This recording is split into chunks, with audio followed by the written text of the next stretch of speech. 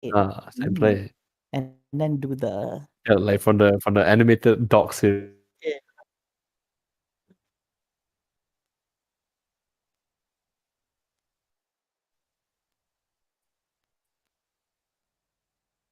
Alright guys, terima kasih kepada semua yang masih lagi berada di Open Series Malaysia Esports League 2022 ataupun nama manjanya MEL22. Hari ini kita layankan EXIMIUS Seize the Frontline. Sebelum kita start, kita nak ucapkan terima kasih kepada semua yang memahami. Tadi kita ada masalah berkaitan dengan technical issue dan insyaAllah kita dah lakukan yang terbaik dan kita akan sambung seterusnya untuk hari ini dan juga esok untuk MEL22 EXIMIUS Seize the Frontline. Alright. Sebelum tu kita nak ucapkan terima kasih kepada Kementerian Belia dan Sukan, Esports Integrated ESI dan 16 Persatuan Sukan Elektronik Negeri dan Wilayah Persekutuan.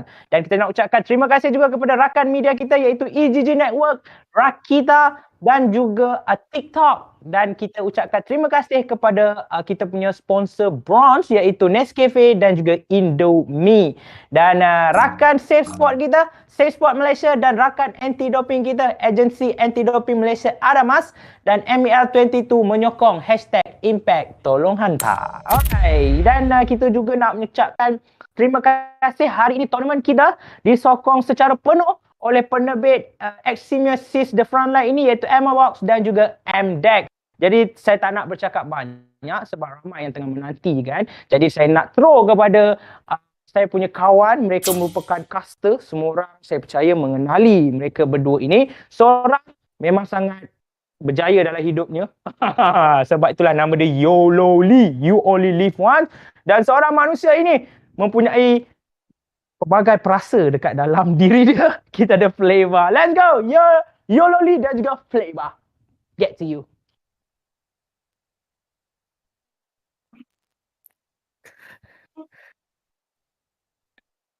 Bob, memang pelaksa. Memang pelaksa ni.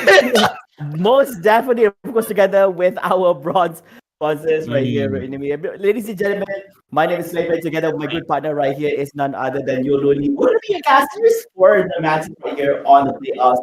Interesting enough, we just completed our first match in the upper bracket itself, the best of one series itself. Congratulations to DWP on that win itself. It is quite a big win. Huge lead. I believe that so close for them to actually have a 500-0 win. But unfortunately, I believe that GSS finally managed to actually put up a little fight in the end itself and managed to basically put up a little bit of fight in that whole game. They managed to reduce a little bit of points as well. They did make the commander of the GSF side, or Vid EWG, was able to put up a little bit of life, bring a little bit of life with the necessary reinforcement troops. But they did give it their all. Sadly, it's only a best of one. So WDP is slowly moving themselves up on the ladder in this beautiful bracket as they go to match 5, as they challenge the winner later of match 6, which is between MBT Naga and AIM Boys, to see who of these two teams will be our first grand finalists. But of course, it's not the end for Vid EWG as they have lost in the upper bracket. They have another opportunity as they will battle out for survival in the lower bracket, and that's going to be going toe-to-toe with Red Dragons. Yep, most definitely right there. And it is going to be the best of one series right there. They're going to be on their last lifeline itself. They can't afford to lose out in the lower bracket, because if they lose there, they're going to be out from the competition. And the winner will have to crawl their way through the lower bracket themselves. And coming up next will be MBT Naga versus Emerald Boys. The winner will be the second team to be in the upper bracket finals itself, going up against WDP, and then later on we'll be witnessing which team will be the first to be reaching up the grand final. Right now, let's talk a little bit about MBT Naga and Emerald Boys. I believe that we're quite familiar with MBT Naga because we've seen them perform previously. Also won on the invitation by EXIMIUS Seize the Frontline. Emerald Boys, honestly, on a personal level, I'm not familiar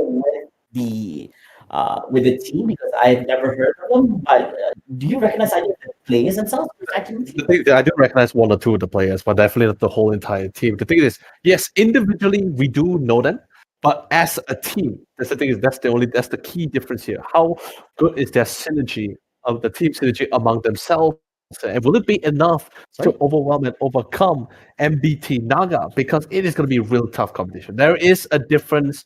I guess there is a difference between certain teams in certain tournaments like this, a massive one like this with a 20,000 ringgit total prize pool as well.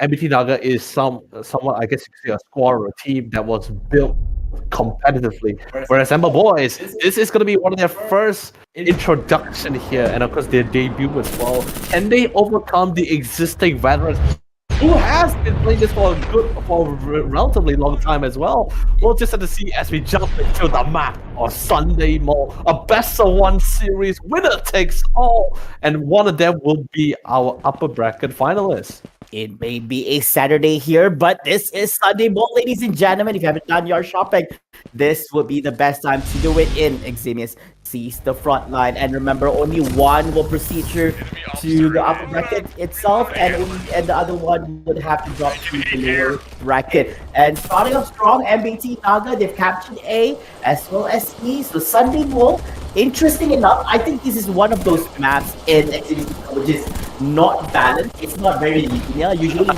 you would expect the capture points to be in the middle between both bases, but then it's a little bit different going on right here. It's really, the thing is this, I can't disagree with you at all, Sayo, because this map does sort of promote a lot more frontal confrontation compared to the other side of the match. You do have a little bit, or yes, on other maps there are confrontations, but there weren't really a prize for it, because if you win out the fight, you'd be like, alright, I can get a little bit more closer to the checkpoint. However, in Sunday Mall, when you win out the fight in the neutral zone being in the middle area of the map, you instantly gain access to the checkpoint. There is a prize for every victory and losses here. And look at this, MBT Naga not only have full control on literally, I guess you can say 3/4 of the map, you already start seeing them being a menace to the opposing commanders as they remove all this lockdown armories. But let's see whether Dan is able to retake the armory for himself. Yeah, I think this is going to be quite a match, I would say. Ah, no! He just came and he's gone. That takes Shockwave in the face. They're still not down yet. Let's just survive it through. Well, I guess, yeah, the armory's going to go down as well. That's quite a big loss, I would say, coming up from the boys. Going forward, that was a solo rush coming up from MBT Naga and still proceeding through. They're not done yet. They've captured more than half of the map, and then more towards on the left side of the map itself, and they're going through on the right. So they're trying to capture as much as possible. We know how hard and how punishing it can be when you use up so much resource points in the match where you're not even able to spend anything in your base, you're not even able to spend on your equipment and more. And look at this. Coming on strong, it is the ace drones rotating through. He's definitely down for sure. Boomer having a little bit of tough time with the ace drones, but that's definitely not gonna put him down. A nuisance for sure, but not enough to kill him. And let's be honest, there is also the scout. I guess you could say what was the right word for this? They're not called illusions. They're called holograms. Yes. Holograms, yeah, the holograms. Yeah. So basically, the ace drones were literally just shooting holograms here. So it's like a mix. So like when you look at it like this, so many units in that here, they know it's just illusion, so the guy had to just back off. It's okay, we'll come back in a different game. And the best part about it, that the fact that we're seeing scout holograms, it means for the fact that MBT Naga is actually their commander will be running stealth divisions here, which allows them to get pretty great recon drones to set up for their side that will sort of mask their entire set units. Will be pretty difficult for the officer to really to detect, especially well-hidden iron guards. Not too careful, you actually might be punished pretty hard for it. But look at the amount of control. Ammo boys are doing whatever they can to actually fortify this point B side, because they lose B as well, because they lost A entirely, including resources. They lost the cash, they lost their ammo supply. They're trying to reclaim as many back for themselves. Dagger is trying to do his best. He did manage to reclaim back one of the cash supply, but B is being loaded with reinforcements from Phalanx crew to Echelons to Marines. He's sending everything there for going towards the A side at the moment, because he knows for sure the minute he loses B, he loses that energy depot and loses all form of supplies. But looks like a decent amount of Phalanx crew is coming in, but unguarded properly. Joker is making quick work with all of these units with the Impact Launcher cluster upgrade. don't think that it's a really good idea for them to actually lose up B at any point, because the moment you lose up there, basically the ones from C can actually move up and start building their defense over there, making it hard for the people from TSF. Yes, they can respond faster because it's closer to the base, but then right now they don't have to guard C so much because there's no way for you to reach up C without going through B. So if they lose out on this one, it's gonna be close to GG, game over for the Ammo Boy right here. Oh, Ace Rose doing his flip right here, but of course it should be no problem for the Joker, so he should tell it out. He's gone in terms of shield, he still has a little bit of health right here. So has to be a little bit careful, get a little bit barricaded. It's out of that. Really nice jigs coming on from Joker and trying to make an escape. MED Naga still having 500 victory points on their end. It is only 7 minutes and 45 seconds into the game. It's up to well that Mule. This big all alone goes and go down to EC as well. A Saber. And the crazy thing about this play right there, Saber actually held down that side for a good while, but eventually Supreme more additional officers come, they started overwhelming him. Now they didn't lose one of the cash supply, and you can definitely be sure he's definitely going to be quickly going towards the B side once they actually restock in terms of ammunition. Boomer especially as well, he's down a little bit half health, but he does have the battle suit and a mule nearby. Yeah, he's gonna survive, and for sure, it's not should be no problem. I really like this basically having the stealth, because you, as a commander, you would have a lot of faith in your officers to be able to actually pull through, like on your own, without much support coming out from commander yourself. Basically, stealth is a good way to go, especially when you go against a lot of enemies from your end, from the other side. So they just pumping. Look at those scouts coming. 26, and then they have 5 iron shots here. Look at it. Right now, you can definitely tell MED Naga is in a really good state, not because of the checkpoints and the amount of points that they have, but the fact that they already have an MCU meaning Mechanical Command Unit, they already have a Sigma tank. You can only get that once you actually upgrade to the MCU to get it out. So the fact that it's already out and rolling in, Sunday Ball is one of the few scariest maps because everything is to the straight line, especially for vehicle. There's really not much place you can really place those vehicles or move around with. So those Sigma tanks with such massive range and damage, whatever tank thrown at them, as long as it's not an M33, it will all fall to the clutches of the Sigma tank in those lanes. Yeah, and I don't think that GSM even has the resources to actually go on for that type option right now, because they don't have much units on the end. They don't have much resources. I mean, like, if we look in terms of cash, in terms of energy, of course, energy, I would say that the gap is much, but in their reserve, it's only 1.7k. So if they want to spend on the tank, then they have to spend everything that they have. They can't. So far, he has just been pushing Marines after Marines in hoping that numbers should overcome the FPS paralysis coming from the side of the officers of MED Naga. However, that has not been working out. What makes matters worse is the fact that there is no frontal supply depots for ammo boys to actually reclaim or resupply themselves. Like, the only armory that's closer to them and safest is from that energy supply that's actually locked down. Yes, you're right as well. And the Sigma is here. Oh, the Sigma has made it its way. Welcome. And they didn't even need it to break down the point defense either, Flavor.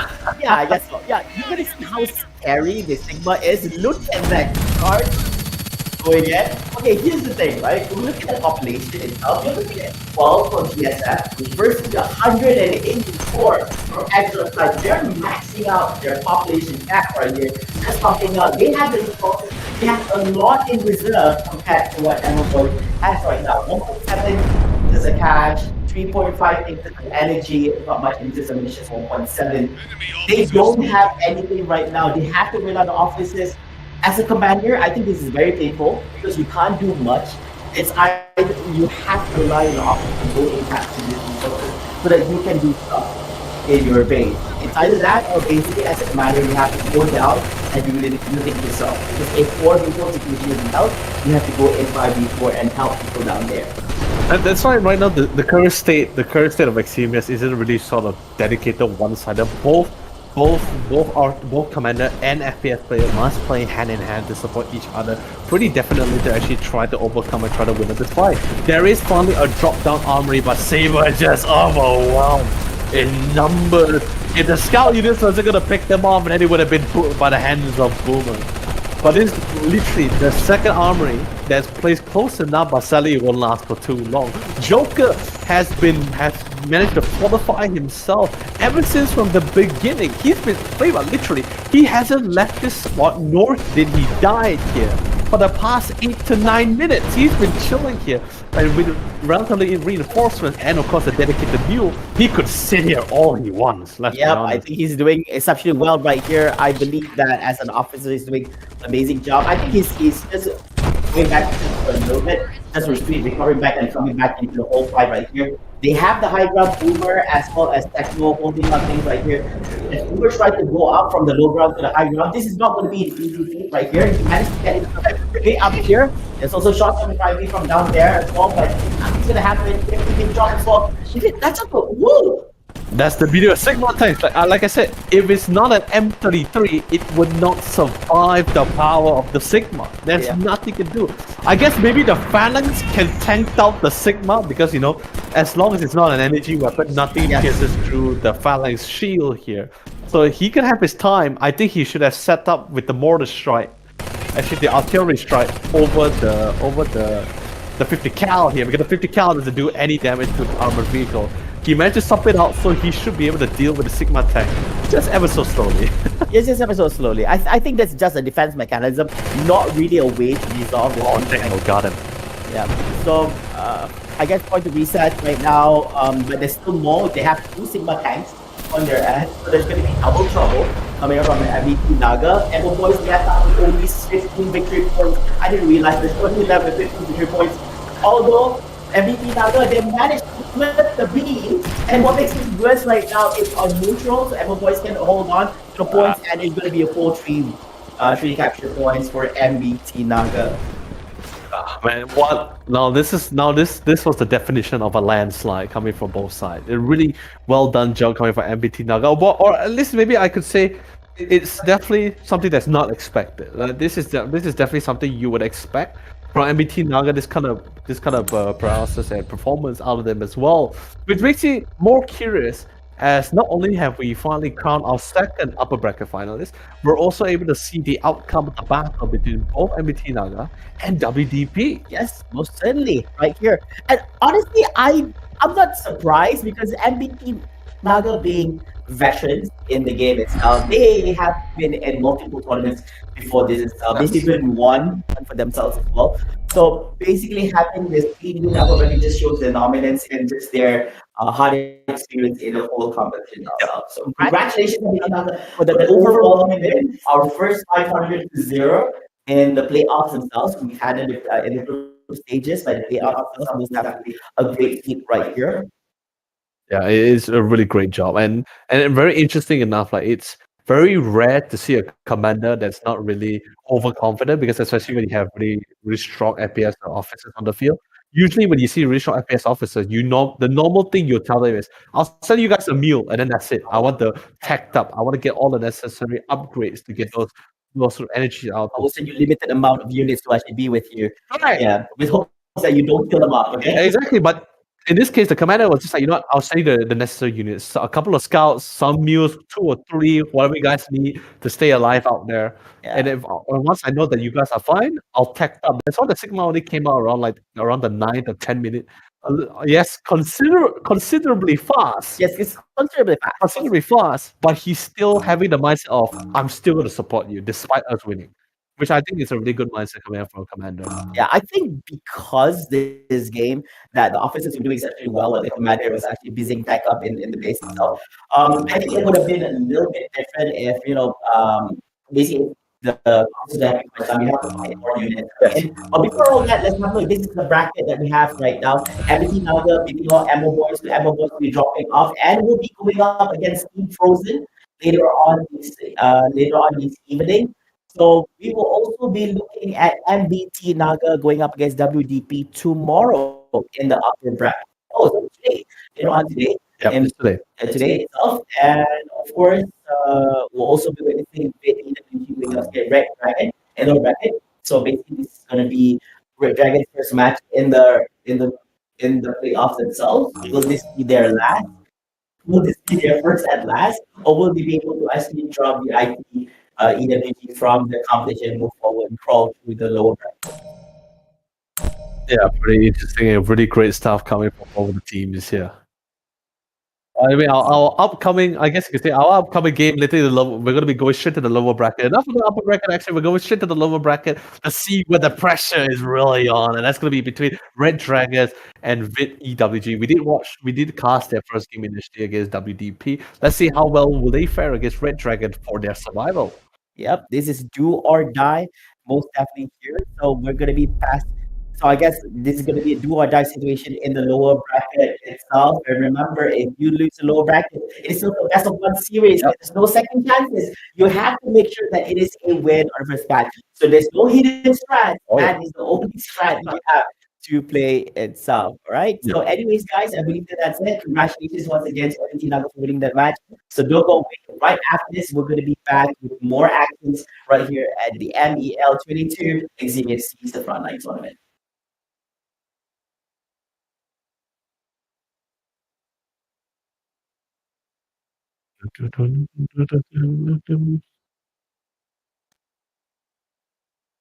Oh. And we're back. I was going to drop in and say, how's the kids, you know?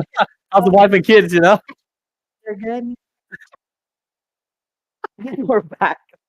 Oh my God. I'm just letting you know that Letting you know what's the deep secret here. that that we're supposed to go to ads. Yep. We're supposed to be go to ads. Okay. Is anyone from production here? Hello? Hey, mute. Are you muted? Okay. I mean, you're muted if you're talking. Yeah. It went to Bob. Bob was not there. Yeah. Yep. Yeah.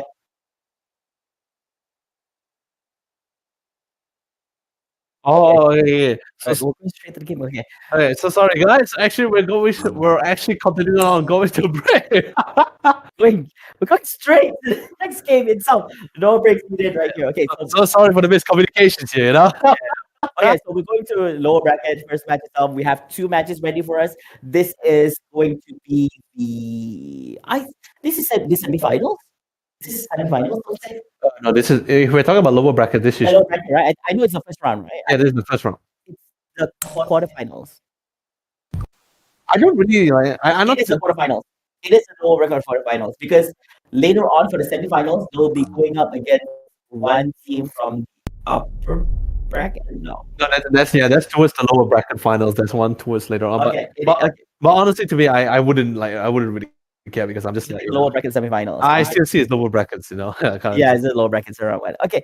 Anyways, this is the map video coming from both sides. So we're going to be looking at WDP. Oh no, this is actually no, this is the first one. Yeah, there's a little bit of typo for the graphics, but is supposed to be Red Dragon versus VIT EWG later for the map veto. And according to the map veto, it seems like we are going back to Academy, which is exactly the very map that VIT EWG actually lost against WDP. Not sure whose map pick idea, but I think because since this is a best of one series, I'm sort of figuring out the fact that maybe it's more like not really who picked the map, but what was left in the map pool. Because I believe both sides will be banning out the 5 or 6 relatively existing maps, leaving down to the one here. And yes, we're going back to Academy. It's not so much what you want. Like the admin knows what you want to. Yeah. Like it's only what we got. So we got Academy. Not like we want it. Yeah, but that's what makes things even more difficult, right, Frank? Because of the fact that you see, this is all relatively new teams. Sure, like I said, individually we do know the players, but as a team, how well can they synergize and how well are they coordinated in various situations? And in this case, and because like every new team, there's not much information for either side to learn certain tactics or play style from one another. So basically, this is the very first and only game they can actually learn about each other. Maybe Red Dragon has a brief idea of VIT EWG if they were seeing our live initially just now, our first game we were casting, and maybe they get a good grasp. But I say that will be relatively difficult because one, it's a best of one, and two, they were against WDP, which absolutely totaled their whole economy. So let's see how well Red Dragon or VIT EWG will fight it out with the information that they have in hand. I'm not familiar with Red Dragon because we didn't get a chance to actually see how they played out through the whole day. But for VWG, yes, they lost. They played on the same map. But still, I believe that they can learn from experience because they lost. And even using GSF once again this time about. So I'm curious to see how well they can actually play GSF. On this round itself, I believe that they are able to learn from the mistakes and they come out stronger this time about. And let's see if they're still going to play out the same module as before. So we'll see. It kind of haunts you like you just lost on this particular map and you're coming back to the same map itself. Yeah. Of course, you have no intention of losing again. I mean, you know your mistakes.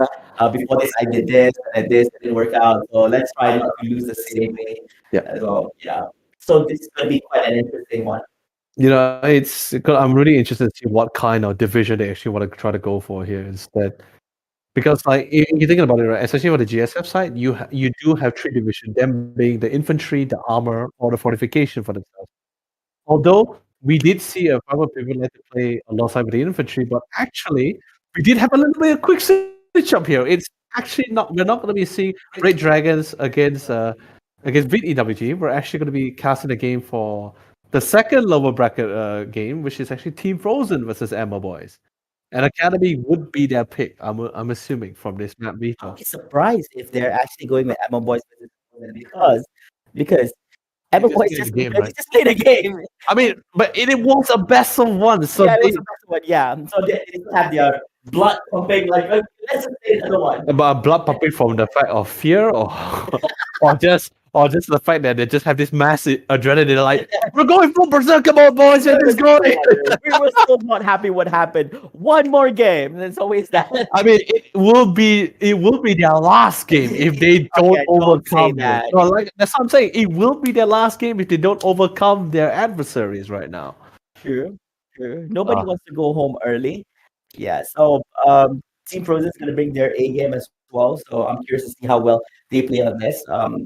Because I think, honestly, when we look at GSF and Axeron, GSF is easier to play with because it's not that complicated. You're looking at just a standard, standard soldier-like build and bases and all this. Axeron is literally like even like technology plus futuristic army going up against our normal armies, and we'll see which one wins. But the thing is I think on Axeron side, I feel there's a little bit more micromanaging compared, especially when it comes for specific units compared to the GSF side. Phalanx crew, yeah, you do want to move when you see certain things, right? Like when you see an enemy officer coming in and you know he has an MRPG launcher, right? You be like, all right, time to move you a little bit back, or have another crew to set, or call an allied officer to re-assist that. Or when you know the enemy is going for energy division, you know for sure, okay, there's going to be a laser strike and it's going to melt my whole phalanx, but then you just want to move that slightly back. That's why I say it's not so heavily focused on micromanaging compared to Axeron. Iron Guards, they used to be the greatest. Yeah. They used to be the bane of every player. They used to be a nuisance. It's either they see what do you mean nuisance? They were the Terminators from the movie Terminator. Terminators. They would kill everything.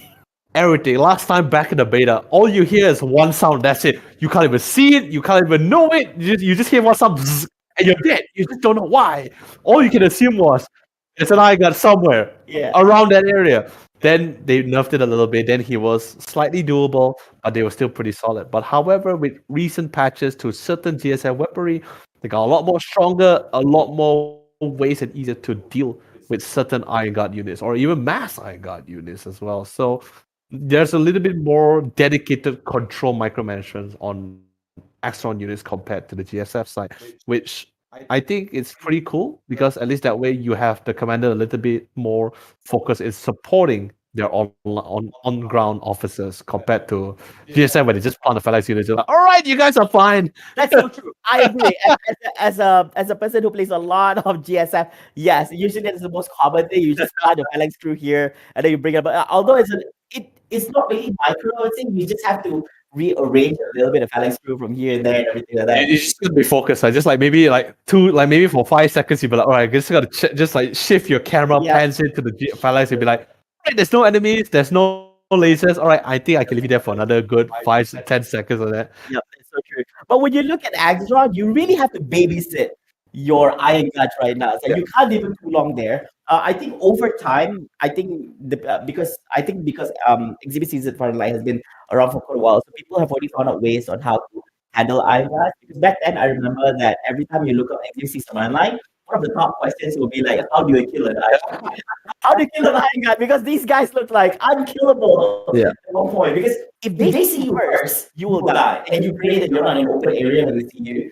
Now, hopefully, you're able to still make it out alive, going up against them. Yeah, legit. Last time it requires you just have delicate touch when you want to kill the eye guys back in the day. Like legit, you had to have either ATRs, and back then ATR didn't have the fire upgrade at the time. It was just a normal ATR that cost over 2,000 cash, or you have the shotgun, which is basically the incendiary grenade, or you get the grenade launchers for yourself. Either one of these three weapons, or you have one of these three weapons and play off with smoke grenades, because what the smoke does, it instantly nullifies all visions. It mitigates all visions from the iron guys, and he can't see you at all, allow you to get close.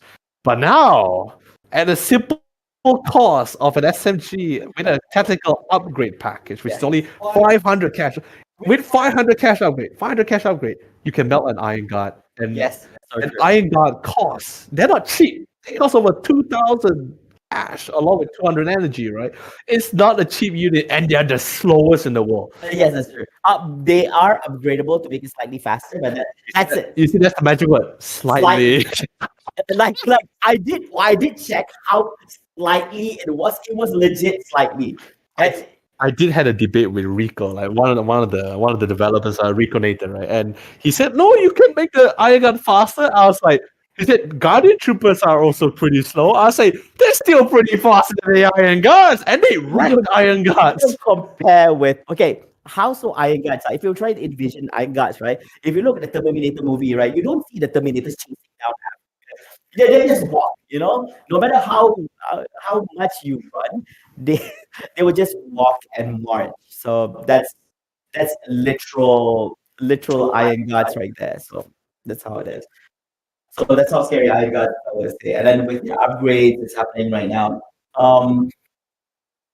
that's how you actually handle this kind of things. I think people over time just know how to handle their ways and survive through fighting up against iron guards in game. So that's improvements. And of course, we also have our disco lights iron guards, which we managed to actually witness just now. Yeah, at the end and stuff. I'm still surprised they want to check out that one. Like, sure, why not, right? So. And the thing is this, right? Even though yes, Iron Guards is definitely not, I wouldn't say not in the meta, but it just wasn't as heavily favored compared to last time when you had Iron Guard drops instead of Iron Guard core drops. Please bring back the Iron Guard drops. Iron Guard cores is like, I don't. Why are they existing? They don't really do that much. Like, okay, the thing is for me, robotics. Right? If you don't play Iron Guard, I feel like they're only more early game focused because you do have that power spike of damage when the Iron Guard core drops down. Yes. But once the ground officers gets the necessary grenade launcher upgrade, which is relatively cheap and pretty fast as well, once the army drops down, it's relatively easy to clear Iron Guard cores. I mean, you don't even need the grenade launcher. I think you just use the SMG is pretty much enough for you to clear them all out. But that's the thing. Normally people would think like, okay, that's the end. You can only play early game, or you go really super late game by bringing, or not really super late game, it's more like mid game where you can bring in Templars. Templars are still a thing. They're still pretty powerful. Take a little, yeah, of course, yeah. They're still pretty great. Even though if you don't fully kill them, they'll just get knocked down and actually be brought back up again. And they have self regeneration, so they can actually heal up. That's the upgraded Terminator. Yeah, remember the liquid guy? Yeah, that's literally the. In my opinion, under budget and by far one of the best units in the whole game. I think that's one of the main targets for anyone who is actually playing robotics right now. If you're playing for Axron, that's your target right there. But it takes a while for you to actually get there itself. You can't play in the early game. You still have to play around with the Iron Guards. Mid game, if you're doing exceptionally well, you can actually then start playing with the Templars themselves. The Templar one, yes. It's pretty crazy because like if you think about it, depending on how good your situation is, you can actually you can almost get Templars out around like 7 to 8 minutes, right? Because around the 4th or 5 minutes, you already would have gotten out your command unit, right? all you had to do is just upgrade it to the tactical one, and then you would have already unlocked the ability to actually manufacture Templars for yourself. So around that time, there would be around like I said, in a normal game on average, 9 to 10 minutes. That's how long or how fast you can get Templars out. In a more better game, like we witnessed this out like from WDP, from MBT Naga, if he had choose to go for robotics instead of energy, he can actually. I'm pretty sure he could have gotten out Templars relatively more quicker. And think of it this way: not only do they have self-sustaining, Templars are really great in everything, nailing units, killing phalanx. They're fast. They're fast. They're fast. They're Screw fast. Screw the Iron Guards. The moment you see that first, dude, imagine Iron Guards but fast. Look, they're fast. They're half the cost, but most importantly, they're great at dealing with vehicles. Fantastic with vehicles. Any vehicles that come to your lane, buildings, they're all dead in front of in front of a group of Templars. I've tested before. 6 Templars can actually kill an M32. 6 Templars. Ooh. Without the assistance of EMP, really, you can actually take them down.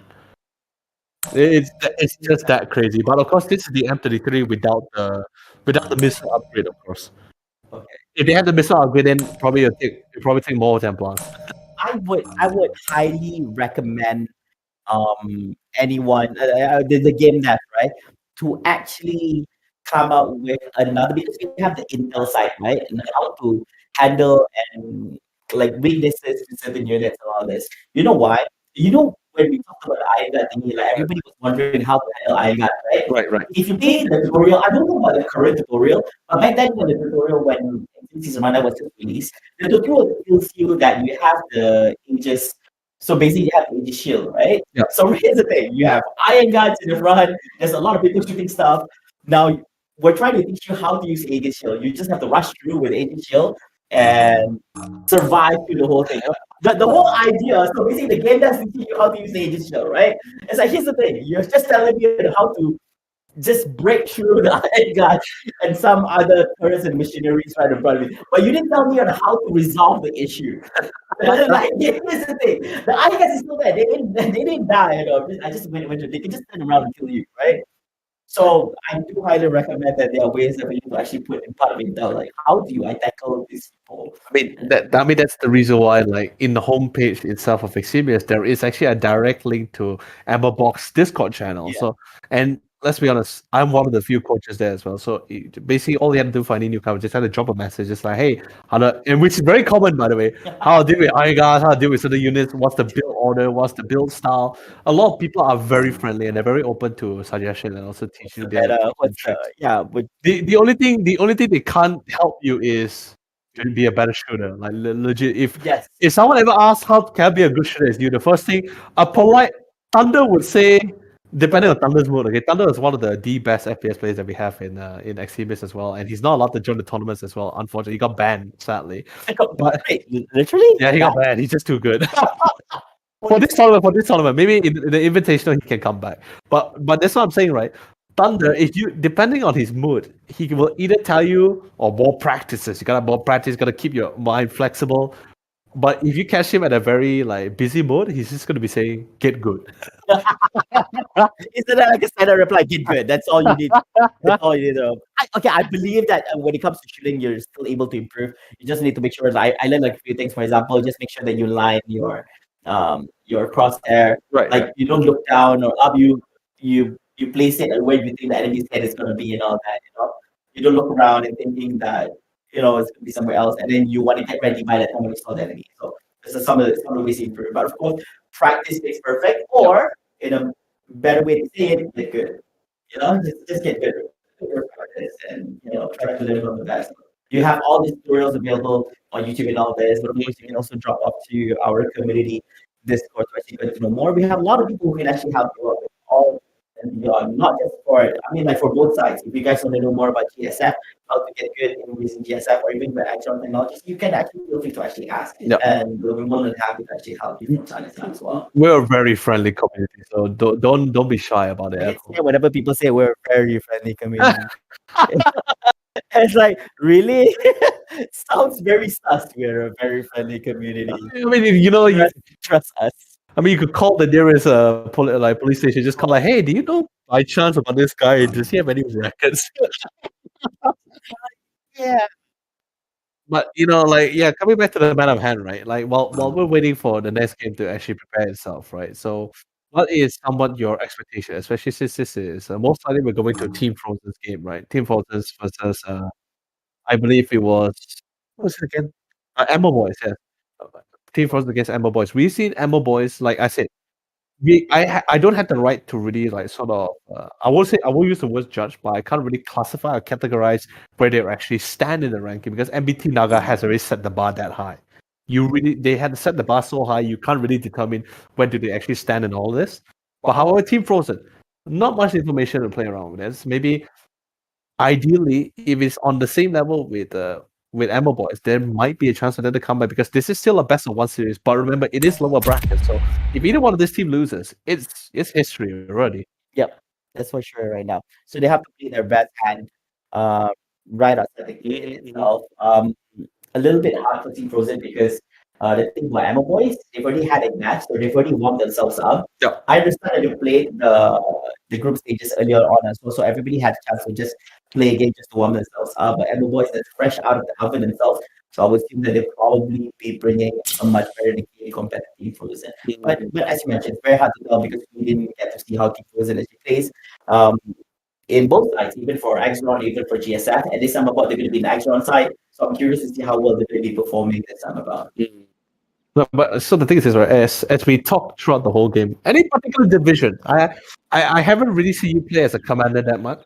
I see you more of a FPS player. I mean, I did see you playing commander once, and you were my opponent in that tournament. Yeah. Oh god. Oh god. I didn't want to remember that match. It was. No. It was. By the way, guys, if you're wondering, it was beautiful for me. It was beautiful for What me. was going through your minds? Do share. You mean at that time I was just telling Husky and Circle, I was like, if you see Flavor, hunt him, kill him. We'll find him at his home. We'll find him at his supply base, like he's literally like his central command, and we'll just snipe his head off. Okay.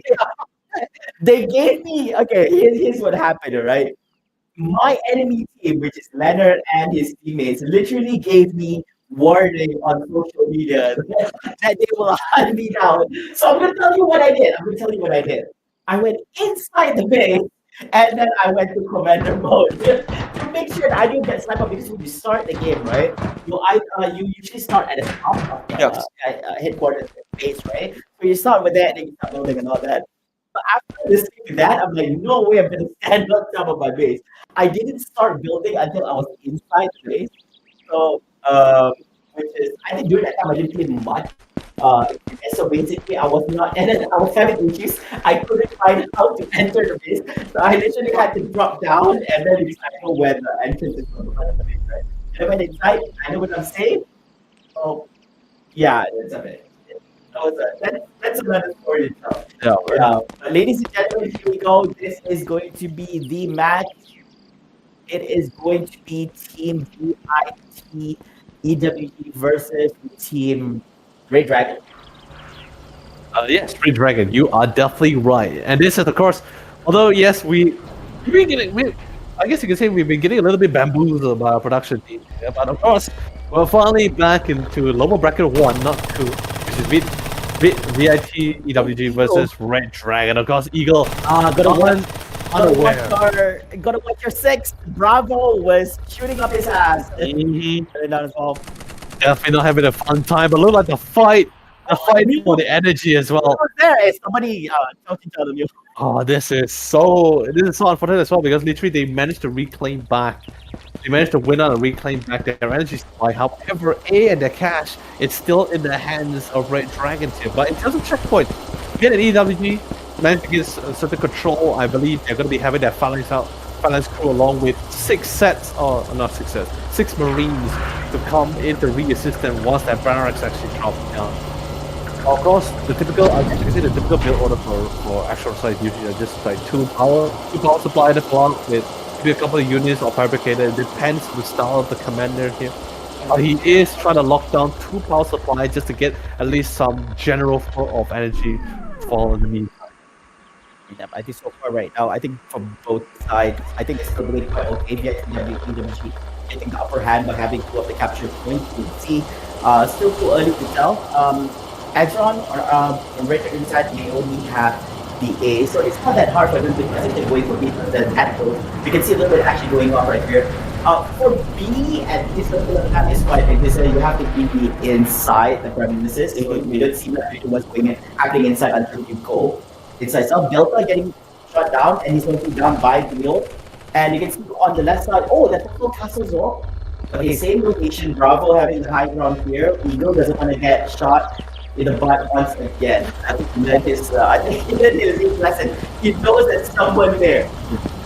And the thing is, Bravo is totally fine holding this fight. He didn't have to be over aggressive. He did spot a couple of Marines that suddenly tied Eagle and Eagle on ground after the fall. So he just want to play with the time, at least until a mule comes in or a set of scouts comes in for the reinforcement, which is why we see the commander already building 4 scouts and 2 mules. That's going to be to allow them to lock down some resource points, also give some form of comfort and supply towards Bravo's side. Eagle did manage to get his bouncer out. Bravo sees the H-Roll, instantly not even retaliate, force a tactical retreat because he knows he can't afford to die out there. Since he's going to be 4-second long respawn. Vito, on the other hand, instantly gets mowed down by Mirage, and that's going to be a full retake of the checkpoint for sure. Bravo decides to hold his ground, but Eagle, and alongside with the assistance of the Ace drones, that's going to be enough to put him down. Literally reversing. Oh no, but the Ace drone, god damn it. Dying in the hands of Ace drone, that sucks so bad. You can really see that he was literally just reversing himself on the ground, trying to make an exit.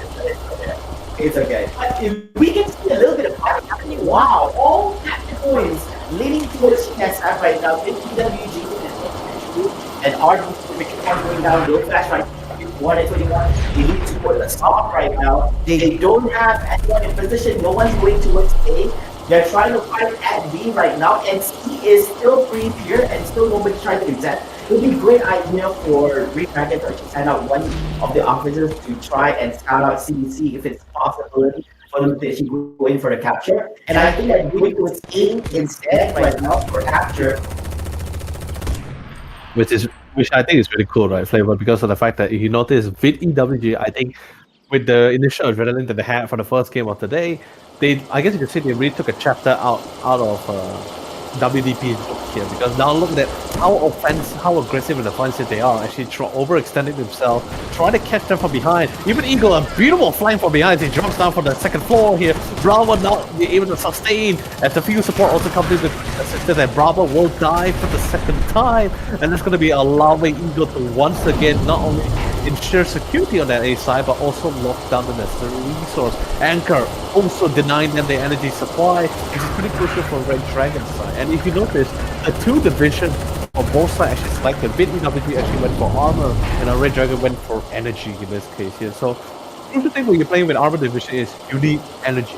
You need a lot of energy because those upgrades are necessary for you to unlock certain upgrades, especially when you want to build for your M33. Yes, in for armor, your first M33 is going to come out with already an installed machine gun and also with reactive armor. But the reason why M33 is such a fearful thing for the armor division is because they have an additional upgrade that allows it to add on APS, anti-personal system, which allows them to protect itself from projectile missiles or projectile weapons. And also they have a homing missile, which is great for splash and dealing with units and iron guards. Yep, having that online real fast would actually be a really good for us for VIP. I wouldn't be too much concerned about that because I think they're holding the ground quite well. Green Dragon a lot of help right now. They do have the units on their hand. They're almost like out in their cap right now, but still they're not able to capture any of the capture points right now. We need to push. There's nobody situated on speed right now. We couldn't push through close to B, and they're also struggling to get A at the same time as well. So it shows that EXIMIUS is just holding the ground really well, right? Ensuring that basically the people back are not able to actually push forward and capture. It looks like they might be able to go from C right here. If you look at the map, going from technologies, but still holding the ground. Look at that, the room I got going to go down really easy, even if it's for Beagle coming up right here. Eagle holding the ground on his own. Beagle not able to too much right here. They push his unit to the front, and that mule is going to be taken down as well. So that is a fail attempt coming up from Exxon Technologies. it is such a solid haul as well. He has a point defense. On top of that, he also has the armory sentry and a phalanx drone at A side. So A point is pretty much going to be locked down for a good while until at least they get some more assistance to actually take it out. Whether it's in terms of players or bringing in demolishers to pick it off. Delta, on the other hand, and Bravo, they have the necessary scouts and demolishers assigned to them. A Mirage, and Mirage is making full use of the grenade super frag upgrade and going to be able to kind of flank them from behind. Delta gets hit from the back line pretty hard. Has to reset. Bravo, he does have the shield, but doesn't really have the help to actually take this fight head on. And Mirage making full use of the SMG. He will be instantly able to get a beautiful double kill on their side and melt them all down. And of course, as you all know, any tie unit from a fallen officer will be instantly sent back, but it's not gonna happen as Beetle comes in to clear them all out from behind. Very well executed coming up against energy from that commitment right here. That wraparound really helps a lot. Basically, they were kind of they couldn't slip themselves from the stairs and just get taken down real easy to shoot off the officers, and it makes them hold on to this point inside the game itself. So once again, so they managed to flip the scene right up to neutral, but then it is back to the ITWG. We're dragging this defense 125 points right now into the game. This might be over if they're not able to actually do anything. Unfortunately for their end, they're not able to solve resources right now. So even if they're able to actually get back on the feet, you can look at the amount of reserve from the ITWG is in abundance. Looking at the amount of credits, the amount of energy, I think they spent quite a lot because the energy right here. So they still have no credits as well. The problem right now to me is the fact that they are putting in so much. He's putting in so much points and so much resources and diverting them into Iron Guard. It's not really unsafe the situation. They're dealing with not just phalanx crew. They're dealing with point defenses. Iron Guard doesn't do well against point defenses here. Sure, it's great for clearing all these units and forcing all of EWG's officers to back off and create some form of space. But it's not a solution because there are point defenses in every of the sites. And let's be honest, Flavor, you don't need a Dragon Slayer to slay a dragon here. All you need is an SMG with a tactical package and a bunch of point defenses on everywhere to slay a dragon, apparently. That's the dragon here, right here. First entry, right? It's not really the classic, but hey, it gets the job done. Modern weaponry. Oh, all the way to the buddies.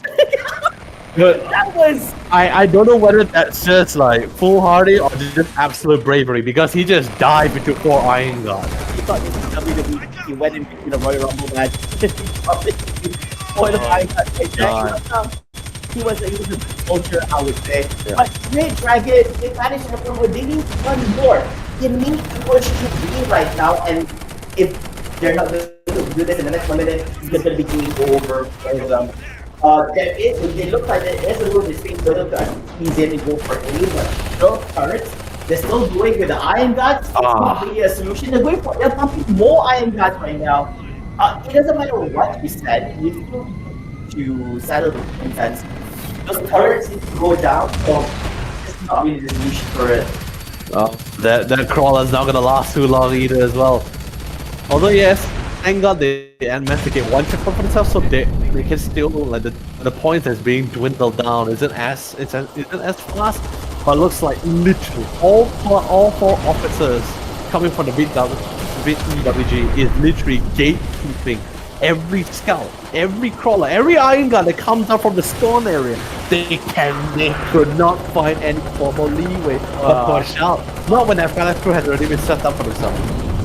I think if I had a comment on this or Red Dragon, that I believe that they had the resources initially. It's just that they misplaced on how they spend resources, how they tackle certain issues in the map. I would also see the problem with miscommunication, because probably obviously they also need to communicate with the commander on what needs to be done and what they see, on the map and see where they can actually drop it. So for example, you need to give information that hey, probably in this and this location for them.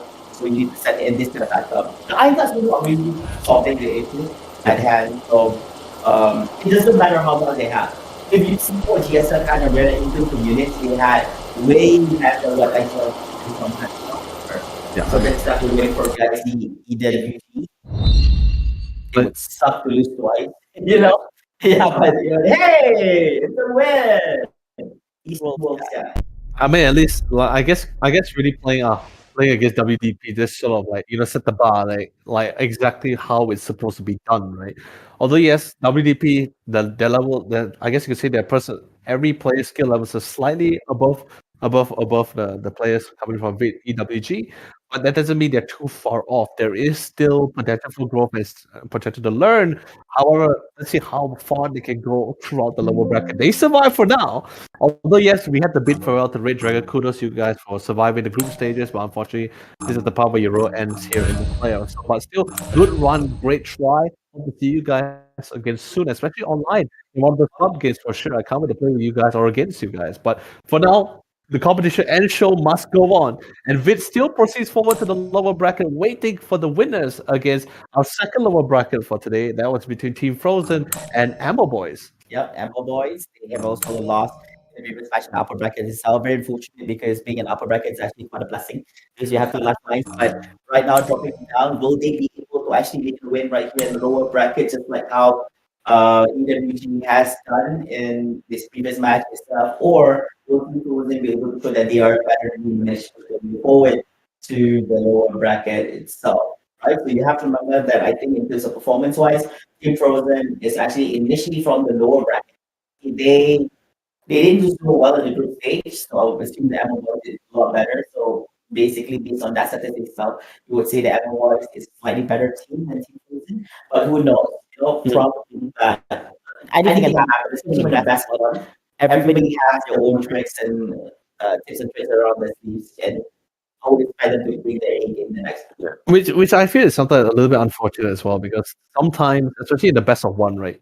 Not only will you not be able to like have the opportunity to test the water and figure out certain strats or certain tactics or certain habits your opponent has, but you just don't have the opportunity you may not be able to play on the map you actually fancy or prefer or have the most advantage on or the most expertise, because there will be certain maps where certain teams will not heavily favor it for certain reason, whether like the map is too big, too much land to cover, or maybe there's too much I guess you could say too compact, or maybe there's a map that sort of favors too many vehicles. They prefer a little bit more 1v1 or human versus human, instead of infantry battles. infantry battles, instead of like having like an armored M33. It's like, hey, you can't hit me unless you have laser weapons, but I know you don't have that, so have fun, that kind of situation. But that's just one of the sad things that we will be seeing from best of ones, But it is what it is. You gotta adapt.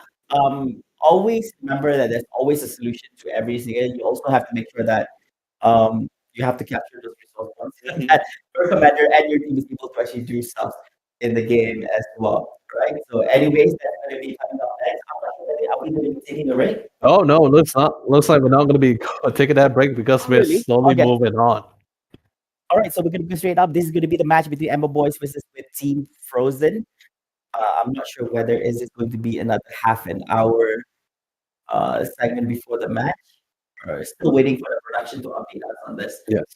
But let's be honest, right? Ammo Boys really did pull off. Just like the previous lower bracket game or the next few lower bracket games until lower bracket final, like we did mention a few times, it's going to be a best of one. So Ammo Boys can't afford to get cold feet when they fight against Team Frost. Why'd you have to do this?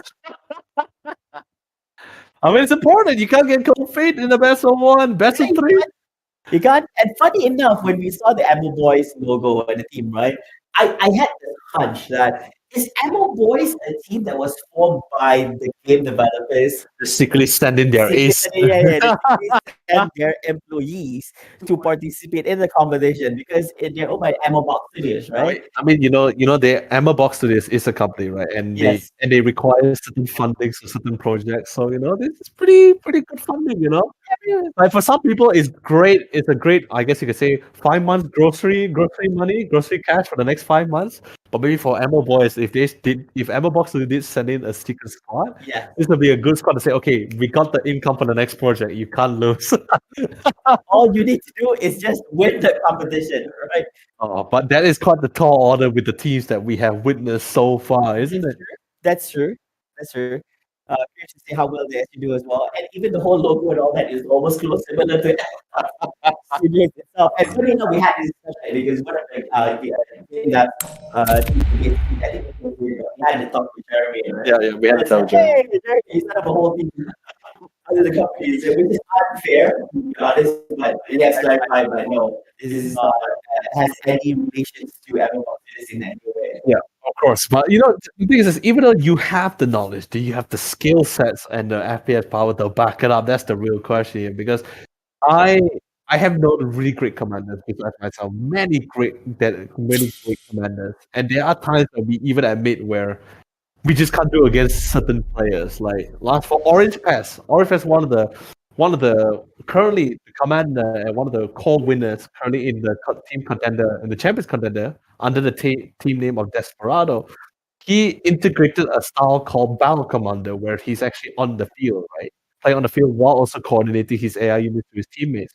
But when he's dealing against players like Thunder, he has only one solution, which is just send 3 squadrons. A squadron of 6 scouts. 3 squadrons. That's about 18 scouts to deal with Thunder.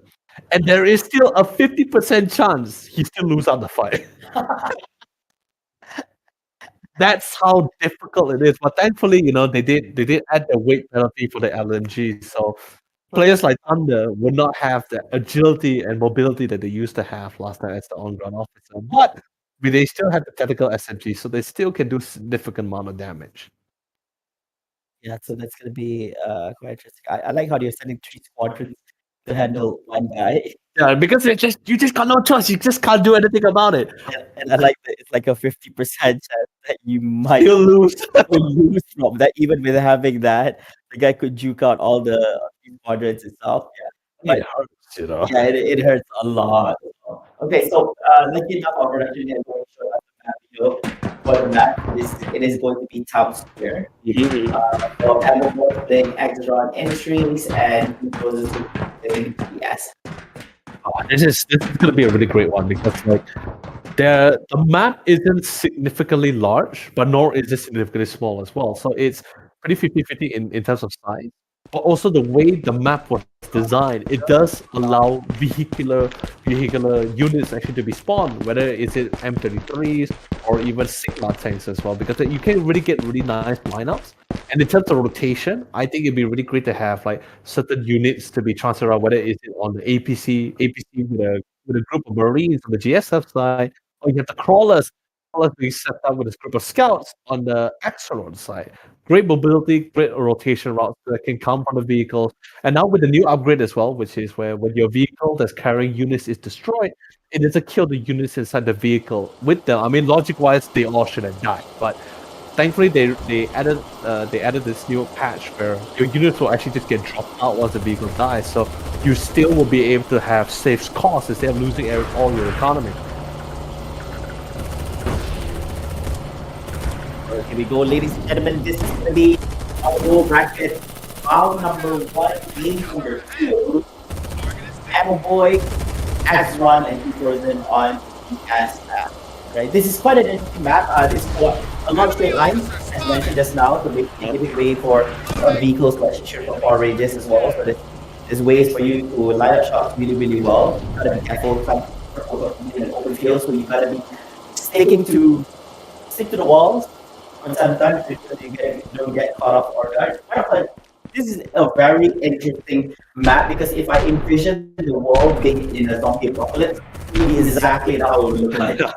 Yeah, I would envision Raccoon City to look like this. If Flamon's already an oracle, he can see like few years ahead of us of our time. An absolute chance. That's for sure. Oh, it's going to be quite an interesting one. Dagger coming from behind. I think they put up in on Chariot. Dagger getting outgunned right here. Probably not. Jared doesn't know how many more he gets down. It's going to be a... Oh, Dagger goes down as well. 1-1 trade up, and there's still one more officer coming up from TGSF. There's 4 coming on right here from behind. But and going to clear things out. So that's a 1 win coming up from Frozen. But they still managed to halt the progress in there and basically able to capture support the A and B and maybe 1 for Team Ammo Boys. Which is really great as well. They got both A and B. And if you look for the base placement, ideally I like where currently any faction that's actually currently being positioned where the GSF is currently positioned is because of the fact that on the B side there is one position which has really a great vantage point and really easy to climb up and out from the GSF side. If you set a couple of balance crew or even a 9-gun presence, you really have this nice overview or sniping position over the lane that's coming directly from the base of any units to pick them off, or actually try to cover your teammates that's currently defending the B checkpoint. And most importantly, if you notice, you would deny anybody trying to get towards that cash depot. Whoever has, basically, in other words, like the Star Wars reference, whoever has the high ground wins, okay? Yes, whoever has the high ground wins. Yeah, I believe that I even picked up from there as well. There's no way you can actually win, especially when you have low ground. It's kind of tough it's kind of tough in these situations where when you lose ground, because they have a really nice vantage point, and even if yes, it's very normal for Azron to capture speed, but once you don't have that, it's also hard for you to go all the way to the second one, because A is way nearby to this GSF side. So I don't know, I just feel that the capture points for this particular map is actually for GSF in some ways.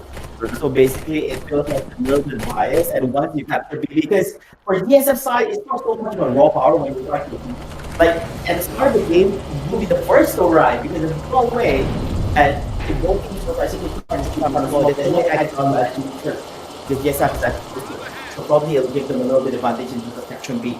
Yep. So right now, decent amount of holes. C is going to be a little bit hard for the retake, especially if you're not prepared. They did set up a point defense turret on the Extron side for themselves. So Emma boys, they can literally have a sigh of relief for the checkpoint C side and divert a little bit more resources to try to reclaim back either A or B. B might be a little bit too difficult. They can try to go for the A side, but it looks like Dagger is going to be able to win out the fight and lift the fight for another round. Although not really having the best of health, nor does he have the mule on his side, but he will be able to reclaim the cash supply depot for his team, for his commander to try to reclaim it back. But Terra comes in for round number 2, having a little bit of a difficult time as Daniel already able to bring it out to a corner with HP and really depleted his armor and removed from play. Dagger personally alone has taken out 2 players, maybe with a little bit of assistance coming in from the Iron Gun that was flanking from behind. Whereas when it comes out to the building wise, not much significance is coming from both sides. However, the amount of energy that's being I guess you could say like being gained per round is a little bit more significant coming from Team Frozen side, as they do finally have 3 power supply. Yeah, but I think the difference is not that significant. 22, I think it's still quite balanced. I think this is the most balanced we've seen so far in matches. Most of the ones that we actually watched are quite one-sided, I would say. Yep. But still doing quite a bit for both sides. There's still a bit of Animal Boys to actually get back up on their feet. Even though they're losing out in terms of points right now, 320 versus 150, they still need to find ways to fight and for this point B. If they're not able to actually do this, they should actually try to attempt to go in for A, although knowing that it's not going to be that easy itself. Yeah, but we do know that they do have some form of defense happening on A right now. There's you can see it's quite a cluster going on right there. Everyone is all in focus of the capture on the B point. Nobody gives a damn much about B, but we do see a little bit a naughty unit coming on from ESF trying to capture, right? I'm still a little bit concerned because they are not really getting their command unit out at all to get the necessary tactical command unit to get the necessary airstrike or EMP drop assistance here. They're prioritizing a little bit more on getting those point defenses. I mean, yeah, one is great to hold on to C, allows your team to allow the commander alleviate the burden to retake that or to hold out that C side here, allowing his on-ground officers to prioritize a little bit more capturing B or A. However, they still need a little bit of an assistance here to try to clear things out here, which I'm worried it might be taking a little bit too long, but it could be a tactic where the commander is waiting out for the tier 2 reinforcement. Only then with that huge influx of units will they actually try to reclaim back that site. So I guess you could say Echo Boy's commander might be planning to set the foundation before he actually build up that house. Yeah, it's gonna take a while before that actually happens right now, but it's gonna happen very soon. 275 would go for Emma Fox. Emma Boys, sorry. I forgot that they're not the Emma Boys. And Resistance Frozen is holding that the ground. I think this will definitely fine. For Team Frozen, they don't have to be greedy. They don't have to be hasty. The good thing about defending a point is that you don't have to go on the aggro. You just think as a defensive buffer, you fall back like we did, and then you move forward. It's just to make sure that you're not able to actually capture that point at all. So this is advantage for Team Emma Boys and everyone to push forward. And it looks like they're slowly getting into the group right now, getting into the inside, but still not being able to go into the capture. Actors are holding the ground. The fight is happening right now. And he gets down right here. And Messi scored. Oh, look at that. They didn't throw that as well. New shape. Thank God, finally they got, if I'm not mistaken, they already got the command unit out already from being constructed. And the thing is this, the reason why you want to get those out really as fast as possible is because for robotics, which is the division that MEL22 you're able to actually drop down and unlock the ability to drop down Iron Guard cores. They're not Iron Guards anymore, unfortunately, but Iron Guard core drop is still a significant burst of, I guess you could say a significant burst of damage coming up for the side for extra team. But since it's relatively late, I guess you could say Team Frozen has already been set for themselves in terms of weaponry, battle suits. They're ready to take this fight head on with whatever units that's being thrown at them. Yep, and I think even if it's one of the defense, it's not too much hit in minutes on Bravo right here. The defense is screening out. I'm responsible as the Ace will turn around to your family. I will play that. Here's a most of people who has that from this one commitment right here. Two officers down, really good damage on the side. Dagger.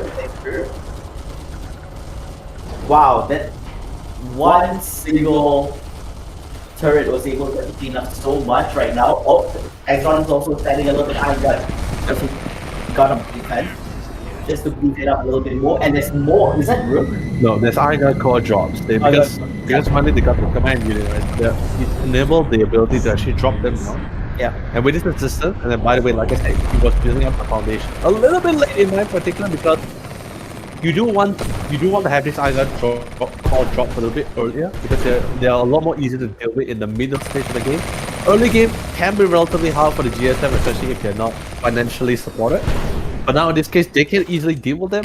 But this was an opportunity since not only did they have the Iron Guard core drop, but they also have the tier 2 reinforcement. So the influx of units gave them the opportunity to retake specs them on the sites. But now it's a matter of holding it. That's the true challenge right now. Yeah, that's definitely a challenge right here. I think I do agree with the part that it took them a little bit of time for them to actually come in to make a little bit of things right here, and has definitely become a fruition. At least on the positive note, MO1 managed to capture all 3 capture points, A, B, and C. But now they managed to flip it back. So basically, they managed to flip it back towards the SF side.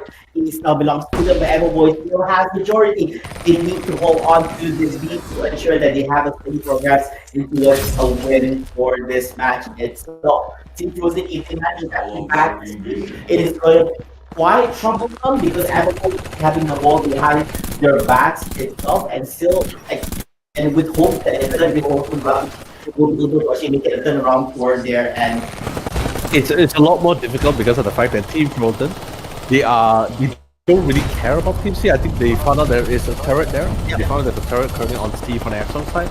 So they just sort of judge, okay, we don't have really the resources all the time to really deal with this turret. Let's try to get rid of the other sides here. And look at that artillery strike coming in.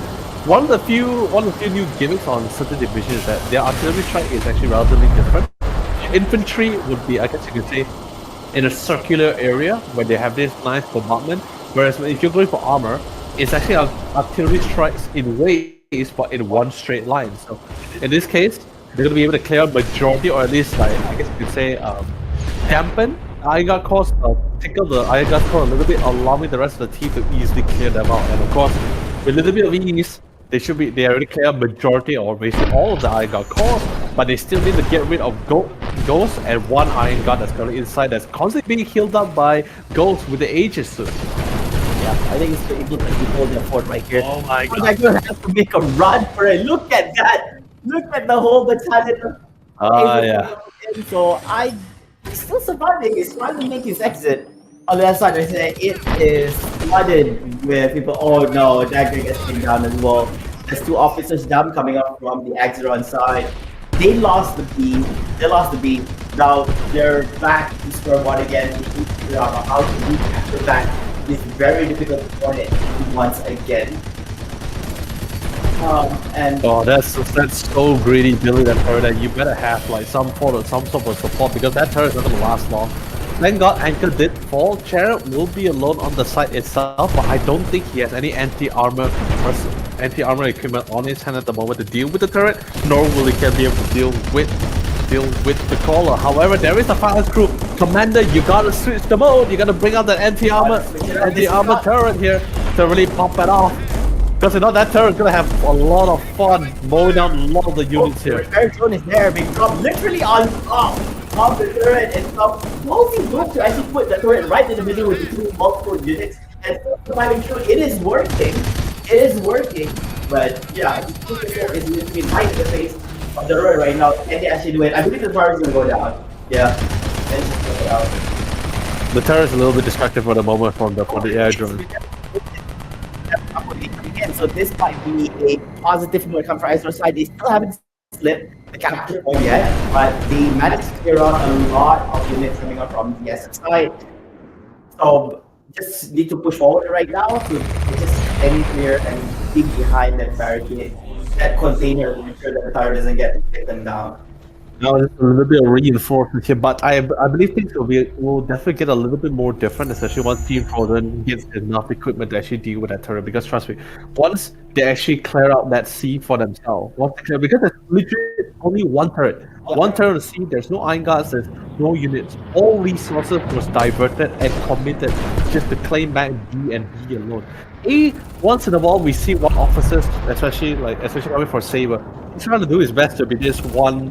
I won't say one trick pony, but it's just more like trying to be the hero of his squad and trying to reclaim this A side for themselves to window more points. He frozen the inventory, but that's not going to be working out as he's having a little bit of a tough time. I believe I'm not sure what is the unit setting that Team Frozen Provider has set towards that A side, but it is definitely making a little bit of proving quite difficult for Saber to reclaim it back.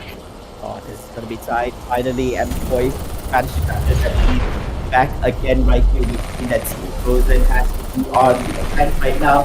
If it's back right now, then there's very high chance that they're not going to be able to capture. But see, there is an attempt right now going on the sea, but we're not looking at that right now.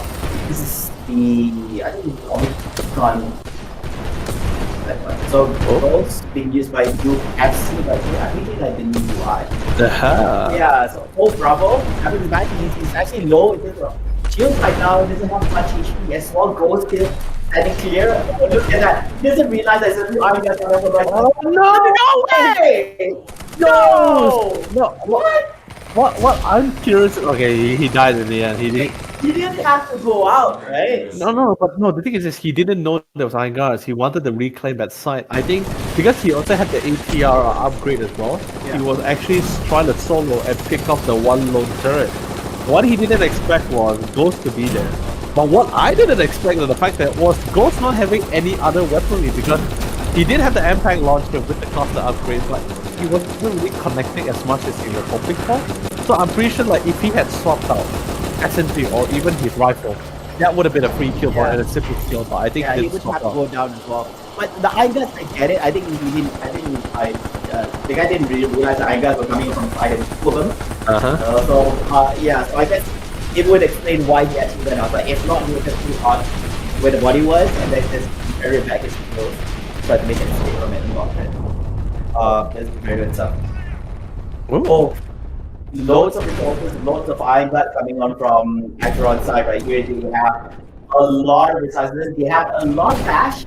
They don't have much energy, whereas with the you have loads of energy. They don't have much cash on their end. On the Xbox side, they actually have to throw more resource points. Yeah. Okay? Because of the fact that Team Frozen, because when you're playing infantry, you want more cash. Because energy is great for the upgrades, right? Yeah. But the thing is this, units cost a lot more cash than usual. Balance crew costs over 2,200 cash. And the thing is, spamming them in numbers. He's spamming them in numbers, and they are constantly dying from the impact launcher. They have no. There is a solution to deal against the impact launchers, but they just couldn't get anywhere near this turret. Like I said, Amber Boys is playing for the long game, right? They built up their foundation by building all these turrets. They had a tough time in the early game, but once the tier 2 reinforcement comes in, once the Iron Guard core also ability was unlocked for them, then you can start seeing the foundation starting to pull through. Now Castle and Chariot a little bit more focused a lot more on anti-armor equipment. That should allow them to deal with certain buildings and certain vehicles like the crawlers and the turrets. But they're having a little bit tough time because they do not have the necessary balance to fight against Dagger, who is currently fully equipped for the fight. Yep, for true. I think he saw that Ace try to pick around with the turret right there, man. I think right now coming in danger is going to be Actor. Oh, he managed to get down as well. He managed to get shot down. Dagger tried to provide a little bit shot. Okay, he knows that Chariot is actually low in terms of HP. Chariot is taken down as well. Very easy to count. So Castle still stuck down there together with that is going to get him down really, really easy. He was trying to go up against an Iron Guard and still together with a mini turret. So that's really going up for their ad right now. But Ammo Boys, they might just be doing this. They have A and C. They might just be getting these B as well. So Team Frozen getting right down on victory points. Yeah, they're slowly dwindling down. Like they had the initiative initially, and now but I guess a little bit of confidence a little bit of overconfidence started being a little bit of started playing in their mind. That starts to be really hurting for them at the current moment because They're doing it. They're really doing it, but they don't really have the anti-personnel. My concern was because there were a few times that the Team Frozen commander could actually gotten rid of a lot of these turrets when they had the Phalanx crew, but he actually did this. He decided not to swap it into the anti-personnel gun. He actually stick with the machine gun, and that didn't really work well with buildings.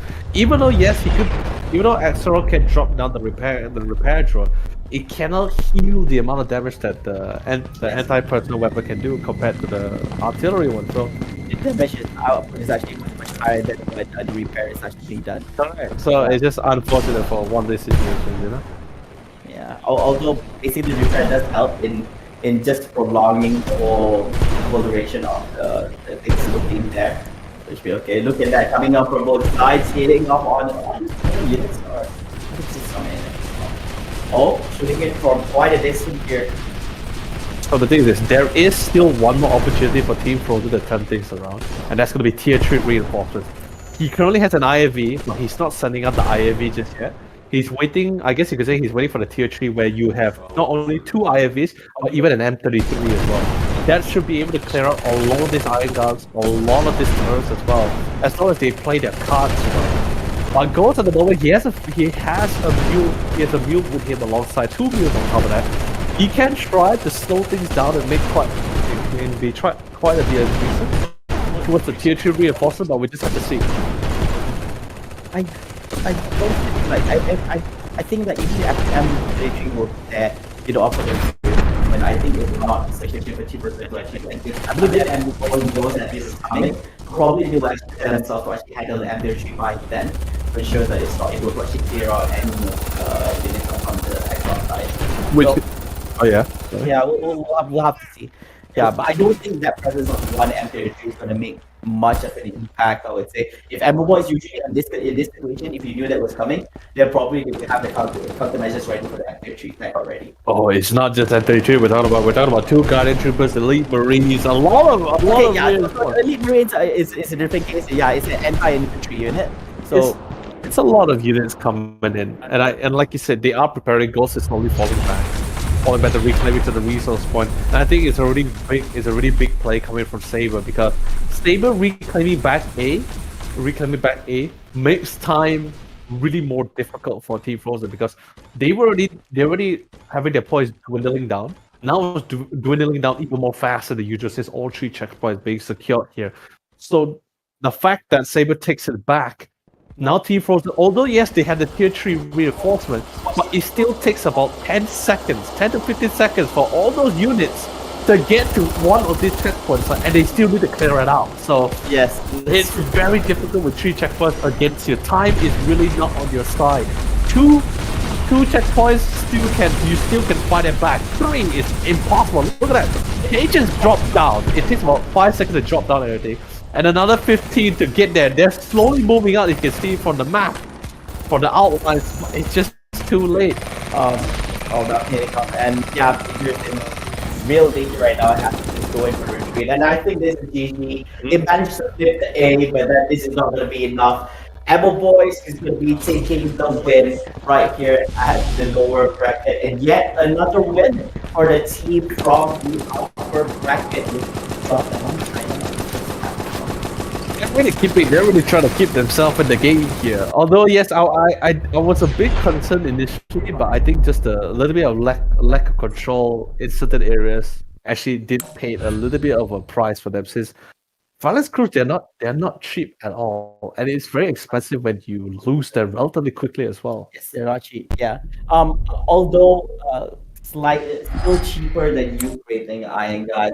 I would say it took the cost, but and it's really easy to set them. But the drawback is when you have this balance here, you have to make sure that you set them before the enemy comes. You don't set it up when the enemy is already there. You want to set up and get it ready. So that's the issue with having them.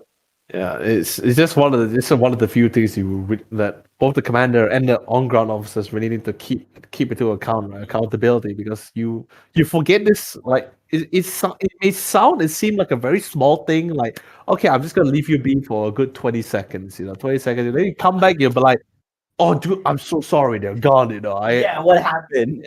And the thing is, the commander, sometimes it's even the commander's fault, right? Like, you look away because you're focused on trying to find another officer on the other side, and then when you find it defended, you'll be like, phew! Or like, let's quickly go back to where I was doing. Then suddenly you go back and be like, they're all dead! Yeah, they're all dead. It's tough because right now you have to multitask with so many things.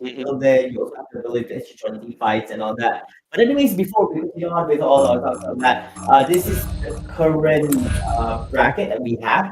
So we see that in match 6, later on we have a match between the ITEWG going up against Camel Boys. Basically, these are the two teams which actually got dropped off from the upper bracket. So they've lost once and then they won against the two teams in lower bracket. And then up there in match number 5, we have WDP going up against MBT Naga, which is definitely going to be the next match itself, and still a best of 1, despite it being an upper bracket match. The funny thing about this is that if depending on the flow of things happening at lower bracket, either one is currently experiencing a Cinderella story for themselves. Yes. Both teams knocked up on the upper bracket. They literally have won both of their first lower bracket games. Okay. And now slowly making their way back towards the grand finals. However, sadly, like I said, only one of these two teams will be experiencing that Cinderella story, or at least getting close to the good ending of that Cinderella story. It would have been that story if the ITEWG or Ammo Boys, whichever team that moves forward, manages to beat MBT Naga or WDP, whichever the exception goes down. So like I said, they get close to that good ending of that. That good ending. It's not a definite thing, but we're trying to comment that way. Yeah, so it's going to be a Cinderella story if you mention it. It sounds like a very tall order, but I believe that. I get it. They can probably do it. Curious to see. Yeah, but I'm a little bit concerned because both the wins in upper bracket matches were very convincing wins. They were not close. Like even in lower bracket matches now, when it's basically even though the team won, it was literally a comeback because they were losing out early game, and then mid game to the game, the men actually managed to make it a comeback. So it took a little while before they can actually make it into win for their end. So hopefully that this summer, if you're able to actually get a convincing win over the opponents in the next match as well. Sorry, I'm talking about low bracket matches, right? Yep. Probably they're able to actually give a really good fight towards these two teams, whichever one is going to be dropping by. But we are going straight into the upper bracket finals here between these two teams. One of these two teams are going to be our first grand finalist for today here. And I mean, of course, that grand final is going to be casted. It's going to be casted tomorrow. So we'll just see who's going to be able to come on top between these two here. However, while one is enjoying the grand final, one of the grand final spots, one of them still has another lower bracket finals to deal with here. But of course, this was a very anticipated game. We both talked about it since early this morning to see how much they will fare against each other. Especially so far, I think it's only MBT Nagas able to have that perfect scoreline of 500 points. They didn't even drop a single point, not even once. They did drop a checkpoint, but they didn't drop a point. So it's crazy. Yeah, I wouldn't want to penalize WDB so much. They were close, actually having the same result as well. But it's just that I think it was just a little bit of resistance coming up from the opponents. But no doubt, I agree with you. This is going to be quite a match not to be missed. Most likely, this is going to be one of the toughest match for both teams. I would say it is competition, and it is definitely really a match. We're looking at WDB going up and MBT.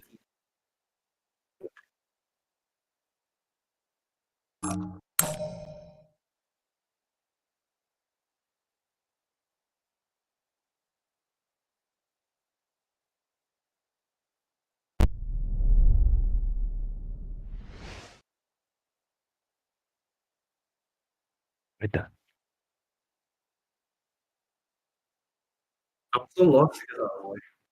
I had to finish because I needed a little bit of sugar or something like that.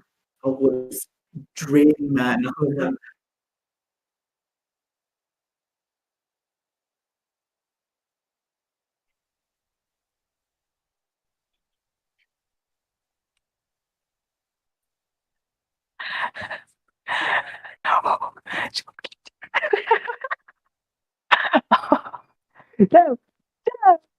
Yang pergi mana-mana?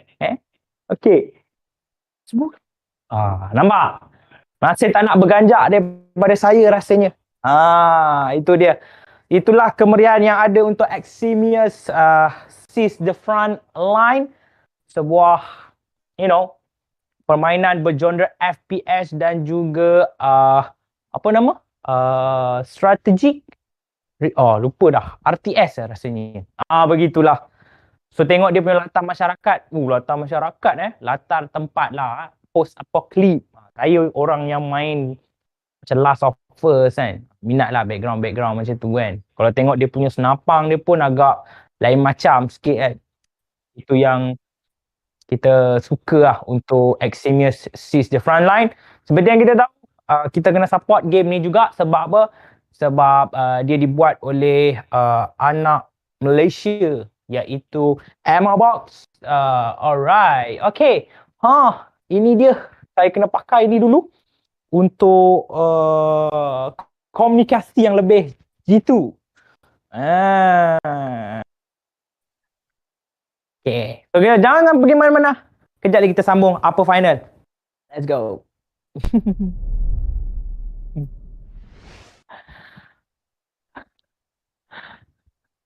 Goreng. Right. Yeah.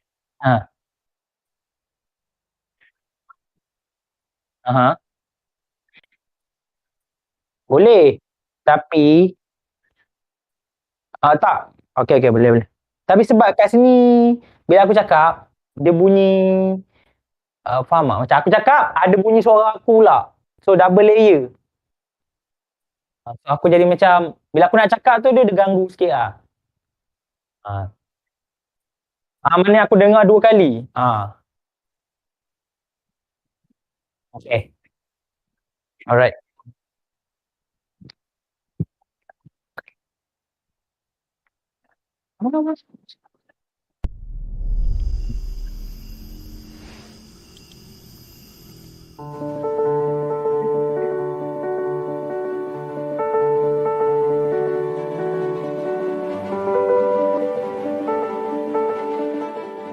Setiap orang mempunyai impian yang berbeza-beza. Apa khabar semua?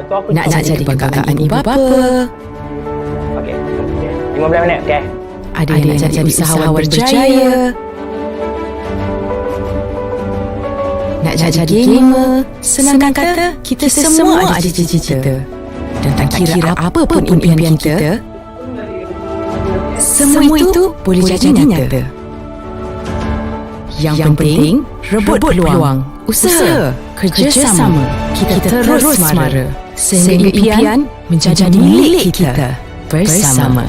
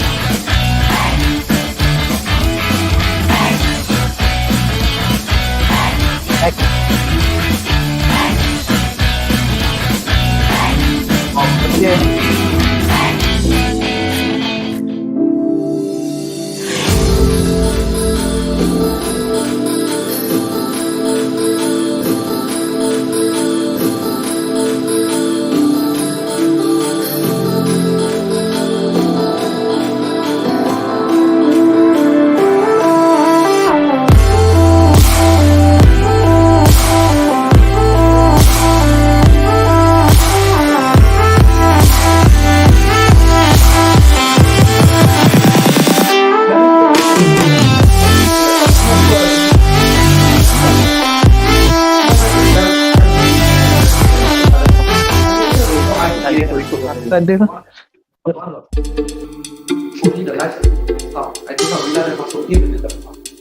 Ya, kan bila kita tak go online, ikut dia semua fix semua masuk okey dah. Saya kata dia silakan problem bila kita dah start online.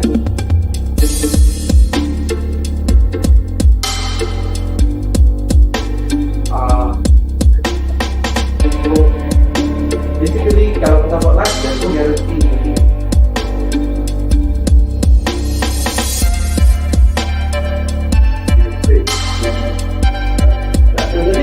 can we replicate this?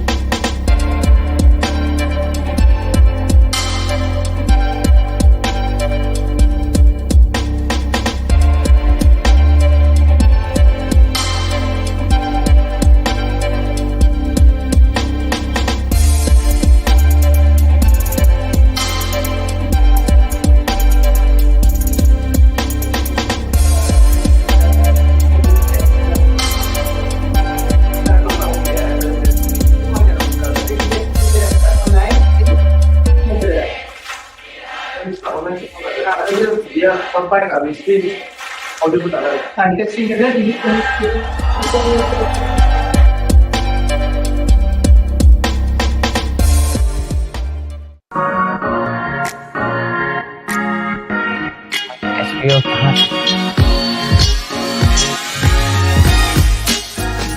Kita ada 3 ritma lagu tema berlainan setiap hari bersama Akila. Nak layan cover lagu dan lepak dengan artis jemputan? Dengarkan petang Rakita bersama dengan Zora. Jom borak pasal si ini. Apa yang tengah berlaku sekarang? Dan juga live performance dari band favourite korang ada di Malam Rakita.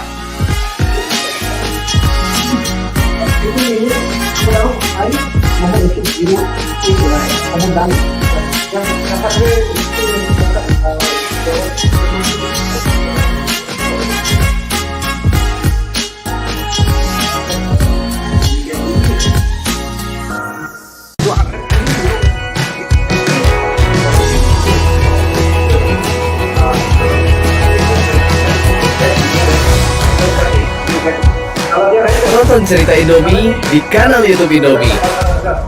Tapi kalau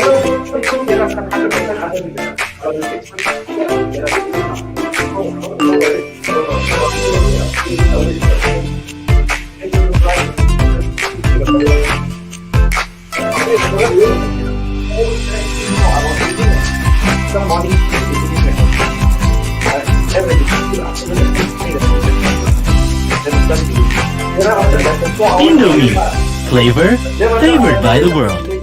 Instead of 12 hours lah. Tapi cakap I know video is continuous kan. Jadi tapi kena stop record lah. Sebab kena stop record dulu. Bagi dia render semua habis tu. Kali baru dari buat ni baru dah boleh record lagi. Tapi you pun dah mesti nampak sekolah. Kita punya bukan lain, ada lain. Kan lah di belakang. Kita macam ni buat break dengan dia kan. So you record break dengan dia. Itu boleh dan itu bola tadi. Ini tak kita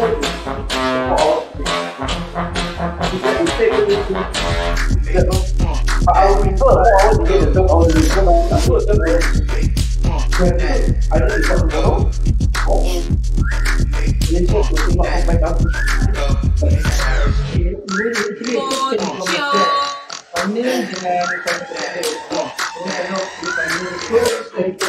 Tapi semua dah buat dah nanti. Saya boleh go.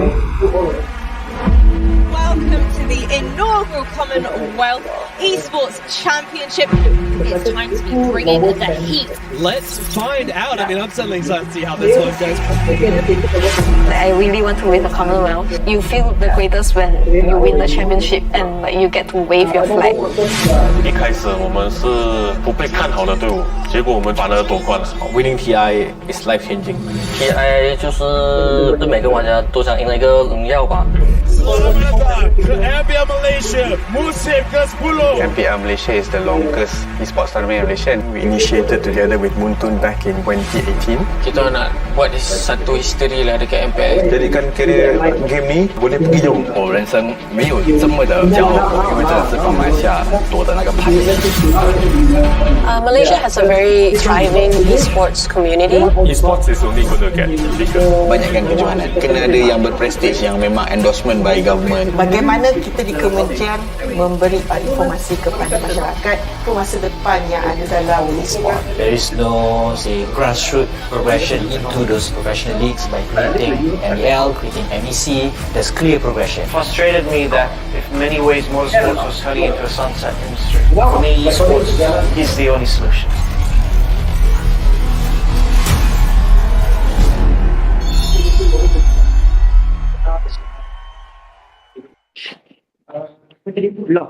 Ngomong-ngomong soal mie, ingatnya Indomie kan? Di negara pecinta nasi ini, Indomie muncul yang dari cuma 2 rasa. Sekarang, banyak banget. Dan siapa sangka, sekarang jadi mendunia. Pertama kali tanya sama tetangga aku, sekarang jadi sahabat aku. Habis putus, pengen makan Indomie sih. Jadi moodnya langsung naik lagi. Pasti bekalin Indomie pakai telur, dibukanya pas dari siang. Jadi bentuknya kotak. Banyak inspirasi muncul dari cuma sebungkus Indomie. Terbukti, dari Indomie yang tadinya cuma di piring, bisa berevolusi jadi inovasi yang inspiring. Tentunya nggak cuma nyampe sini. Kita harap sebungkus Indomie ini bisa hidupkan inspirasimu. Jadi hal yang penuh arti bagi siapapun di masa depan.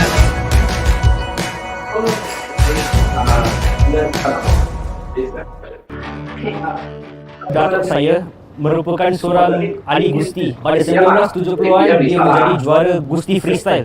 Gusti freestyle tu memang similar dengan judo. Saya telah mulakan sukan hoki bila saya berumur 7 tahun. Tetapi dengan cerita-cerita yang ayah saya telah ceritakan tentang atuk saya menjadi juara gusti, memang saya lebih terpikat untuk menjadi seorang ahli martial arts. Bila saya tengok, I chose bowling because I fell in love with this sport and I found my inborn talent with it. I started bowling when I was 4. My dad took me to the bowling center. I threw the ball down the lane. It felt natural. Since then, I fell in love with it. I started training at 7.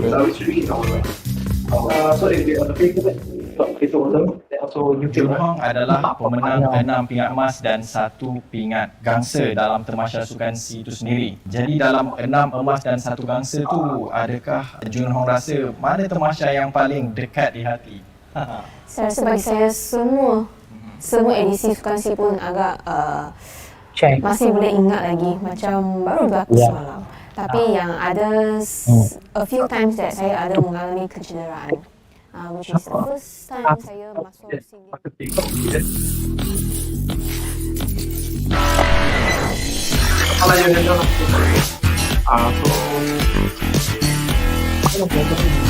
Gimana tuh Isha? Ada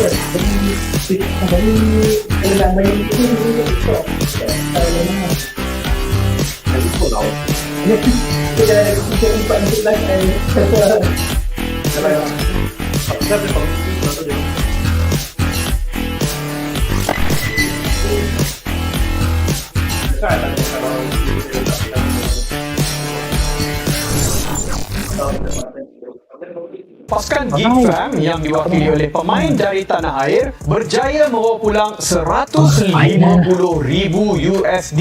setelah hanya mampu berpuas hati di tempat ke-10. Masa Grand Final, ia juga diumumkan bahawa acara antarabangsa pertama 2023 akan menjadi PUBG Mobile World Invitational yang akan berlangsung pada bulan Julai di Riyadh, KSA. Di pusingan upper bracket, kedua-dua pasukan tersebut bagaimanapun tewas kepada pasukan lawan dan jatuh ke lower bracket. Tim Hak memberi saingan yang sengit kepada pasukan Eko tetapi tetap tidak mampu menyaingi pasukan dari Filipina tersebut. Walau bagaimanapun, harapan masih ada untuk kedua-dua pasukan kebanggaan tanah air ini.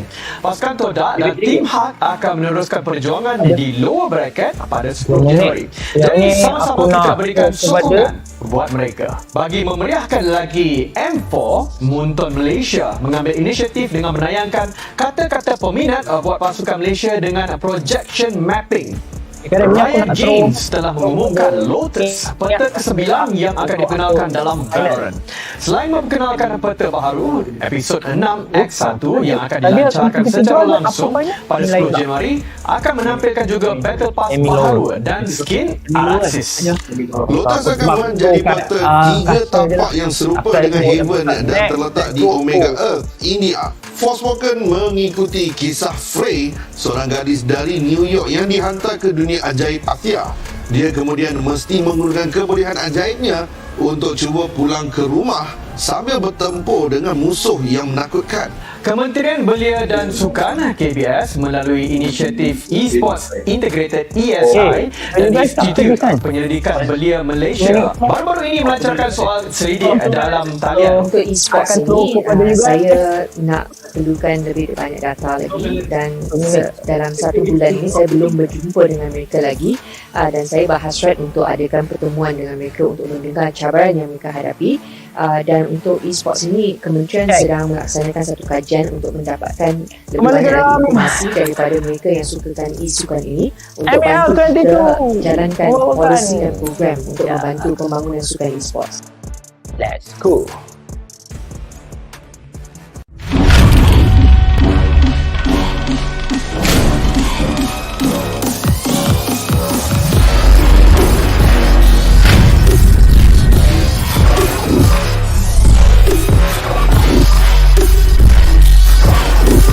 Terima kasih kepada semua bersama dengan saya Bob di sini.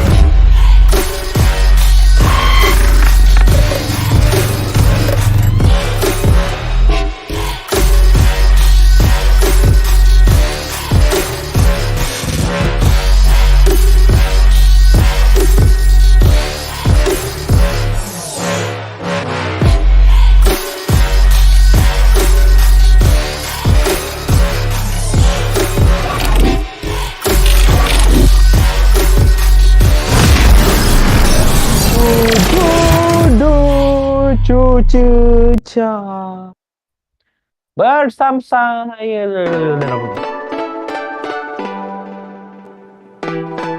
dengan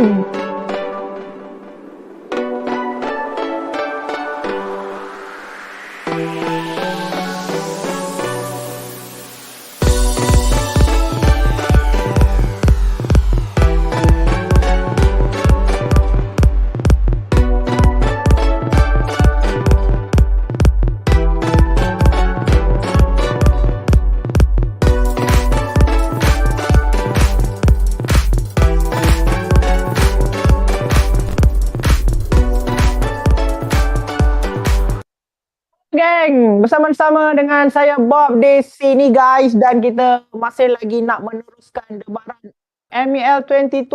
Yes, EXIMIUS is the Frontline. Yes, tak nak membuang masa, kita kat sini nak terus kata ke next level punya perlawanan. So jom kita bersama dengan dua sahabat saya ini, kita ada Yololi dan juga Flavor. Take it Didi, take it. Okay, kita dah receive lah Bob. Thank you son. Like I didn't know what to say. Can she say that? Thank you, take it daddy. Yeah, I mean that's why I say well received, but I don't want to say son or anything because it's diterima. Okay, thank you. Diterima, terima kasih.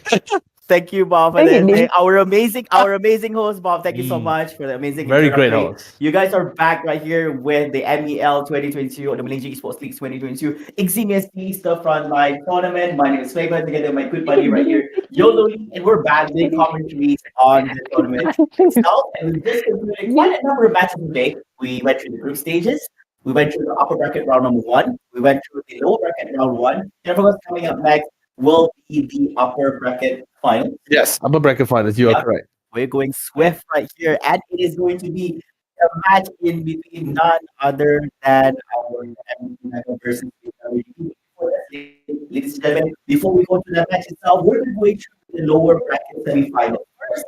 Now, this is going to be quite a feat to see. They've already escaped with a win in the lower bracket, and right now they have to go up against each other. One of them will be eliminated from the competition, and the one will continue on. You know, funny thing is that it's going to be, like I said before we went for the break, right? It's going to be a Cinderella story for one of these two teams, right? But sadly, this is the nature of the competition. We have to say goodbye to somebody. That's the saddest thing about all this, because every one of them is a winner to my heart. But this is the nature of competition. Someone has to take the falling for someone to rise to the top here. So that's the nature of things, But I want to say a big shout out to all of our amazing viewers as well, who has been joining us throughout this entire session as well. And we have a little something for you guys while you're supporting your fans as well. So here it is. There are 6 codes which you guys can actually redeem for yourself for the EXIMIUS giveaway as well. Yes, I'm talking about a giveaway, the giveaway. So do remember and jot it down. There is 6 codes, and all you have to do is recite the 6 codes towards the ESI. You basically have to DM towards ESI's Instagram page. That's right. Go look them up at ESI's Instagram page, social medias, and DM the 6 code. The first code being MDEC. Second one is Amberbox Studios. Esports Integrate for the third. MEL22. GGWP for the 5th code. And the last but not least, 2023. Recite these 6 codes towards ESI's Instagram DMs. And then, of course, stand a chance to win out that giveaway. Yep, it is that simple. And make sure to, if you missed out on what those things are, so basically you might have to rewind back on the live stream and just have a look and make it. But those are the 6 codes. Make sure to check it out and be sure to follow all our socials at Esports Integrated, maybe Facebook, Instagram, and every others as well. All right. And of course, for those who are joining in, thanks so much for staying on together with us throughout MEL22 EXIMIUS East Frontline tournament. And if you guys have some favorite teams here that you're cheering on for, do drop in the comments who you think will be the winner and champion of the tournament itself. And of course, probably hold on your horses. Maybe you might want to drop a comment on who you think will be winning this match in between these 2 amazing teams. All right, because always remember that this is their final lifeline. Lower bracket matches, still a best of 1 series, meaning that one match will determine their fate in this competition. Yeah, it has been quite the run that we had, right? Since this point, let's just slow things down, right, before we get to the lower bracket, right? Because we're still in the lower bracket. It's not even lower bracket finals. That one we had to decide later on after the upper bracket final who's going to be coming down, and one of them will be crowned as one of our first grand finalists here for today. Like you said, everything has been on an absolute overdrive. Really pedal to the metal with all of these current matches, and the worst part about it is best of 1. So there's really no breathing room. As much as they want to research, after the game ends, all right, let's just quickly tune in online, watch the VOD, see what we can get. Then out of the blue, they just get a call and be like, "You're up again next." And so fast, There's really not much time for them to play around with here. Well, they did have quite a break just now, at least. Yeah, the 15 minutes break. Yeah, it's 15 minutes. I guess it's okay. I think that they needed a little bit of room because we needed a break too. Yeah, I think we needed a little bit of room actually. Yeah, so we should stop throwing the names of the teams out there. Yeah, so Apple Boys just concluded their match, and then basically a little bit of room for them to actually play on right here. Yeah, so this is going to be the map video. So the map that they picked is going to be the Academy. I realized that both of them were actually using GSF. Yes. See, right? Correct. So this time about one of them has to take on Axron. So this is the first time seeing Apple Boys using Axron in the series, and we'll see how well they go up against ITWG, who have been using GSF the whole day. Which brings to my question, which I'm very curious about as well, is the fact that how well will Amberbox Ammo Boys fair, playing on a faction which they don't really favor in the first place. I'm not too sure whether they favor a GSM mainly because of the weaponry or battle suits or battle suit favoritism. Because I did talk with a couple of FPS players. Some of them do have certain favorites for certain factions for various reasons. Some says they like the weapons on this side. Some say they actually prefer the battle suits, or maybe they say that we have. Or maybe let's say the communication is a lot more better on Axron faction because, like I said, a lot more micromanagement going to be happening for certain units and upgrades. So there's a little bit more interaction between their teammate commander and the on-ground officers itself. So they do prefer the communication between that over to the self or GSF, which is sometimes can feel pretty static when you're playing a lot. If you're more focused towards point defenses and phalanx support crusaders as well. There's not much communication. It's very static of things. It's just more like, all right, I want to set up a crew here. Got it. That's it. That's pretty much all the communication you're ever gonna get. Or maybe sometimes a little bit of an introduction, like, oh, there's an armory behind you guys. I'll put it a little bit closer for you guys so you give a little bit of support, but that's it. Yeah. Or I assign you some Marines. That's the problem. That's how static this can be when the commander is a lot more focused on point defenses and phalanx. I mean, yeah, we do see a little bit more of a dynamic GSF commanders where they build elite Marines instead, or maybe some Guardian Troopers, or they roll in M33s. They be like, all right, I'm going to do this. I'm going to command the units here. You try to flank it from the side while I flank it to the front to tank most of the damage. We do see a little bit of dynamics for certain GSF commanders, but so far the GSF players that we have been seeing has been a little bit more static. Yes, they have.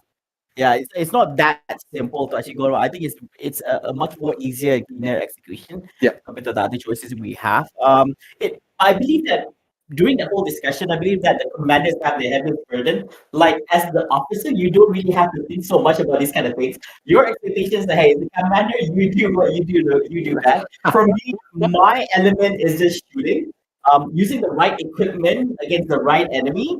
And that's it. And as the commander, you have to do the building. You have to set up like where you want to set up. For example, you want to set up barracks. You want to make sure if it's in a safe spot, you put it inside the base. If you want to be a little bit more, you can actually push up your unit. You can push it a little bit outside. It provides support real fast. The response units are be much faster as well.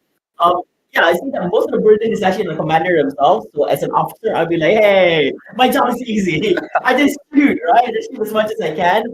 It'll be great if you actually send me some support as well. But I think in this kind of thing, I look at early game, mid game, late game. Like early game as well, usually I believe that when we had our initial discussion, like you'll prioritize certain officers to actually receive supporters because you cannot divide all of them and have to pull them out at the start because you need the resources, you need to build up all the things and all that. I mean, you can, but it's more like you're really shortchanging all those officers because it's like instead of like maybe ensuring at least one or two officers to get like a full squad of scouts and a mule, but you're like dividing like, okay, you get one scout, you get two scouts, or maybe okay, you're getting a little bit back. Like I'll give you two demolishers and one mule. It's like everyone gets nitpicked on like certain resources, especially the initial starts of units. You don't get a lot of units like both sides commanders or both factions. You get a certain amount of initial ground units. Yes. To divide, and most of the time people either assign or divide the resources.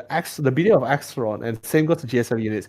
Each Marine, field support, or scout or demolishers, they can actually capture points by their own. Yes, correct. That's normally how, like, if the commanders likes to micromanage to get as much resources as much as possible, this is what they can do, but they'll leave their officers without any form of support. They'll be like, yeah, you're on your own, man. The better you are as an individual, as an officer, the less amount of support you're getting. Okay, it depends. Different commanders have different ways of doing it. If I believe that you're actually a really good officer, you're able to hold your ground on your own, you have good firepower, you have good shooting skills and all that, it's either I give you less resources to work with because I know you can hold your ground, or I give you more because you can actually do wonders with the resources I give you. If I give it to some guy who doesn't know jack shit about what he's doing, probably all these resources giving you is going to die anyways. So might as well send it to someone who actually knows what he's doing, able to utilize, use basically his units as a human shield and all that, and be able to actually prioritize and win. Right. Yeah. So I mean, there's different kind of things going on right here. Or probably the guy doesn't know jack shit. I need to send more so that this guy doesn't die. Yeah. So there's a lot of thinking that goes into all this. I believe that all these already had initial discussions with one another how to play things out. I mean, that's pretty much why it's sometimes great to have a very flexible FPS player, right? Because at least he's more, I guess you could say, more situated and more used to certain situations where or scenarios like, okay, I know I'm going to be surrounded from all ends. I'm very alert. I have really good game sense. I really know how to figure out when I should fall back and when I should take those fights. Commanders also have issues as well. Sometimes like, especially when all of your on-ground officers is trying to retake a site or hold a site, you'll notice an enemy officer trying to flank and take one of your checkpoints. Yes. And then that's when you start diverting all of your focus, because you tend to realize like, okay, maybe if it's a normal officer, you'd be like, all right, I just have to send a couple of scouts, intimidate him, and maybe have a chance to kill him, and then I don't have to focus too much. I can just select a group of units and send there, and then they'll be fine. But certain officers, you can't do that. It's like when you notice certain players, like you recognize the name, whether it's like Moose or Thunder or Alex North or his Pest, you'll be like, okay, this person requires my undivided attention. You start sending units, and then you have to personally micro those units to either chase them away, because you know for sure there's a 50% chance you actually might not be able to kill that person. Sure. So you can But just for the purpose of just carrying them away. Yes, but the thing is, it gets unprecedented because once you focus all your units on that particular player, your other units will be left AWOL, and your whole neglected in diverse ways. and your whole officers will be like, where's the support? Where's the meals? Oh Where's yeah. the Oh, strength?" this is tough. This is tough. And also, I mean, like as a commander, so you provide a lot of support because you're able to actually see a bird's eye view of what's happening as well. So probably it gives you a little bit of advantage. Like sometimes you don't get to see things when you're using a first position perspective. So basically, being a commander, if you're able to actually give information, insights will be very, very much helpful indeed. But ladies and gentlemen, this is going to be the match, the best of the series, lower bracket match, BITEWG. I forgot what the full name is. Something Wolf, something. Versus with Ammo Boys, game number 1 out of 1. Instantly, the first interaction and Anchor was the first of all. Although yes, there is still out there Fred Beetle on the side, but then again he did run into a full another set or squad of GSF officers. He anticipated 1 or 2, but he never expected all 3. What a way to shut him down. He went balls deep in there to just find 3 of the officers with no other supporting units. And he had one with himself. I believe that he thought he could actually take on with 2. Let's assume he's a really good FPS player. But then we saw 3, he's like, shit. Yeah, there Not it is. good. But you see, this is the part where VIT EWG starts doing their magic, right? Anchor, you would see Saber doing it at the same time as they are overextending themselves. They're positioning to try to lock down, actually not really lock down, but try to capture as many resource points that would have been beneficial towards the commander here for Ammo Boys. And now they're gonna realize, all right, my energy supply is cut off. He's heading towards Saber. Let's see whether Saber is aware of the fact that Anchor's gonna be trying to flank it from behind. Oh yeah, but I think I can actually see this. I remember this choke point right here. Gonna be a little bit. So while those people have already made an exit, he decides to capture it instead. Right, and I'm not even sure whether he knows that those people are actually there. We're gonna be follow that. Who won? Who won? We'll never know. But then again, we'll know. We know who's gonna win this fight here for sure. Yeah, actually, GF won that one. Yeah. So Murai killed Blood as well. Noob FC, James Gig, Kakizura. Off to a good start. I'm loving this. There's a lot of action going on right here. Anchor still didn't manage to actually flip this. Glad that there was actually somebody from the Exorcist that managed to figure this out. Oh, Anchor doesn't have any more armor right here, so you have to be careful. Does that shields are down, still recovering a little bit on Saber. Anchor also still on the recovery as well. But they're doing the dance. So one is happening. So you have the high ground. Don't do it again. Don't. Okay, they don't have the force. They couldn't make a jump from this. Oh yeah. So he knows he's there. So Anchor trying to make his way down from this, or probably not trying to do anything. No, the thing is for Anchor, he needs to make a play. Wow. Anchor. The man decides to do a quick drop kick on Saber. Okay, he goes in for a capture. Yeah, so he needed to go for the aggro because he's not the one who actually owns the capture point. So it's the resource point. So he needs to actually go for the aggro and go in for a kill. He couldn't just retreat back. Yeah. So yeah, and he could have won that. Oh goodness gracious! Anchor down. Didn't manage to capture it all. Didn't manage. Yeah. So I guess he's gonna go back in the hands of Dagger. Yeah, the speckles really comes into the play here. But now look, they're coming with a return switcheroo here. I feel like it's deja vu, right? Because it's once in a while players are just switching positions, right? So I guess somebody dies here, and then there's gonna be another unit from the other end is gonna come here back again. So it's like a fight. Oh, but then again, he doesn't really have the CQC. He does have the speckles at hand, so he does have significant amount of damage as long as he connects it. But a quick switch with the secondary, and Ghost comes in. But this time, Ghost has an impact launcher. Don't have the cluster upgrade, but gonna prioritize a little bit on the upgrade. Oh no, that body block is not gonna allow that impact launcher to come in. Ace Joe comes in alongside, Eagle comes into the mix as well. He knows he's a little bit of a trouble as well, but Mirage, he decides not to come in for the swift. He tries to go for the reset to try to get those shields back up before he rejoins the fight. But then again, Saber comes in for the reinforcement, but then again, Ghost will not be able to sustain the amount of damage. And Ace Joe, he slides right behind on Saber, and Saber's having a little bit more tough time. Oh, he's trying to make it safe right here. A lot of action happening at this point right here, which actually becomes quite entertaining happening at A. It's already a flip to neutral. Trade off Eagle manages to catch on this one and going for a Saber. Saber doesn't have any more armor right here, so he's trying to make his escape zone. He gets down as well, so that's a win for GS. Just wait a little bit more. There's going to be more action coming in. I don't think we should leave A. Because screw B and C. There's nothing entertaining going up there.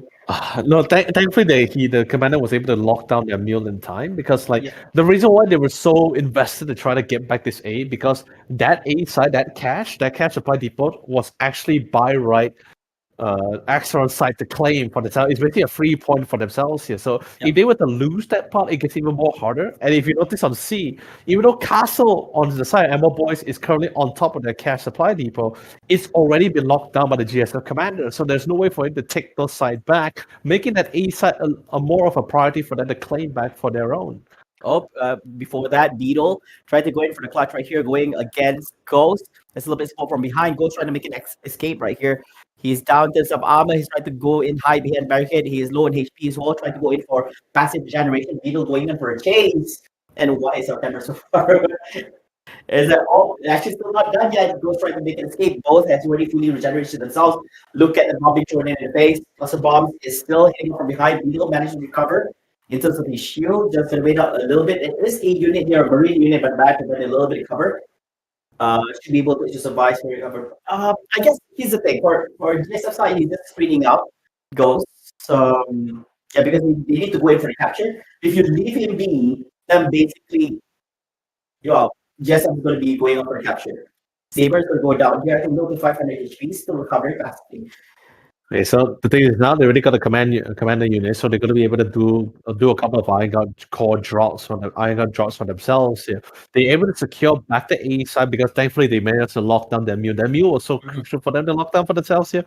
So the initial burst of cash, but however, beautiful sniping allows them to actually knock out Saber. And there's no one there to really pick them out. Although yes, the Iron God is currently here. The Sentry Trailer has finally been built as well. Eagle is going to be having a little bit of a tough time to try to pick them both up. However, Beetle able to hold his own here on one of the resource points. And still going to be quite useless as he literally controls their energy supply point even more longer. If you can see the difference here, right, Favor, the fact that they actually deny the Axtron their energy supply, their gain isn't as much compared to the side here of GSF. Mm-hmm. Yeah, so Iron God, my ass should be no problem right there. A solo attempt coming from Beetle manages to take it down as well. Still yet battle after battle after battle happening here at point A, and it's still not done yet. Quite a little bit defense coming on from the Agron side, and Saber actually goes down, using Saber as a cover for himself. Is going to be Eagle. Eagle doesn't have any armor right here. Now he gets down. But then coming from behind is going to be Mirage, and he gets cleaned out as well, coming up from the turret, from the Agron side. They also have double Iron God right here. So got to be careful, you might just get taken down as well. And in addition, there's also very heavy defense on point A. Probably you can actually set up a single officer here, just in case, and you don't need any more beyond that. Should be okay, and then focus on capturing B for the Agron side, or even going for defense on C. But we see that there's a little bit actually going up on C right here. Also another defense going on C. It's a flip again, and this might go on the GSF side. Yes, we see a little bit action happening there. So meanwhile, B going solid. I guess there's not much going on right here. I think a single or a two-man weapon or three-man weapon officer from Exxon side should be able to actually take these guys down. So anchor with a few supports from the Marines from behind. Look at the railgun shot.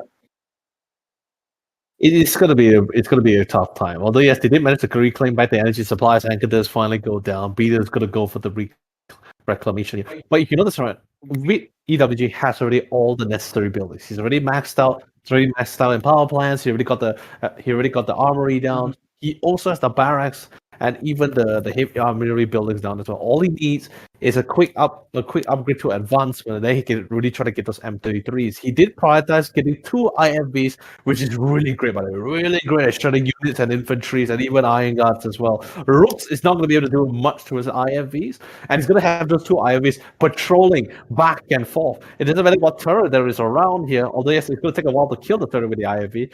His duty with those IFVs is just to rotate them back and forth to give the necessary assistance to clear out as many of those iron guards. And let's be honest, those iron guards are not going to leave those high ground at all. He's going to keep positioning them on the high ground, and hopefully the IFV isn't really in range. But then again, the 2 IFVs is really here towards the A side, and he's definitely intending to reclaim it back. Dagger and Saber is trying to do their best, but they're nowhere near the mules to actually try to get that maze and to try to melt them all down.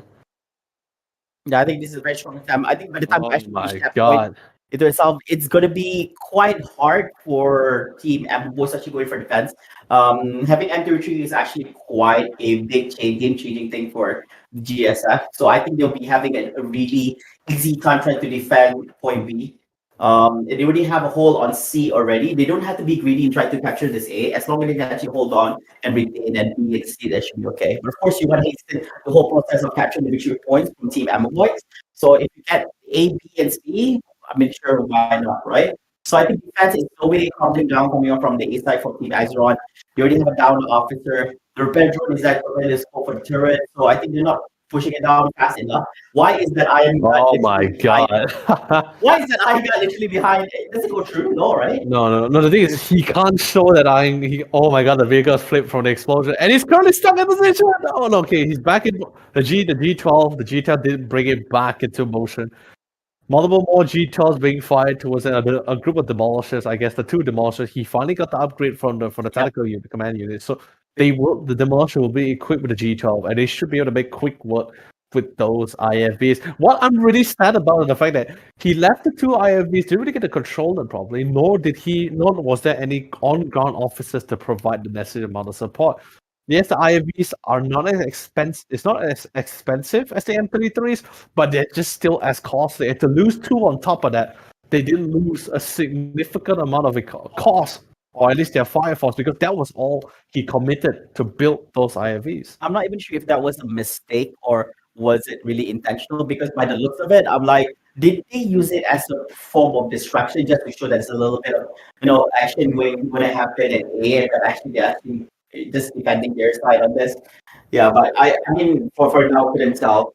But I think they're still trying to go in a different approach here from the sidelines. So after the IVs are down, these guys try to commit to the Beetle anchor as well as anchor. So basically, let's see if they can actually try to actually do this itself. Just look at that shot. It's going to be taking it out real fast. Dagger has the high ground here. He's actually low. He doesn't have any more shields. Shields down. He's dead for sure. Beetle's down. I love it. I do love it. Yes, Beetle is down, but look at the production. He has 2 M33s and an IFV coming out.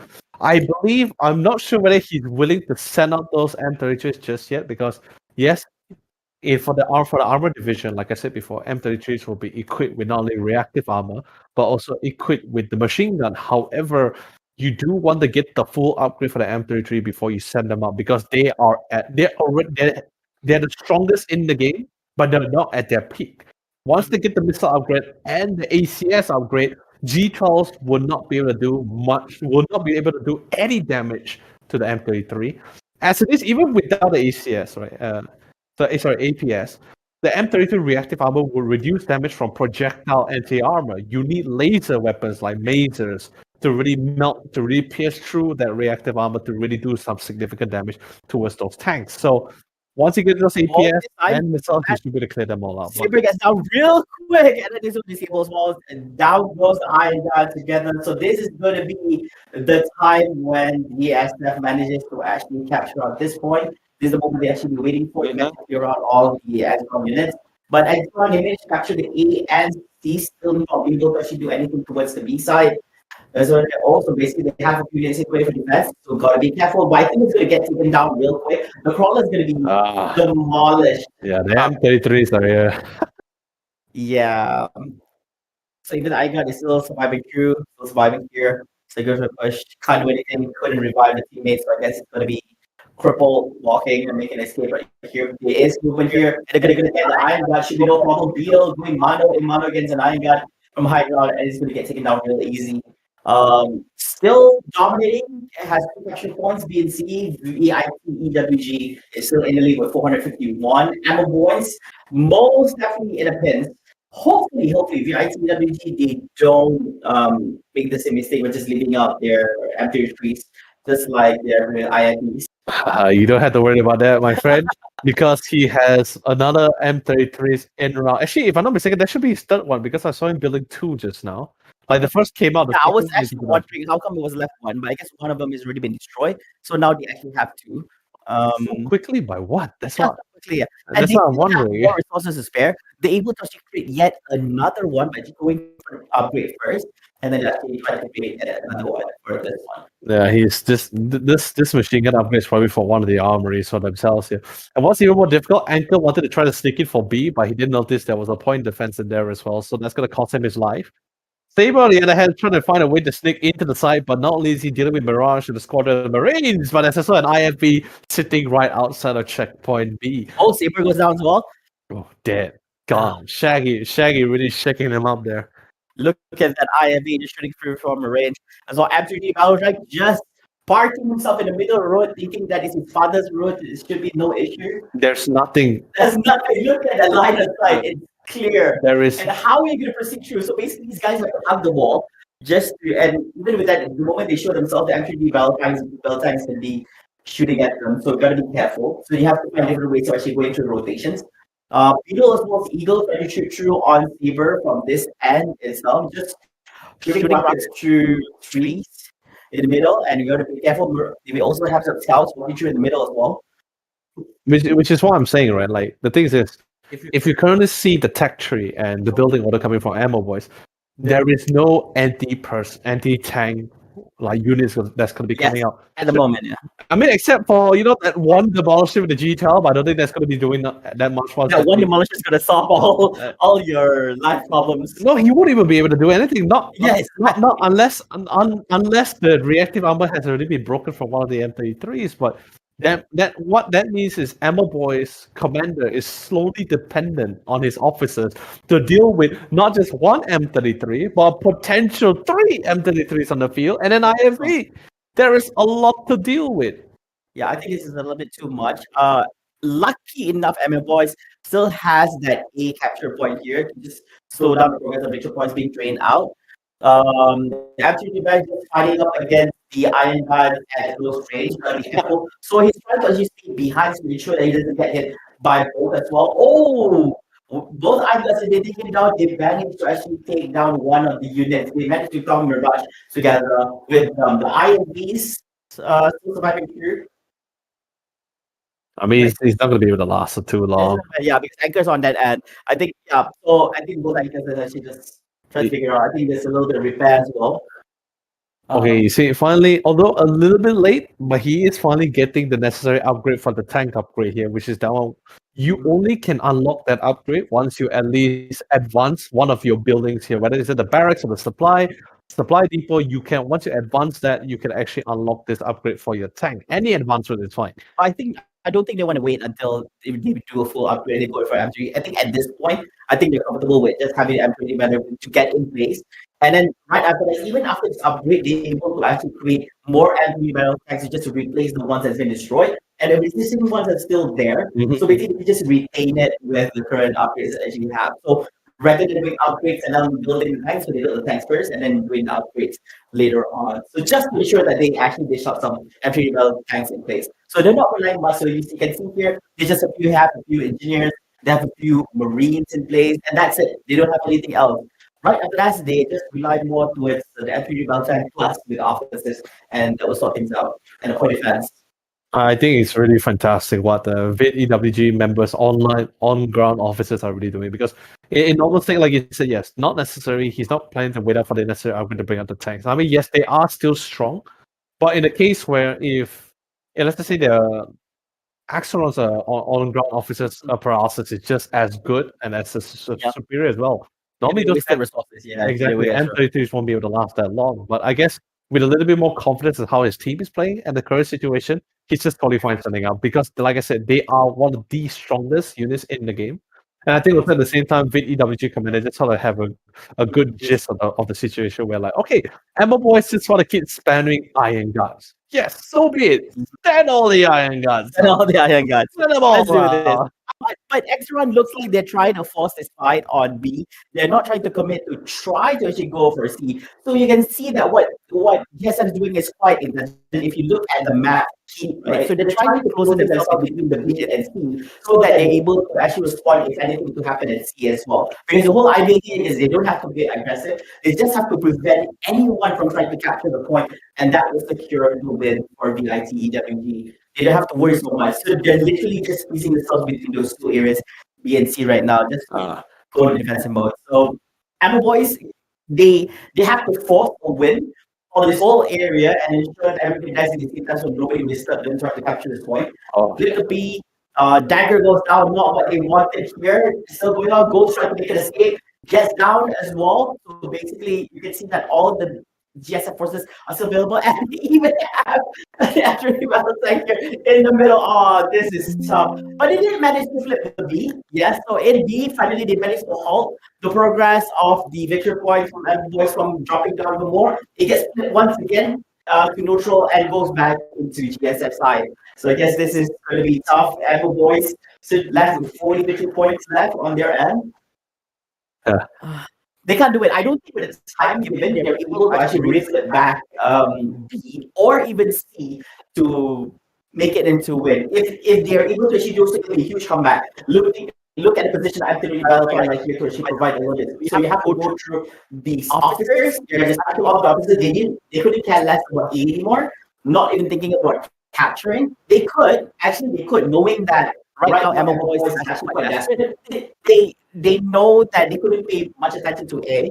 They need to capture the B and C. But you can do the smart move of letting the GSF, letting the Exron try to go in for B, and then you quietly go for A, and then make things more miserable for them. Honestly, I think it wasn't a really good read coming in from Emma Boy's commander. I think he wasn't able to adapt to the situation properly. Like, the thing is, he had a plan in mind and set in motion, but he wasn't comfortable changing the idea. The mass-produced Iron God course is not going to last long. Is this an Iron God core line? Yes, it's an Iron God core line, more like the death line and the death row for the whole squad of units. All this death. That's what I'm saying. It's so easy to deal with Iron Gods and Iron God cores nowadays with certain weaponry for GSF. It's just absolutely insane. But yeah, like I said, Axelron Commander sadly was too set on a build that he was trying to go for, and it just sadly and failed to adapt to the situation once the first M33 tanks came out. Like, he didn't switch to getting the necessary units, because let's be honest, only the first M33 tanks will have the reactive armor. The following tanks would not have the armor. So in other words, G12 could still pierce that armor, could still kill those tanks, but he still was dead set on, I'm going to keep popping those Iron Guards, you know? Then set him in a line. I think that was a troll. They knew that they couldn't do anything. They said, let's set him in a line. Those Iron Guards melted really, really fast. And well, I think they kind of knew that there was nothing else they can actually do. So congratulations to VIT EWG for that very convincing win against basically the opponents here. So as mentioned before, Lennon has stressed it so many times that it's a competition. Unfortunately, basically there's a winner and also a loser. So VIT EWG will move forward through and crawl through the lower bracket while waiting for the opponents from the upper bracket to go up against them later on in the lower bracket finals. This is gonna be a really great game as well. I'm really excited to see how well they do this because, like I said, only one of these two is gonna be experiencing the Cinderella story. Whether the good ending or the bad ending, we'll just have to see later on because we still have to crown between MBT Naga or WDP. Since that is gonna be the highlight match of the day here. They're gonna be watching. I think so far of all the teams that were winners, these are the only two teams who has really superior tactical FPS level and even an RTS level as well. So we're going to be having a really great game from those two games, for those two players. Maybe I don't think it's going to be one-sided. I think it's going to be a lot more challenging, but we will see how well it comes down to either the FPS between the players or how well the commander is going to be able to support their fellow FPS players here. Because we did see a little bit of a difference, right? Because so far from MBT Naga, like we've seen the performance coming even from WDP. They're so confident of their FPS players. They didn't even bother sending out too much support. They just send the minimal amount, and they're like, okay, I'm going to build a bunch of power plants. I'm going to start prepping for that mid-game situation here, you know. But now they realize, okay, I'm going up against WDP. I'm going up against MBT Naga. Do I still want to go with the same build order that I've been doing? Or do I want to be a little bit more cautious and be like, all right, I'll tone down my building order and give a little bit more support just in case. Like everything will be slightly delayed a little bit, but not be too far stretched. Yeah, I definitely agree on that. I wouldn't be surprised if it was one-sided too, just because these two are very experienced. Whenever one team kind of like falls back, the other team is definitely going to capitalize on that and just punish you, wholeheartedly to ensure that you're never going to be able to get back up on your team because you never want to drop your guard against a very experienced team, even knowing that both are experienced. They know that once you drop your guard, once you're at a disadvantage, you're going to keep capitalizing on that to a point where you're never going to be able to actually get back up. And I really like the whole concept of EXIMIUS is that even when you're losing out, there are ways for you to come back because of this support system. So basically, if you drop out a few victory points, so basically you can actually have reinforcements level 1, level 2, level 3 for yourself, so that you can actually have a little bit of helping hand to actually get back up on your feet. And it's not just for you, but also for the opposing team if they actually drop out. That's a trust call as well. I mean, besides the reinforcement, it basically between I think in every RTS based game is pretty much simple because it's like if I had to explain the analogy for RTS, a battle between RTS player, it would be like a game of chess. See how well does one adapt or react to a certain build or certain units because Iron Guards is great for supporting your FPS players, but also at the same time, it doesn't do well against certain armored vehicles as well. So it's how well you adapt and support your units at the same time to sort of be one step ahead or try to even out the odds here. But that's going to be pretty much it for us for our casting segment, isn't it? Yeah, that's true. All right. So, anyways, guys, we're going to be taking a short break. Right after this, we're going to be witnessing the upper bracket finals itself. So for those who are tuning in, don't go away. We'll be right back after this. But before all that, we're going to be passing over back to our host, Bob. All right. So, Bob, please take it away.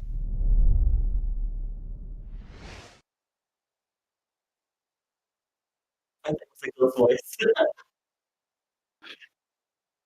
He looks so high. He was like, "Hola, welcome back." Yeah. It's like, you guys, I'm away.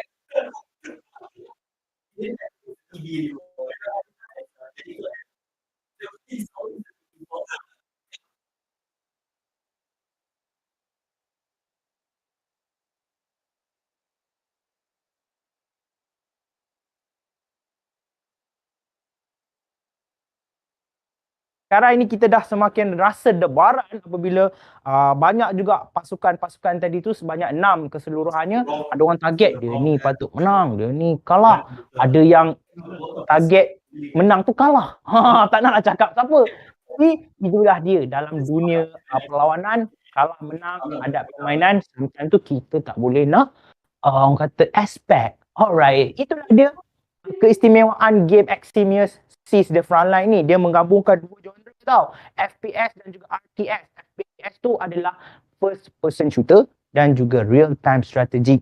So korang kena, yang RTS tu kena bijak membuat strategi dengan keadaan yang ada. Siapa tengok cerita Naruto? Anime Naruto.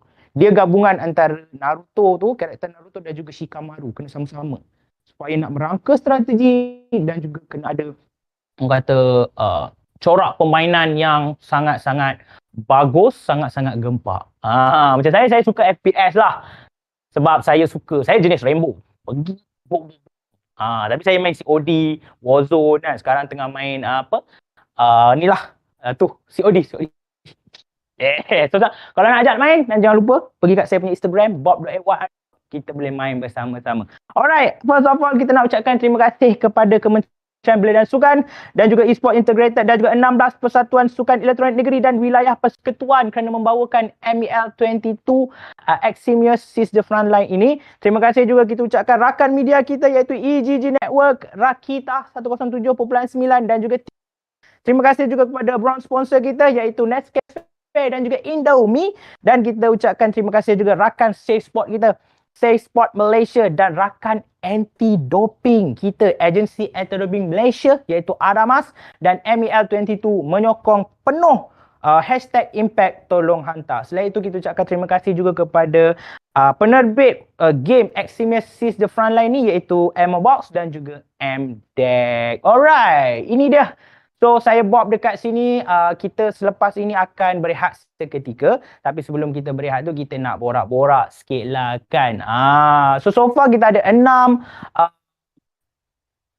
pasukan yang bertanding untuk MEL22 EXIMIUS Seize the Frontline ini. Rata-rata mereka pun datang daripada pelbagai background. Ada yang dah lama bermain game, ada yang baru, ada yang wanita. Saya tengok tadi. So kita orang di MEL22 ini memang sangat meraihkan kepelbagaian. Tak kira gender kan, tak kira bangsa, asalkan kita bersama membentuk satu permainan melambangkan kita Malaysia. Yes, itu dia. So sedikit trivia, MEL22 juga kita ada ni tau, apa nama, kejohanan khas untuk atlet kelainan upaya. Di mana juga pada bulan Februari nanti 2023 tahun ini korang boleh saksikan para MEL22 di mana akan pertandingkan perlawanan dari game Mobile Legends Bang Bang, dan pemenang untuk para MEL tu akan diangkat menjadi wakil negara kita di para Asian Games. Bukan kaleng-kaleng guys. Dulu kan, zaman dulu kita main game ayah marah, betul tak? Tapi sekarang who knows, hari ini e-sport jadi satu industri yang perlu dibanggakan. Dan juga e-sport kini dah, orang kata dah berevolusi sampaikan ada player-player yang kita tengok seperti Solo, siapa lagi, dan ramai lagi mereka dah, orang kata macam boleh hidup lah dengan e-sport. E-sport ni bukan saja jadi player, betul? Dia boleh jadi streamer, dia boleh jadi coach, boleh jadi caster macam Flavor dan juga Yololi. Lagi banyak lagi, ada graphic designer dan macam-macam. Termasuk juga ini dia Box yang buat game. Itu dia. So harap orang-orang di luar sana dapatlah korang jadikan e-sport ini sebagai satu industri yang wajar kita raikan di Malaysia. Alright, sambil-sambil tu juga mungkin tertanya-tanya tentang perlawanan MEL EXIMIUS Seize the Frontline ini, apa hadiahnya? Okey, saya share kat korang semua. So hadiah yang terkumpul untuk perlawanan hari ini adalah sebanyak RM20,000.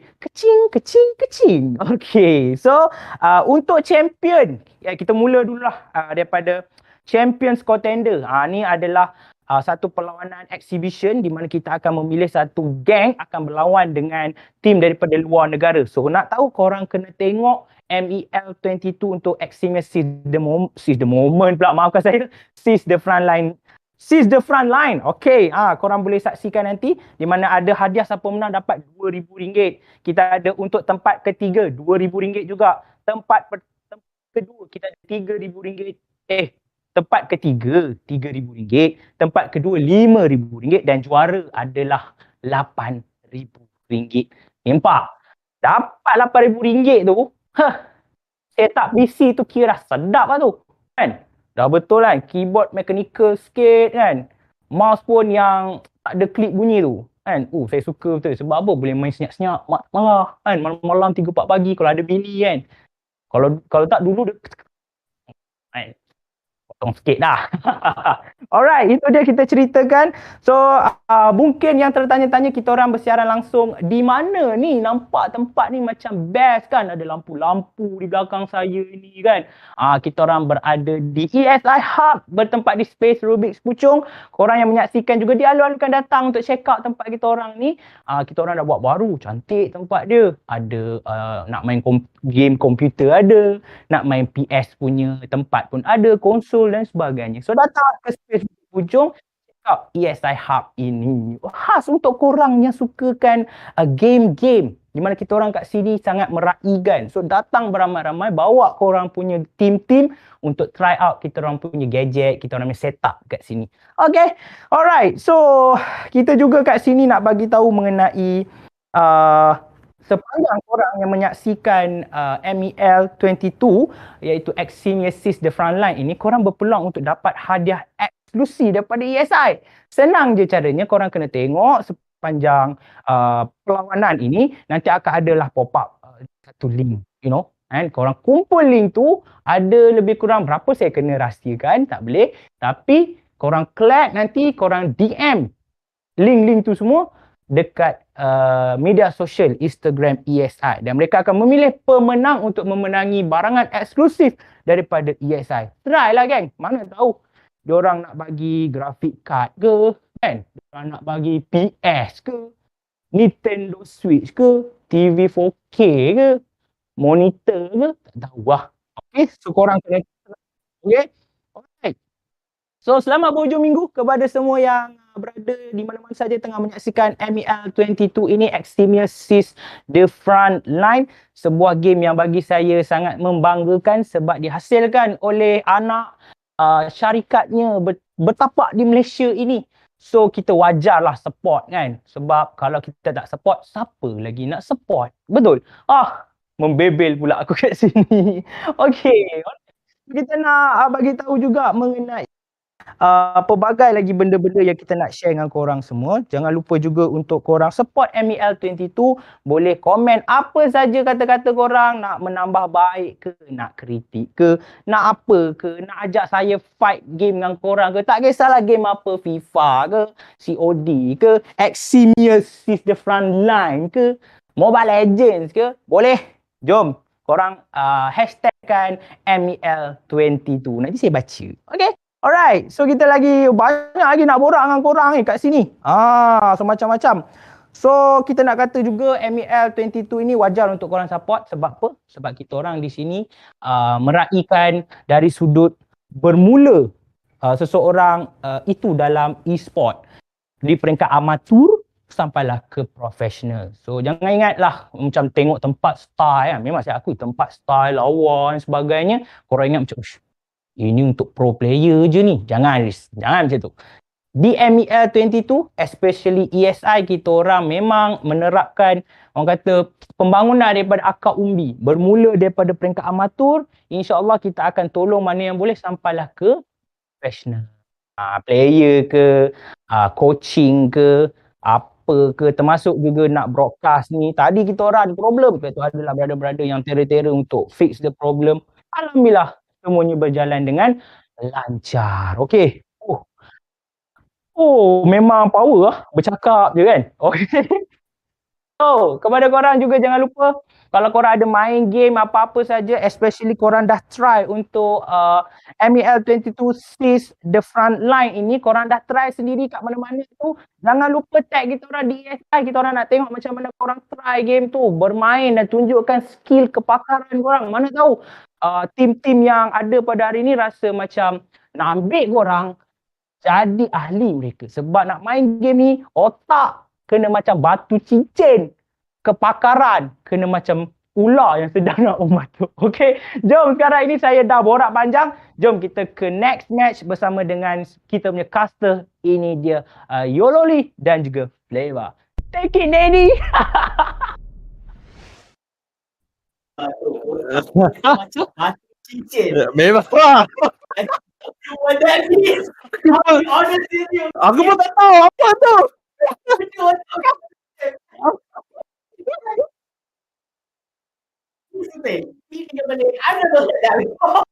like yeah. So we also have skills like a ula, yeah, but okay. Whatever it is, I would love to ask. I mean, like, Bob later. okay, let's try to break it down. Right? Ula, I know is snake, but bator?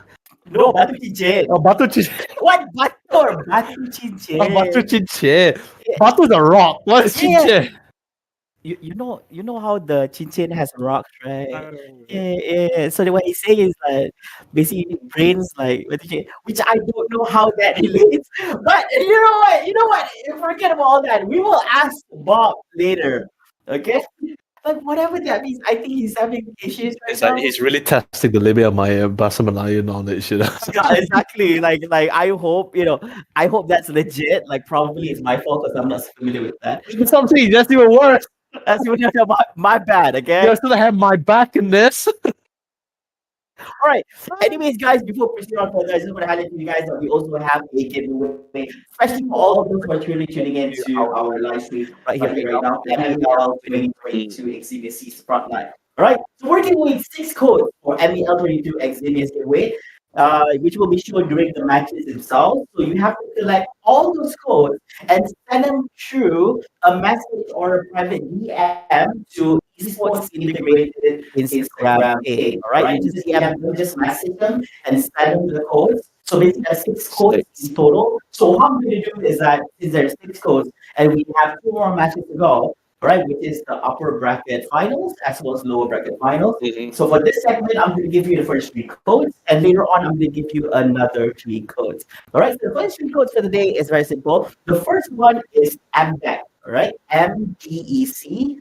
The second code is Amablock Studios, Amablock Studios, and number 3 is Esports Integrated. All right, so those are the 3 codes. I'm going to give away, me myself together with you later on after this, we'll give away 3 more codes. After you collect all 6 codes, all you have to do is just go ahead and over to Esports Integrated or ESI's Instagram page, DM them, and then give them all these codes, and you may such as to win some amazing prizes from this giveaway. Yeah, we better get the codes right as well, because like we said, right, that's gonna be it for today, right? We're gonna be really give the first half, second half is gonna be later on towards the not sure which one counts first, lower bracket finals or the upper bracket final. But either way, the next series you'll only get the last final 3 of the 6 codes you need to stand a chance to win yourself a giveaway. It's not even guaranteed just yet, but you still want to stand that chance. Yes, for sure. Okay, and of course, coming back to our whole competition right here, I'm not sure if you guys have checked it out itself, but this is the current bracket. So we are going to be witnessing match number 5, which is the upper bracket finals between Team WDP, which has won over Team VITEWP on the first match in the playoffs themselves. Well, they'll be going up against MBT Naga, who have won against Team Ammo Boys in match number 2 in the playoff. And of course, the winner for this will be our first grand finalist as the representative in the upper bracket. It is the match of the day. Like the one where everyone has been anticipating and been waiting for a pretty decent amount of time as well. And because this is the part where we can finally see where they actually stand in this hierarchy, right? Because we know they're both great teams. We know they have really superior FPS. But finally, we're pitting both of this team against each other to see who actually really comes up on top. And of course, it's not really the end of the story. Whoever loses out here, will not, like you said, Flavor, will not only be our first grand finalist, but will also the losing team will proceed to the lower bracket finals, where they have another opportunity to try to fight for survival, to go toe to toe with our grand finalists. But like I said, there is an opportunity for EWG if they want to try to make a comeback, depending on who he's fighting against. Like I said, it is quite the Cinderella story if he does succeed. And even if he doesn't, it's still quite the win, because EWG was going up against one of the 2 favorite teams to sort of win out among the community as well. So can't wait to see between the 3 teams what will be the outcome of this situation later on towards the end of the day. But for now, it is going to be our upper bracket finals between both WDP and MBT Naga. It's going to be a really great match to watch. I can feel it. Yeah, I can feel it too as well. Especially, great news for you guys. This upper bracket finals will no longer be a best of 1 series, which is great news because basically the final match just now marks the end of all of best of 1 series. After this, we're going to be missing a best of 3 for the upper bracket and lower bracket finals. And of course, for the grand finals, we're going to be having a best of 5. Oh, yes. Up the whole competition. So interesting enough, losing game number 1 doesn't mean the end. It also gives you an opportunity to get back on your feet. Basically, a second chance at anything your opponent and making it 2-way comeback. And basically, that's the best case scenario if you lose it on game number 1. Or it could be a very convincing 2-0 win from your opponent to it yourself. Yeah, for now, we really haven't gotten any good view on the other maps so far, right? Because finally we're going to a best of 3, right? So we're going to be having a lot more maps being shown in the tournament so far. We've been having, like you said, like what we've been experiencing so far has been a best of 1, but it has been very similar maps, you know? Very similar. We have not seen, okay, we saw Sunday Mall once. We saw Sunday Mall once. We've seen so many academies. Central at all. Yeah, we haven't seen the Central. We haven't seen Central. We haven't. Okay, so far the best. We haven't done Crossing. Yeah, we haven't done Crossing. We have just been watching Academy. Academy and one Sunday Mall. Oh, so it's been that the whole day. It's crazy. Yeah, and in this best of 3, you don't have a choice. Yeah, so we still have to play around with other maps. So I do hope, honestly, I still hate Crossing to death. As a map to play. Yeah, I still don't like Crossing. I mean, it's not just you. Like, even for a lot of people, they don't like Crossing because of the fact of how large, significantly large that map is. It's literally one of the biggest maps here in the map pool here, where a lot of ground for you to traverse and travel, especially for the on-ground units as well. Even though yes, you have necessary reinforcements to re-assist your team members or your allied officers, it's still a lot of ground for them to cover. That's why most of the time you see the commanders usually opting for divisions that sort of elevate armor vehicles. For the GSF, is of course the go-to would be the armor division. Sometimes you see a rare case of fortification as well. Even more rare would be infantry, because let's be honest, on a map which favors a lot of armor vehicles, you want to bring infantry. It doesn't really feel like the best idea. Even for fortification, you see some really cheeky build where people just build a barracks right in front of the checkpoint, and they just keep deploying like phalanx crew, because you know for sure every time, as long as one phalanx crew member is still alive, if they're near the vicinity of the barracks, it will instantly restock the missing units. Yes, correct. No matter how many times you kill, as long as there's still one, it's like an endless wave of phalanx crew. You have to literally just clear off the whole phalanx crew. You don't have a choice because it will keep restocking itself. I believe that is actually an upgrade, right? Oh no, it's not an upgrade. It's a passive, is it? Yeah, it's a natural passive for fortification. Okay, so restocking as long as there's a nearby barracks. Yeah, that's the second. Within the proximity, as long as it's fine. That's how crazy it is. Usually, Ampac launchers, they can deal with it if it's one. If you have 3 just hitting you at the same time, it gets pretty difficult to focus. Yeah, it's really, and also you can also offer expanded crew as well. Okay, so coming back to this is the map Vito. So MBT Naga is playing Axron Industries. Finally. No surprise, I've seen them play Axron and they excel at it in previous tournaments.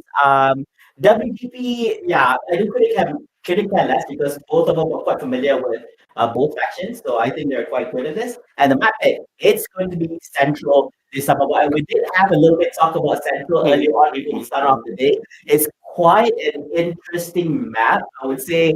I remember this map very well because it's the map that I lost when I fought against you guys last time. Yep. Yeah.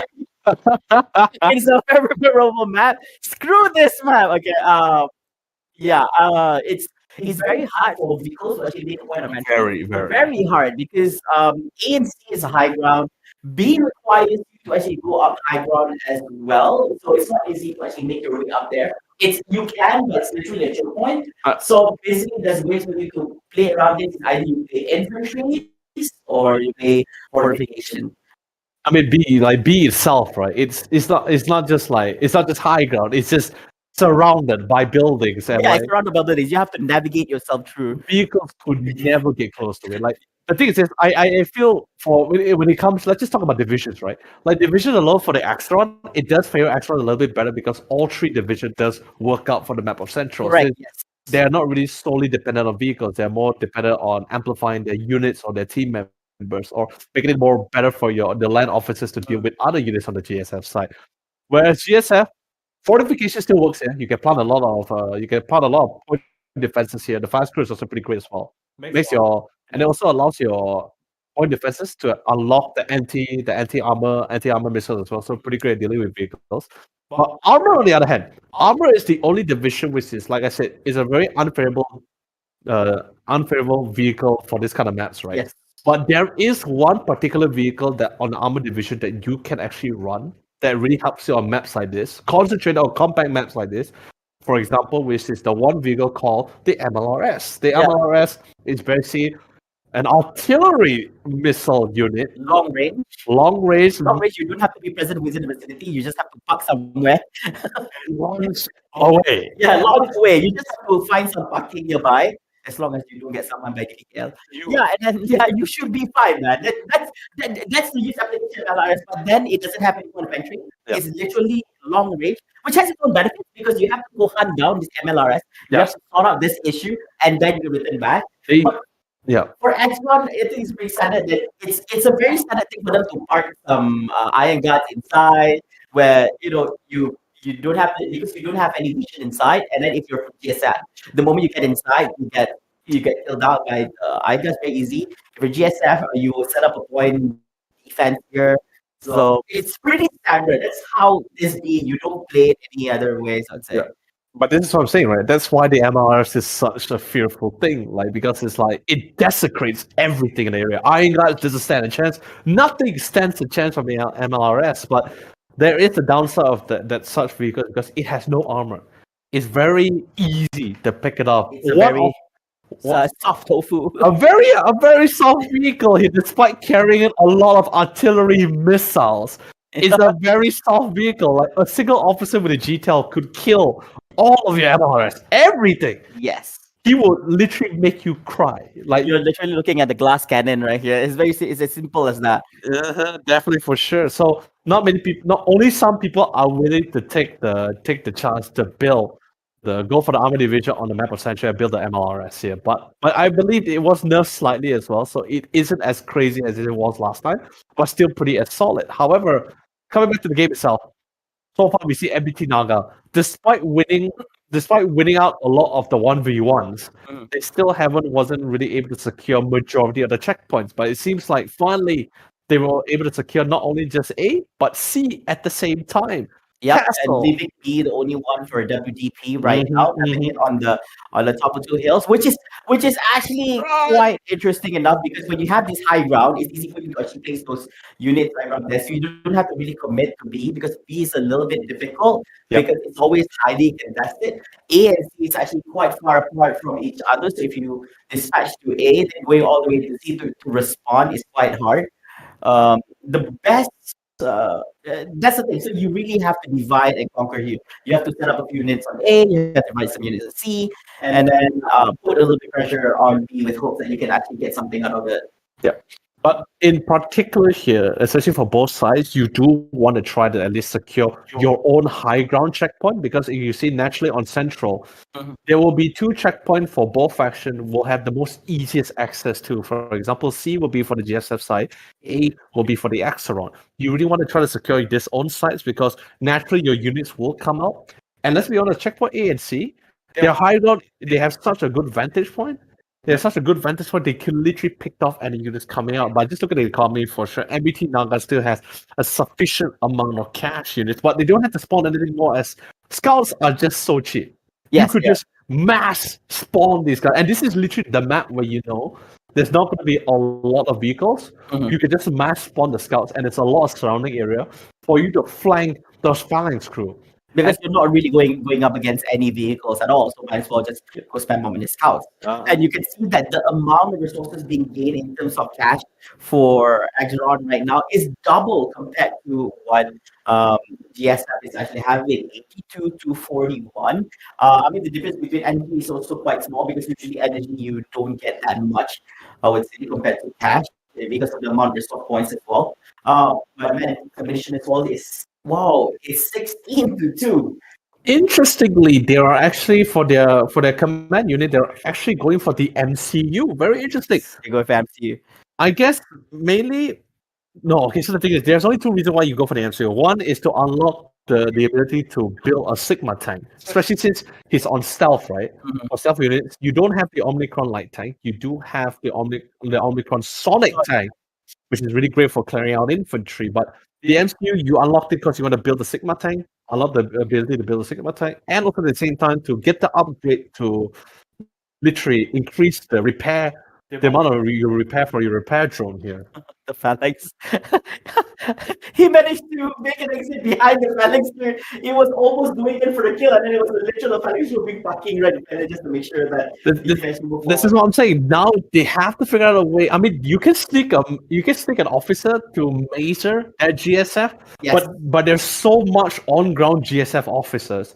They are not willing to leave this point B until the commander gives the command saying that, okay, I have fortified this location and this barracks. You guys are free to go and retake our A side or C side. Yes, correct. Yeah, they cannot. They can't leave. They have to make sure that this is a point that they're not able, because capturing this point alone is actually very it requires a lot of effort, and it gives advantage to whoever sets up a point defense here.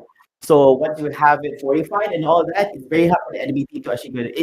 It takes a lot for you to actually do something about it. So just is going to hold on as long as they can until they will, just like I mentioned just now, they will be setting up fortify this place, and they'll secure that you can actually do whatever you want. Go capture A, go capture C, and then hold on to that. And then after you're done with that, you fortify back here, return back, you ensure that there's at least one person. Hey, at my side. And then you ensure everyone. And see. Yeah, that's his game. Okay, very interesting. You see, this is what I'm saying. Right? So he did go for the MC users so he could spawn a Sigma tank. I think the goal coming in for MBT now going to affect that. Okay, we have superior officers on the field, right? So now I just want to ensure that we have full control of the roads, because all the roads are pretty like standard and asymmetrical. Pretty great lineup for the Sigma tank to pick us. So I think he's actually going to park that Sigma directly in front of one of the entrances where GSF units will be coming out. I think he's just going to slowly pick off any vehicles, because eventually that point is going to drop down. That's going to drop down to the first tier, then to the second tier where IFVs is going to be unlocked. So I think he just really wanted to secure those lanes.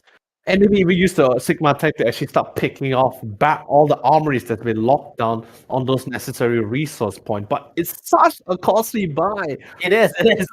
Oh, it's happening. Pick up armories. Yeah, exactly. You see, he positioned it right in front of the spawn of GSF side. Is it just me, or Sigma tank looks like Chainsaw Man head? You're talking about the head, aren't you? Just the head. Yeah, but okay, let's just enjoy the point there. And I believe that for the first time, for the second time now, we're actually witnessing point A as well as point C. We didn't actually get to see much because we've seen so much action happening on B. Looking at the split, things are looking well for MVP. Are going to be captured A, the B, as well as neutralize the C. WDP is a pitch instead at 220 victory points. But in a map as big as this, it's not easy to actually control all 3 points because they're quite far apart from one another. It is. You're bound to actually have a point which is not as heavily guarded as the others as well. You just need to have the ability to identify. So basically the best case scenario is at the moment you capture, you basically hold on to as much as possible through the whole thing. Oh, Frost! Really good. Yeah, he's got a really ninja plan, a ninja cap that point for themselves. Looks like even A is gonna be retaken back by WTP GFF side. But then again, Iron Guard is there. But with 2 core players with the necessary weaponry, I think they should be able to make quick work. But a quick rotation coming from the back line as Storm comes in from the back to actually nail one of the members here of the GSF officers. He falls on the ground and all comes down to Castle. He's boxed in from the left side by the Iron Guard, and now even gunned up from the right for XRX forces. Who said Iron Guard a week ago? I still know. Let's be honest. Iron Guard wasn't alone, okay? Yeah, he was alone there. Yeah, I get it. He was not alone. No. But still, it looked like he was the one who actually won the fight. 2v1, no problem. But there was backup on this side as well. Yeah, so this is something. When you enter A and C, also a different kind of gameplay here, because you need to go higher ground. You need to go up through this there. It's either that or you really have to use the jump ability for you to actually go up here with one of the battle suits. Yeah, because it's literally like a choke point, so people kind of know where you're going to be coming from. So that's also a disadvantage. And especially as usual, when you have the checkpoint here, your objective is not really going to the kill. You're just screening out the enemy and wasting as much time as possible. Because the enemy cannot proceed further and capture if their enemy is actually still. If basically the opponent is still lingering around and shooting it down when you try to go in for the capture. So it's always an advantage for those who actually own the capture point here. WDP is going down really, really fast, 210 victory points, which is literally half right now compared to what MBT Naga has. It's already 11 minutes into the match. So basically, on GSF side, WDP, they need to do something. They managed to screen out. There's a mule percentage right here. They didn't manage to kill. Is that? No, that's a dead meal, don't worry. Oh no! I mean Boomer. Yeah, so basically Boomer is still there. So Boomer also died out. It's there. Hit by behind. Oh, shouldn't have to go. He says go down and see if he can actually do something. No, that's a 2-1 trade-off right here. He managed to flip the C. All right, by the time Boomer comes down here, it's already I need to get it off. But still good effort. He managed to hold on as long as possible. Oh, Beetle, you're gonna run, brother. Run, Beetle, run.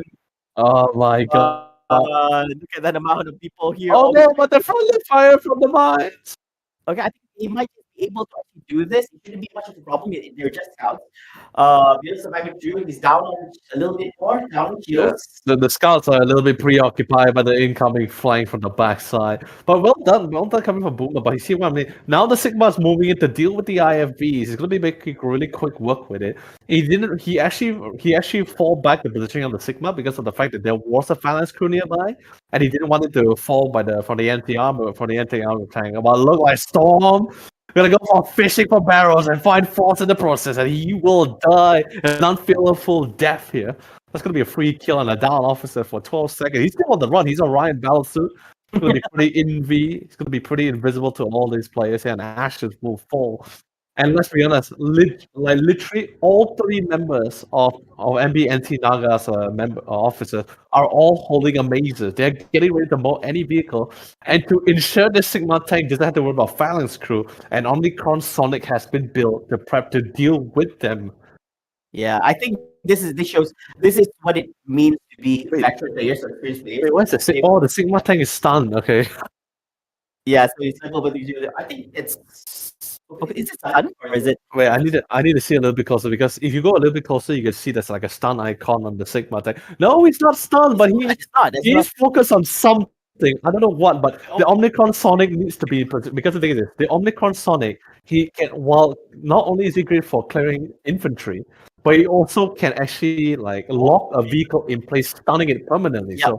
So if you reverse the Omnicron Sonic a little bit, you can actually stun the IFV. I think if you saw just now, the commander tried to. Oh god, yeah, the Sigma just like two shots IFV. The commander found out that what was going on. He was trying to manually control, but then it was already too late. But I think it's fine, because like he just two shots the IFV in the end, right? He's like, all right, gotta turn him a little bit. Yeah, it's okay. Yeah, okay. So is this Boomer? Yep, Boomer back at it again. Flame Shot still winning up the fight. Back. OWDP comes back with a comeback here. They captured the B and the C. Looks like a little bit of fight. WDP is not going to go down easy today. This is still game 1. Look at how intense it is. But remember, MET Naga still has 400 points, which is 4 times more than what WDP has to offer in terms of victory points. Let's be able to actually make this a turnaround. Yet another flip to neutral on B. And this might be coming up from MET Naga's side. So it's 2 capture points versus 1 to WDP. And less than 100 to go. I'm a little bit concerned because if you notice as well, a lot of income is literally dedicated to both the Achilles squad and the Phalanx. I get the Achilles because he does want to play, like, because if you have a group of Achilles squad, no matter what point you are, you can actually be a menace to anyone who tries to retake back the site. But right now, WDP is receiving the tier 3 reinforcement. So it's going to be able to get some form of income flux of units to try to retake the site. But however, Boomer not having the best of time, not able to kill off the Phalanx crew. Only 2 more units left to kill. Then he would have cleared out the entire Phalanx squad. But sadly, he has no choice but to fall back. and the fight to retake back that seaside gets even more menacing by the minute. Yeah, all this. I think these are all the hollows, right? What? The hollows? No, it's not hollows. They're currently inside. The recon drone, so they're pretty much in stealth mode. Yeah, I think they're gonna get cleared up real easy here. Oh, still surviving through. But then look at all the Marines trying to make some plays here, but I guess they're gonna get off as well. I think they've been. I think it's literally having a wraparound from all sides. They're gonna get it. Yep. Oh, they have a specialist there. The specialist squads really make quick work for those Marines. Like higher tier, basically it's really another high tier. But you see this one, I'm saying the action squad really starts bombarding. But sadly, he didn't really precisely target that area. But Boom Boom managed to shut things out. So another WDP is gonna have their points reduced even more, just a little bit more, and Boom Boom will die. But sadly, he managed to capture it in time. Now more points will slowly dwindle down. I think in this situation, WDP should take a risk. They shouldn't have to focus on the C, because even if they did manage to capture, they still need to capture either the A and B. So I don't. It doesn't look like they're trying. You can clearly see on the map there is actually a unit trying to go into for site 2 right now, waiting for capture. But I think it's a little bit too late. I think right now we have 3 capture points. If they actually let you do that, they could actually slow down the progress of winning points now on their end.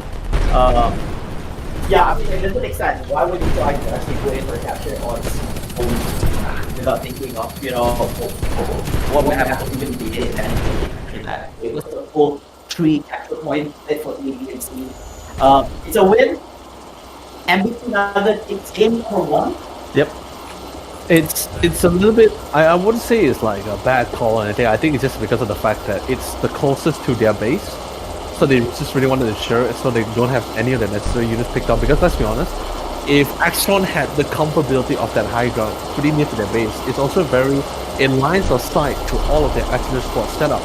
What I'm concerned is the fact that of the build order he actually went for, because coming from the side here from WDP, decided to go for this full action squad lineup, like full action squad. I understand the damage that it comes out of it is fantastic. You're able to deny anyone who actually captured the point. However, because you're committing a lot of your population cap to having action squads that will not be on the field supporting your officers, but more focused on bombarding anyone that's going to be trying to retake the point, anyone can actually just tank out the damage and just gamble on the fact that, okay, I'm going to try to capture this point. And that's exactly what happened towards that B. They had B secured for a while, but after that, when B got it back, they're like, oh god, who's going to go take it back? Because now it's impossible. Iron Guard's being reinforced, a lot of scouts as well. And don't forget their on-ground officers is being a menace. Storm was literally, I think it was Storm. Storm call sign was literally retaking all of GSS resource point on their side of the point. C was also on the verge of being retaken back. And there is no units. Not enough units to reinforce any of their on-ground officers. Maybe 1 or 2 Phalanx crew, but what can they do in the face of impact launches in their hands as well? The only reinforcement was the tier 3s. Yes. But the tier 3s was not able to get that far because there's no form of assistance at all. So unfortunately for that one. Yeah. But still, I have to applaud. I think it was still a very good match. Yes, very good. Still a very good match. I know that some of you guys feel that, the point gaps are quite different. Everything Douglas still managed to sustain with 300 plus 1, but the amount of thoughts has been put in for both sides, both the GSF as well as Axeron, is highly applaudable. So I would say congratulations to both teams for that amazing match. And that is only game number 1. Right after this, we're going to jump into game number 2 itself. Yep. So if everything Naga manages to win this one, they will be moving forward to the grand final with a 2-0 win against WDP. But if WDP manages to win the next match, they'll force the game number 3 in the best of 3 series. Yeah, it's really going to be a great game as well. Like, don't get me wrong, I don't have an issue with the build coming in from WDP's GSF commander. I actually, like I said, it's pretty great if you can make it work. If you get the points down, then you're pretty much set for life. All the officers have to do is just hold the points. However, like I said, this is a high risk, high reward kind of situation. You're really doing like this massive gamble where you're only assisting your troops with a bombardment on a very targeted, precise area. Yes. It's not like Murray's going to be supporting your units alongside there. Like he's been spamming scouts, Sigmas. Like I do like although it did catch me off guard that he actually built the MCU first instead of getting the tactical one over the MCU. But still, the Sigma did pull through on getting rid of those necessary vehicles. The first IAV, the second IAV, but I think in the end it did fall to the M33 because he was prioritizing and giving units everywhere. It was a little bit too late in the commanders. Trying to micro that, but still pretty great. It did its job, I think. Yes. We do expect the M33 to actually clear it out as well. So, but it was tier 3, so it's like pretty. Like it's literally, I believe like AdMats and everyone is probably feeling like, all right, we got units. Wait, I want to say something, all right? Because when I saw Advanced name in there, right? When the game ended, I saw his stats. Actually, he did essentially well. He took down 3 officers, 16 of the infantry units. Yeah, that's a lot of scouts he was playing. No, I think he got the most numbers out of his teammates. So as an individual, I think I can really say that I believe based on that stats, he's a good FPS player. It's very objective oriented because he was really trying to. I mean, it is supposed to be the name of the game, right? The objective, right? Yeah, so he was the objective base for killing the because he was really trying to get to one of those sites, right? But it's always going to be guarded by B is going to be scouts, C is going to be iron guards all across the board, right? The rest of the team couldn't really assist Frost and everyone, or Ashes in this case. Ashes and everyone was trying to reclaim their resource point because Thomas was being a real jerk. Yeah. By just denying all of these resource points, which the commander needs, by the way. Yeah. I thought it was a bold move. They actually dropped the barracks right on top of the B checkpoint because they want to make full use of the fortification passive where you can reclaim back the Phalanx crew. But I think the combined efforts of the X1 members where they just kept shooting MRPG launchers, I'm like, yeah, there's no way those Phalanx crews are going to survive. Not for too long. 3 officers worth of MRPG launchers was committed to clear out that whole thing. It was crazy. If one will have difficulty, 2 might be doable. 3 is I think another reason why this actually happened is because I think both teams, you have to understand, these both teams actually know each other well enough to know that what kind of cards and tricks they might pull up from their own sleeves as well. They know how each other will play. They know what's coming, and they are familiar with what they're able to actually churn out doing at this point into the game itself. So I guess remember when Exron was so ready to receive an MP3 and IVs into the whole thing, they got things ready. They know that it's coming with level 3 support and everything. So yeah, that shows experience. That shows high level gameplay happening right here. Yeah. So these are all the small details that hopefully, if you guys pick on, these are actually very important in the game. I think it's really cool because if you think of it this way, right? It's like I said, it's a game of chess between these 2 commanders, right? And of course, it does having FPS officers skill play also plays a very big part in this game here because. Even though, yes, you may not be able to kill the officer, if you kill the officer, that's a bonus. That's a massive win, right? Correct. But if your officers, have the mind of their own, Exactly. But if you're able to just chase them away, it still sort of creates more grounds for you to create an anchor point for your team to build or take some form of control. So I think both teams has this general idea. It's just a matter of what the commander wants to do to support their on-ground officers. So in this case, the Echelon was a gamble. It would have been fantastic if it succeeded, but sadly it didn't. So, but like I said, this is the best of 3. This is where they test the waters. Now they know, okay, this didn't really work out too well, but now we have a first-hand experience on how the FPS officer is on the field. Now I think after a quick, I won't say debacle, but a quick discussion among themselves before the next map, at least now they know, okay, we're going to support this player, I'm going to support these players, I know which unit is a gamble and which ones are not, that kind of situation. Yeah. Whew. I'm very curious. Okay, so in a few short moments, we're gonna kickstart our game number 2 itself. And Naga, this might be it. Is this going to be the game that actually brings them to the grand finals itself? WDP, I hope that they put up a fight. I honestly, they are putting up a fight. No, I mean better than the Kementerian game itself. I do hope that there's a game 3 just to see more from these 2 teams because it's not always get to see this. Yes. I mean, I don't want to say anything by saying that, basically, they're going to beat up again in the grand finals. I don't want to see that another team in low. It's not going to have any fighting chess with each other. But it's not always good to see matches like this. Yeah, and there's a big prize on the line as well. So I think both teams are going to bring their A game for this next one, especially really knowing that this is going to be their could be their final chance to actually be here in upper bracket. Yeah, that's definitely for sure. But it's been a really great run. I mean, it's not really the end of it just yet. We still have another series. We still have not only another series after this series, but we haven't even complete this one yet. So it's pretty too early to say who has the upper hand. Although yes, we did see a little bit of a difference in certain situation of FPS paralysis, but I still think it's a little bit too early to judge just yet, right? WGP did had a good lead earlier. Yeah, they had a good Yeah, I lead. was surprised that MBT was the one who's actually dropping victory points. That's what I'm saying, right? It's because like when they first built the barracks, like right in front of B, they're instantly given a phalanx crew.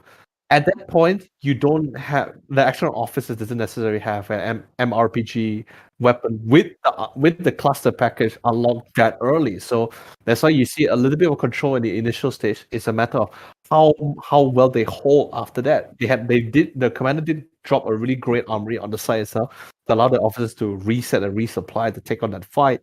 But then it came down to a certain individual situation. Like there was one time where I forgot who was it, but he nearly got a double kill on two members of the action officers until Joker came in to come in for the save. If that didn't happen, I think we see GSM will be able to fortify that position a lot more better, a lot more harder.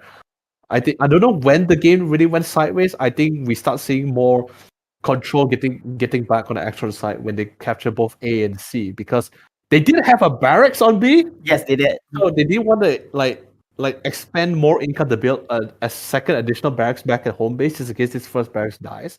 Wait, was that the only one? Yeah, that was just the only one. Wait, that was the only one? I didn't realize that. Like he didn't build a second one until he figured out, okay, my officers are dead, no one's to hold this point. Then he built the second barracks, right?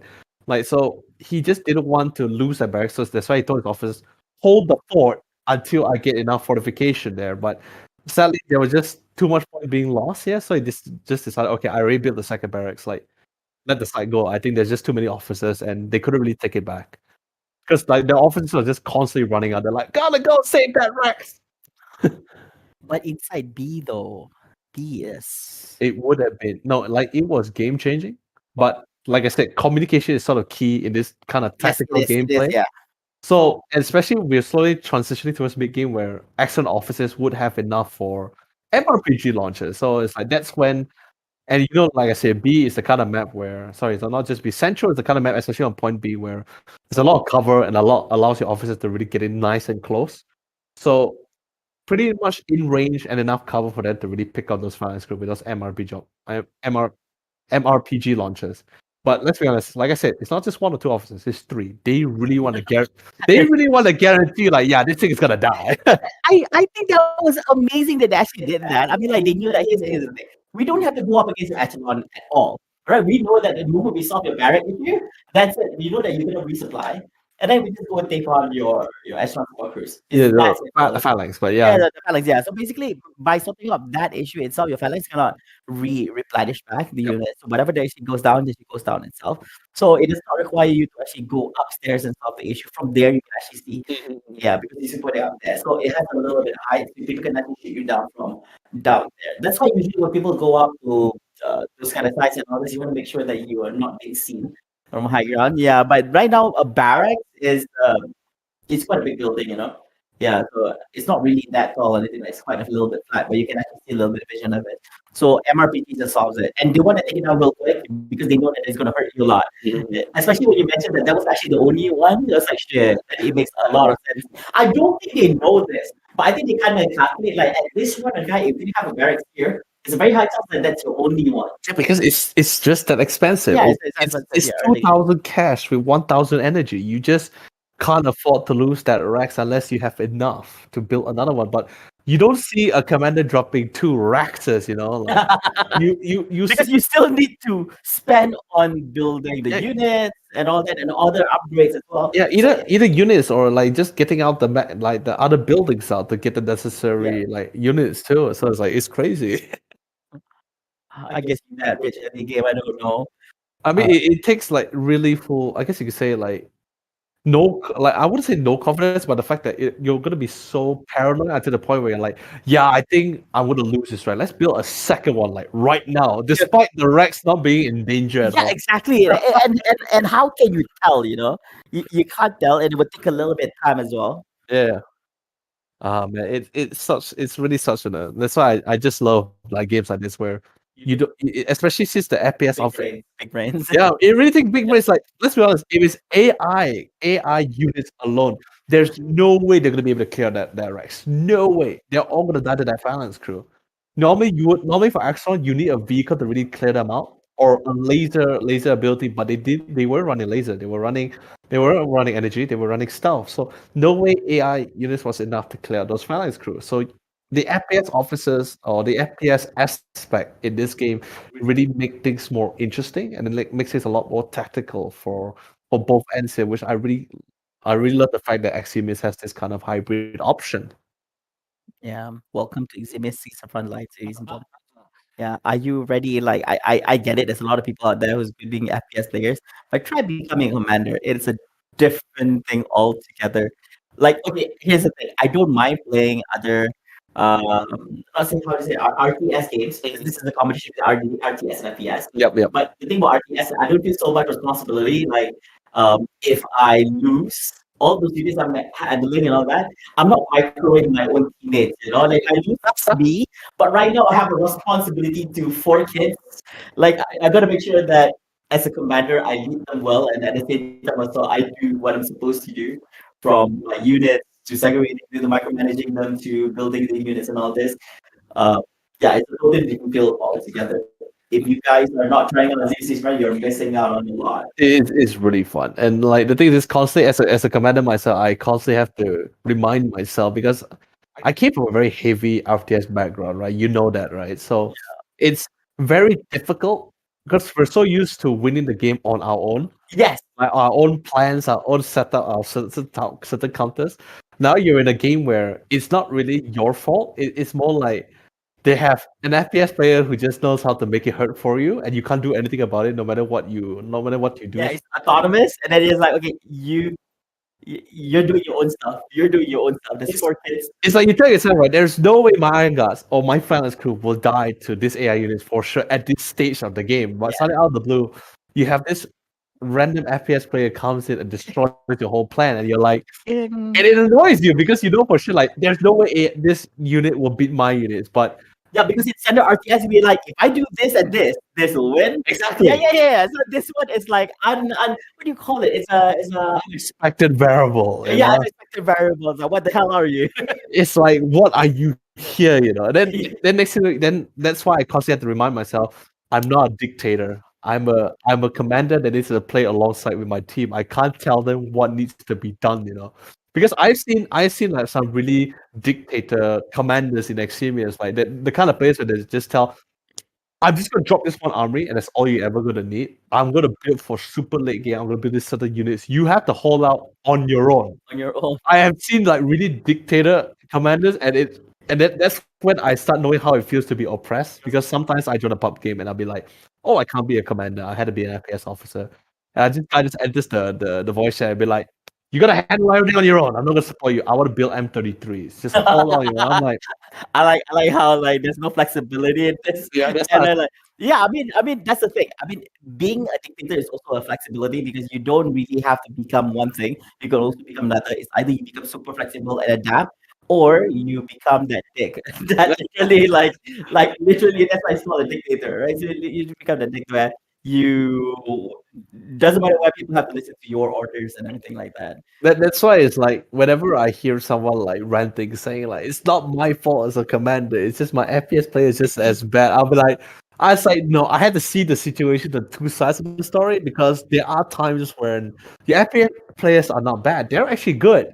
It's just the opponents are better. So Yeah, there's always that. So basically, think about it this way, right? We talked about unsuspected. What was it?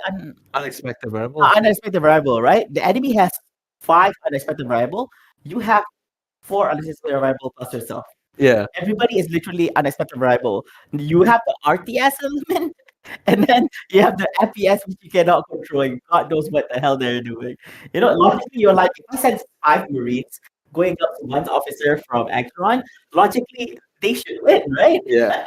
But I mean, there are times I have also experienced bad commanders as well. Like they don't give support, but nor are they being a dictator about it. Like they weren't really building anything. They were just trying to figure out the situation. And I would tell Olcha, I'll be like, you need advice? You need some like pointers? And he's like, no, I'm good. I know what I'm doing. And I'm like, I will respawn again. I'll see like this reinforcing units, and he's built units. I'm like, are you gonna send them out? And he's like, don't worry, I know what I'm doing. Then I'm like, but your teammates are dying. I die and see you 3 times with new squads of units. Are you not gonna send them out? He's like, all right, I'm sending them out. He sends the phalanx crew, and then that was it. And I'm like, okay. Them. Yeah. Then I was like, okay, so there are a mixture of bad commanders or bad FPS players, but also I won't. It's not because they're new or anything. Like I know if they're new, I'll actually teach them. But at the same time, there are players where they're not that new, but they still can just be that bad. Yeah. So it gets tough sometimes. But I think this applies to every other multiplayer game as well. You know. I don't want to become a commander anymore. It's too stressful. I mean, like the amount of responsibility is very, very high. Like I remember back then when I actually did that. It's well, it's an interesting thing. I still remember the first time I actually went inside the game, become a commander, and I'm like, I suddenly press a button, and then I'm like looking at top-down view. So what in the world is this? You know, the funny thing I ever experienced was like this is as a new player, right? The interesting thing is that sometimes when they don't know they're the commander, sometimes they don't know because you just join the lobby, and if you don't select your roles between commander or officer, right, it will also lock you into commander because you do need a commander. Because nobody else has opted for a commander. Exactly. So yeah, so basically you take the balance. yeah, unless you switched out, right? But some players don't know because you just click it and then you just leave the screen, right? And when you come back, you'll be like. But then when you join as an FPS player, you'll be like, where's our commander, right? Then when you hit the tab, you'll see like the commander star walking around next to you, and I'm like, Joe, you're the commander! You're gonna press Q. You're gonna press Q to get to that RTS mode. I didn't know I had to press. I remember the first time I played this shit. I said, damn it, I have to press Q. So, whoa, what's going on? And then I mean, like you legit learn because there's so much key strats back in the days where people can literally just go to the base and destroy, right? Yeah. You master the power plants and shit. I have gone through that shit before. I set out the power plant, they're literally next to each other, and then I'm like, why is my power plant like glowing up? I see like this line of laser like It's the worst. It's yeah, the it's worst the feeling. worst thing ever. And the amount, like, as a commander, I've experienced people coming to the base and people have expectations of you trying to build up defense to ensure that the base doesn't go down. I mean, like I've even like I'm not sure were you with me, but I'm pretty sure I'm not sure we cast a Sukan where we were casting a game where it was I believe it was Empty Souls team, Empty Souls alongside with Mighty Toast, and their goal was literally base destruction. They didn't want to win by checkpoint. Yeah. They want to build base destruction. By the way, yes, guys, I need to tell you something as well. There are 2 ways to win in EXIMIUS. Yes, there is 2 ways to win this game. One is to win by depleting your opponent's total points, victory points, or blow up their command center. So yeah, which is possible.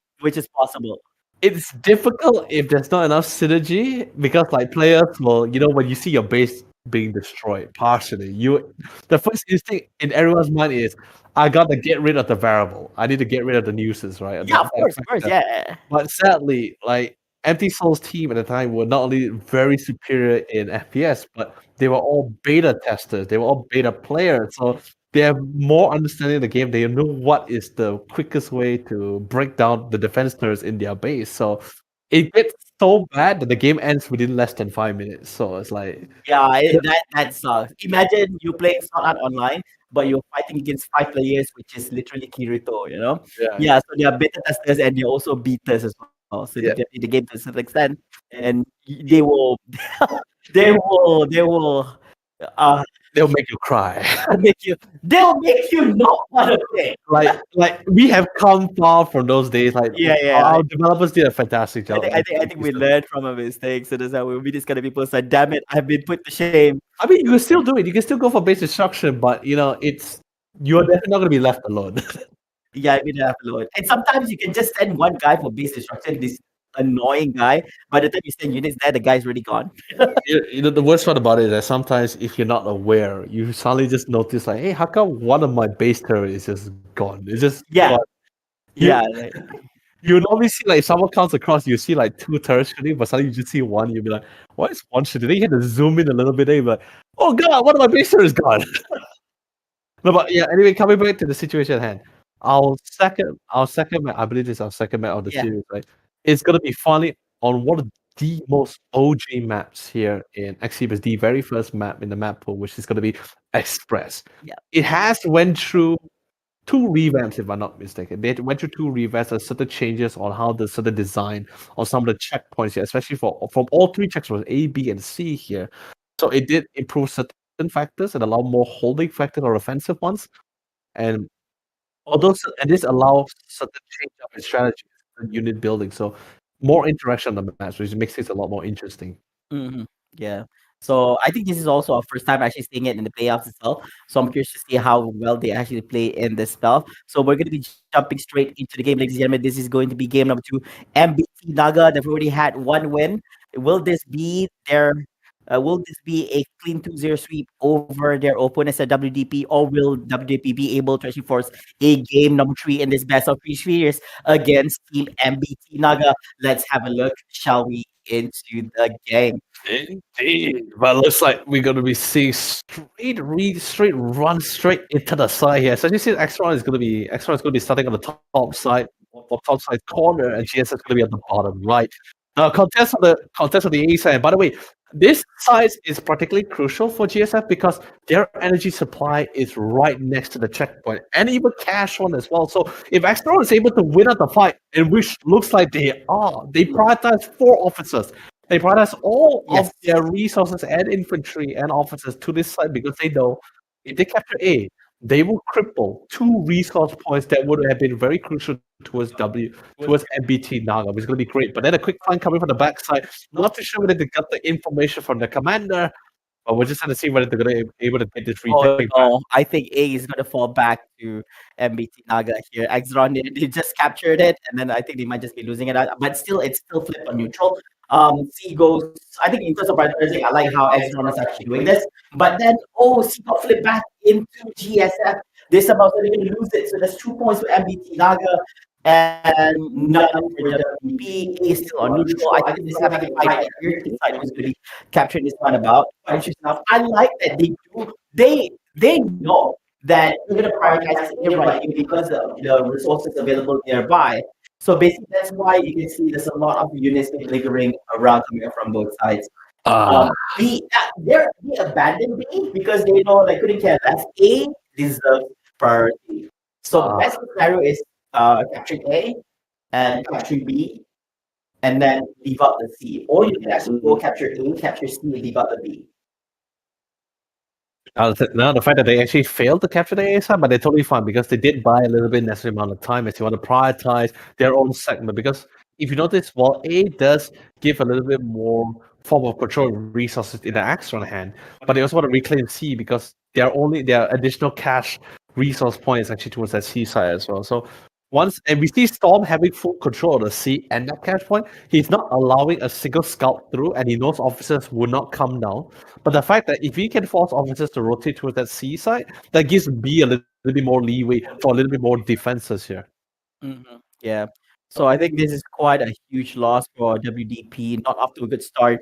By the first 3 minutes, it's already lost more than 100 victory points on their hand itself. So they need to make some kind of plays right here. I believe that one of the points that they should start off with is at least a C because they need something right now.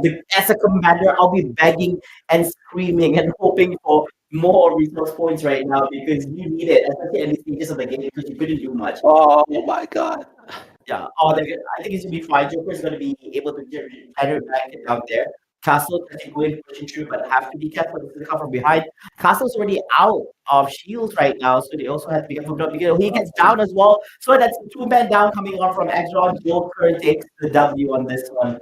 This is what I'm saying, right? Just instant death. And what makes it worse because this is the kind of map where it does promote like divisions like infantry as well. And remember, with infantry, you're given an additional field support for those phalanx crews, so they're going to be able to sustain as long as possible. But for the map of Express, B in particular is very crucial to hold that high ground. And unfortunately for Storm, gets flanked from behind, and Beetle is going to be able to shut him down. Flame Shot is dead for the count, but looks like Beetle still wants to see he can try to get back that A for his teammates. Yeah, lucky enough still Exron managed to get Oh, okay, this is really cool. Okay, this is a very nice position because it's literally in a straight line. You're able to actually have a little bit of high ground for you to cover more ground because you can see that the axis is actually quite big. for the support crew. This is actually very good. Joker, be careful, this is an option there, and this is so much to go down as well. Super soft peaceful, and so you take on this one at the same time as well. Those are 3 kills for Joker. Or you're right here, and this is a good now. See more combatants, he can handle it, no problem for him. Yeah, so this is a benefit for us if you're good at FPS. You shouldn't be struggling and having issues with going up against combatants. Get a little bit of cover, shoot them down one by one, and then yeah, number is not really as issue as long as you actually have to cover. Oh, it just comes in. Oh, that's gonna hurt. Oh, that is. He even meant it, and the worst part about it, this is not your regular. Oh, this is not your regular turret coming in from WDP. They actually went for energy division. So in other words, their turret is not a machine gun turret, but a laser turret. So this not only pierces armor vehicles, but it's also great for piercing phalanx crew because laser actually leave like burn areas where it will actually scorch anybody who's standing within the vicinity. But of course, courtesy of Storm, going to be able to make quick work of that turret, but he will fall to the ground in the hands of Castle and a couple of groups of scouts, and should be able to revive Beetle to reclaim the site. Really good coming out from Acheron here, WDP, but still they need to go in for the captures right now. You're winning kills, but you need to focus more on the objectives. And it looks like they're able to actually do this on C. It looks like they're going to make something happen here. Now we're looking at point A, able to capture this one, then go to the, and this might just be the capture leading to the WDP. This is something that we want at this point. And I think that they're still doing okay at 311, although yes, they're close to 250 points gone from their end. I think this is still okay compared to what they went through in the previous game itself. I think you don't have to be really greedy. Just once you're able to hold this A and B, should be all good. And I guess they're going to this as well. And in this we go back to the Acheron side. There's 3 at this point towards Acheron and not going with make sure.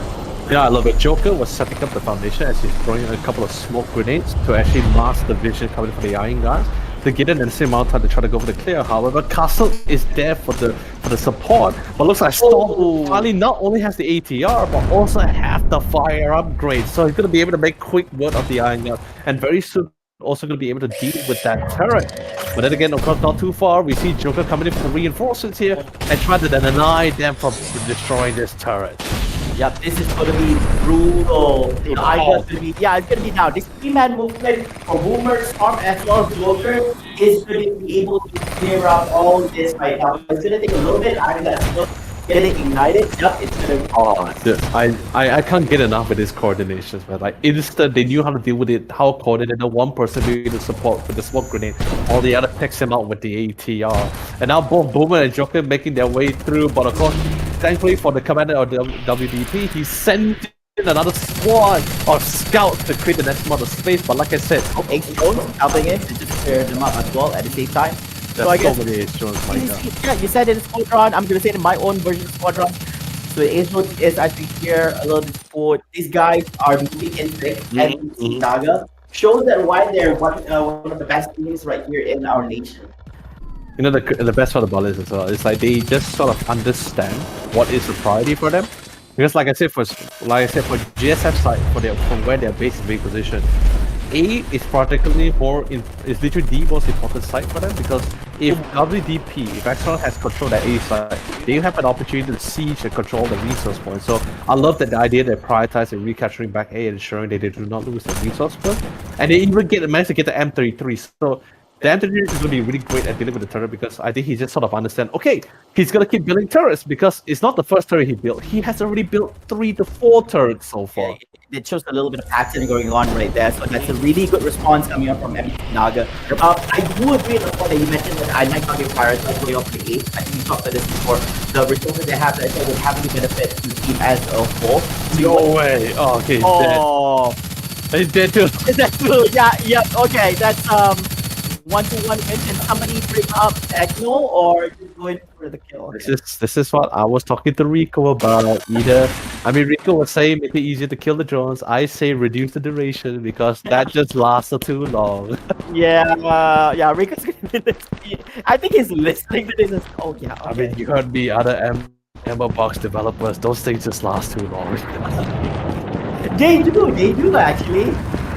Yeah. Okay, so now coming back to the whole thing, look at this flip. MVP Naga flipping A, B, and B. Right now, forcing WDP's retreat points down all the way to less than half now. 237 and we'll keep going now. Captain C. So we're going back and forth here, which is good. I think both teams are actually putting up a really good fight against each other and having the upper hand here. WTC a little bit struggling, so the magic actually CE is going to be quite an issue for them on how to actually capture throughout this A and B, especially knowing that you have one M33 in basically on the side of MVP Naga. Yes, absolutely strong. And it's really good. I think it's really great as well because, like, if you think about it as well, they, like I said, MVP Naga's commander built the M33 to count to the necessary amount of turns, right?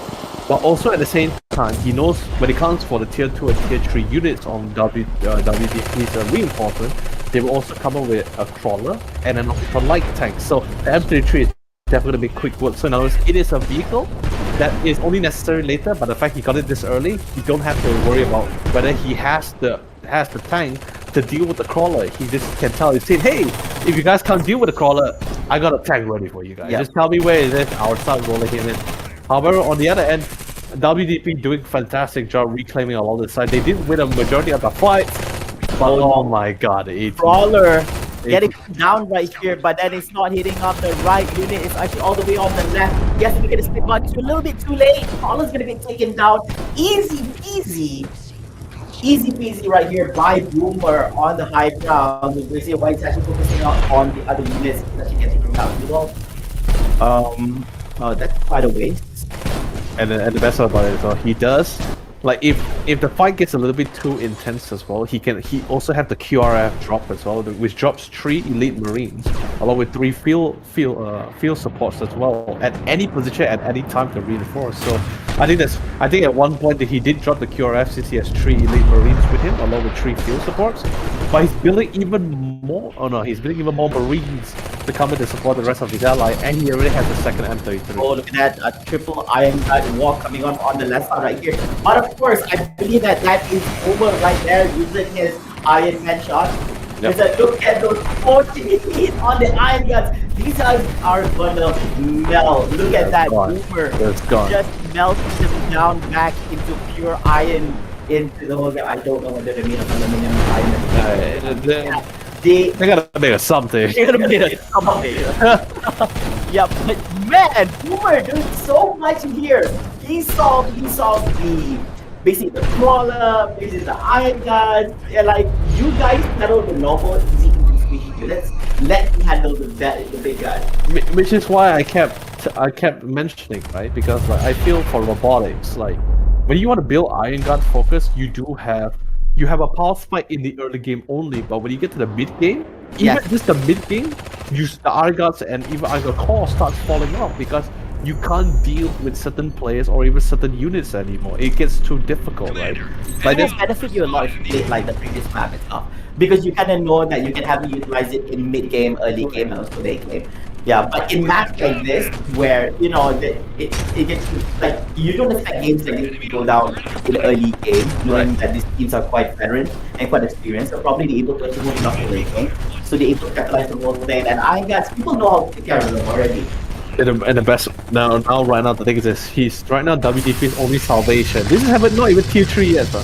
He has 5 laser knights. They will definitely make quick work of the tank, but not being supported alongside with Boomer and Joker, they will be the one to finish off the squad of the laser knight. So it gets pretty hard.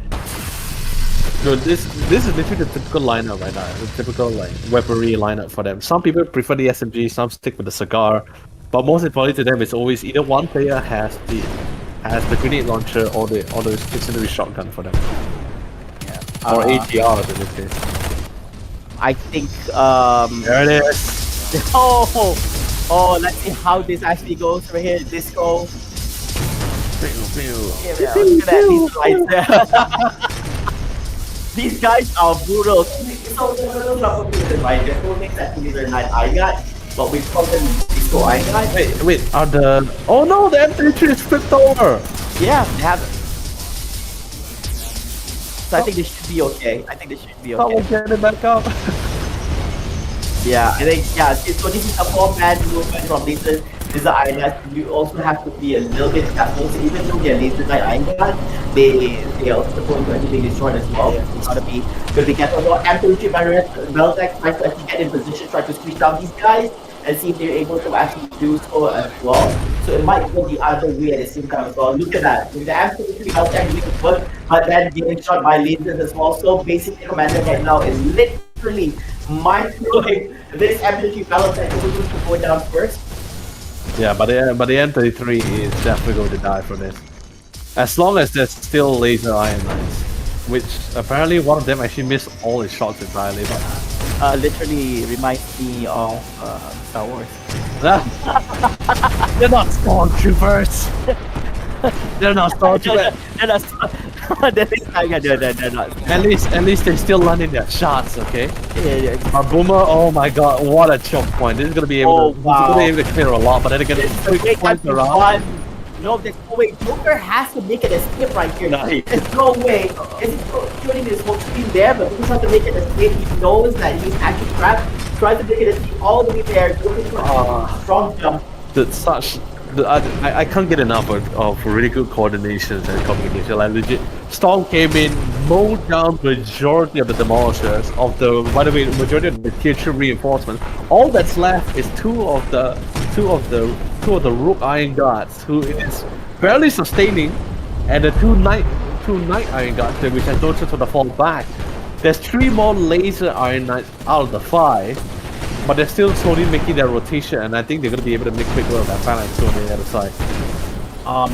Okay, I think that this is going to be tough. WP is still holding on strongly now, but they're only left with 68 victory points right now. Well, at least unless at WP2. Everybody's very lucky that they have all 3 capture points in A, B, and C. But it's going to take a while for WP now to actually increase their victory points here. So it's going to be quite a turnaround to manage to actually get a win over everything other than game number 2. But they don't have much. They don't have much resources. They don't even have much units on their end. So it's more like quality over quantity here. And you kind of know that MT have their own ways like they handle with the Iron Guard as well. So I still right now, even though MT doesn't have the capture points, things are still looking good for them. Is that a drip? Just quickly initial D, just to do initial D. That's a little bit cool here. So the like Tagwig is perfect here. Ace drones, got nothing on the Joker and high ground, getting hit by off front like tag. Gotta be careful. So they're gonna fall down. Doesn't hit on anyone here. He makes a camera back against it. But I got skills and he's strong here. The thing is right now for them is they are currently surviving on the tier 3 reinforcements, but they at least lost, I say, a good of 70% of those tier 3 reinforcements. MBT Naga is not only still strong and standing, but they still have access to 2 tiers worth of reinforcement units here. So the commander and everyone needs to figure out a way they can actually counteract. Right now, WDP is trying to force out more Iron Guards so he can actually try to get more Laser Knights onto the field, because all that's left is just 1. But look at all these Marines getting ready to go. There is still the tier 2, but they managed to get back both A and C. So from the tier 1 reinforcements was enough for them to reclaim back 1 of the checkpoints or 2 of the checkpoints. Let's see how well WDP is able to turn things around with the limited units and resources on their hand. Looks like they tried to push for the A right now for going for capture instead of the C. They really need to force it and at the same time hold on to B at the same time while they're getting kind of use it. They will need less than 50 vision points left right now, and Kina got 284. No. Yeah, I love what Vito was trying to do here. It's like, all right, you go for the retake the checkpoint. I'll do the agent shield, but the tank just one shot the shield. And it's just like, oh, it's not working out, and the Marines makes it even more harder. I know this is a typical movie scene, but send in the Marines and literally wipe out the whole squad. Yeah, this is brutal to see. This is not the time for them to actually have this. The officers are down. I don't think they're able to actually capture on it in time, and I truly think that this might be they're down to just Joker Zapper as well as Castle. The Castle is also down, and he has already been eliminated, and Vito will be needed back in 2 more seconds. They will not be able to actually make it in time to actually capture back, does it? They have to force they have to force the A, which is like heavily guarded. The C has a little bit, that's why there is a unit coming in from the actual side of the DP, but I don't think we're able to actually go in for the capture. You see here, there's also the FPV battle tank right in their face, so gotta be careful. Can they handle this FPV battle tank? Disco Light not doing nothing right here, and still holding on strong. I mean, that's it. It's a tough game, but a pretty good one as well because this one got a little bit more closer than it's supposed to be. Yes, but definitely a better fight coming in from WDP. And the crazy thing about it is just that the answers that each of the players have, right? Not only just from the commander point of view, but the on-the-ground officers, they just knew how to hold their own. And they also have the necessary support coming from the commander to equip them to deal with certain scenarios. Like, usually, like last time, when you see a group of Iron Guards, you'll be like, yeah, I can't deal with it. Like, they had to keep throwing a bunch of smoke grenades, but they're not able to clear them as fast, even with the incendiary shotgun or the grenade launcher.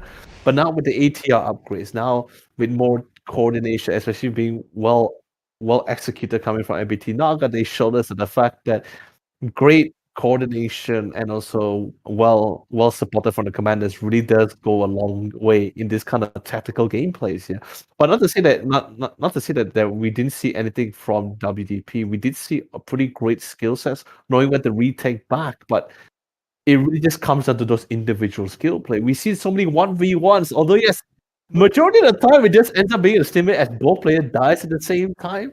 But if you look at it objectively, you need to at least have one person alive to take back those points. Yeah, that's true. I think FPS wise, in terms of shooting abilities, both sides shows that they're able to outgun each other. It wasn't really one-sided, I would say, which is a good thing, because if it's a really one-sided thing, that will be troublesome because you're not able to actually win them on the FPS side, and at the same time as well, you're going up against a really good commander on the opponent side. So that's really troublesome. But I do see that both sides have their own ways of actually taking down the others, Yeah. So I think the firepower they have it. I think by really capitalizing on the usage of the Iron Guards really backfired towards them because it got taken down really, really easy. If probably they went through with vehicles instead, it would have probably be a little bit more different right here. But I don't know. I think just my thoughts is that I think Boomer did a lot right here. Yeah. Trying to cut out. Even if you go for vehicle wise, Boomer also has a response to that as well. But it's all about going for adapt and all that. Iron Guards has proven themselves to not be as efficient as it was before. The thing is, it's not really. The thing is, in most average or pub situation, Iron Guards will normally deal with a lot of these players or be able to instill massive fears, right? The only problem I think in this game is just that standing just Iron Guards alone is not really, or a group of scouts isn't really enough to deal with certain players anymore. Now, like I said, you need to have an officer to actually babysit together with them. Correct. You need to make this additional unseen, Correct. I mean, in the first place, certain extra battle suits were actually supposed to be designed to coordinate alongside with certain movement. To complement or to support those Iron Guards or to literally enhance their offensive capabilities, right? So I think there was a lot of situation where certain players was trying to do their part for the team, and I think maybe they did lack a little bit of communication because the game starts dragging out. There's a lot of things happening in the head. I know even sometimes even FPS players or RTS players, they will tend to lose sight of what is most important because they'll be like, okay, I need to get by this checkpoint. I need to kill this guy. I need to do this. But then they sometimes forget that, all right, wait, I need to play alongside my commander and say okay, if you're moving Iron Guards there, I'm going to move alongside with you because at least that way we have this. If we can't beat them in skill sets, we beat them with numbers, I thought you wanted to say join them. Yeah. Join them. How do you join them in the first place, Exactly. right? I was like, if you can't beat them, But basically, what I'm trying to say is quality over quality sometimes. Yeah, quality over quality. In this situation, because 3 Iron Guards is very powerful. like it paired with the right officers, right? Officers, yeah. I think minimum you should send one. But when you have that much of a fine guys, you probably want two officers to complement them because it's not that easy for one officer to actually cover all grounds. Correct, You know, because in this case, in with the right weaponry in the right player's hand, any on every AI unit or AI vehicles are very easy to be disposed of by their hands. So it's that's where like officers really needs to come in to be like, all right, I'll be that supportive factor. You support me, I support you. Then we try to work it out. Like even if one iron guard were to die, like out of the three, or maybe two iron guards would have died out of the three. But if your officer is able to manage to gain the checkpoint, win out the control, then I still think it's still a win on your end. But if you lose all three iron guard without having even getting close to the checkpoint, like they're on their way towards an ace, right? on the way towards whatever checkpoint that you want to set them to, and not able to actually do anything about it because during the transit, things happen. Yeah, because Boomer and Joker had this like really crazy crossfire with grenade launchers and ATRs with the incendiary upgrade as well. So I'm like, they're gonna be quick with this Iron Guard. There's no one like defending this guy. Like the Iron Guards, they're in range, but it's so easy for players to just like jiggle pick and lose the focus on the Iron Guard. So it was a pretty massive one. Like even there's one time when we saw three Iron Guards were chasing the three officers and they were just being so defensive with each other. Like smoke bombs, I'll shoot the guy. Smoke bombs, right? Yeah, smoke bombs, very well utilized sort of thing. Very high level gameplay going on right here. But anyways, I just want to say congratulations from both of us to MBT Naga for making forward to the grand finals. You guys are the very first grand finals right here. And of course, congratulations also to WDP. Not because you guys lost, congrats, no. So basically, you guys actually played exceptionally well. Looking at the game itself, we look forward to see how well you guys actually play in the lower bracket finals. We hope that you guys give all your level best for yourself as well as for your opponent. Basically, that's the upper bracket finals that we have for you today. So don't go away, ladies and gentlemen, because after this, we're going to be passing over back to our amazing host. So Bob, do take it away, son. Son. That's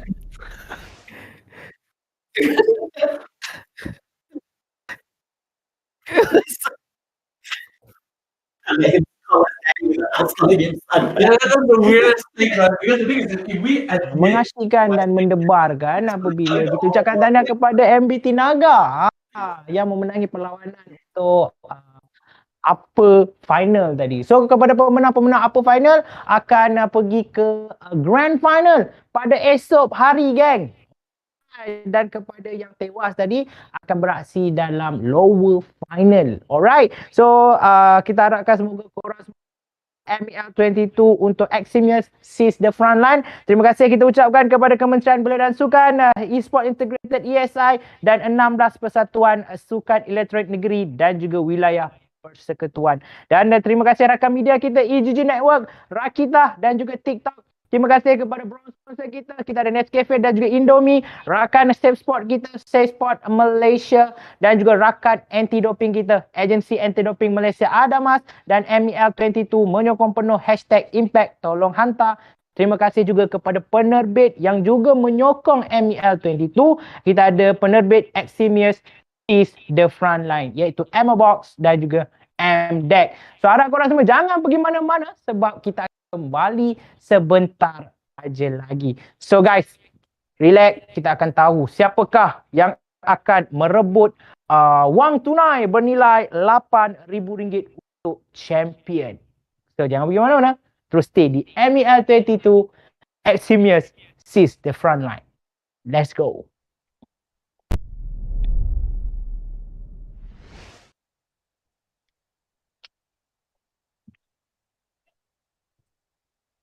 Ivan.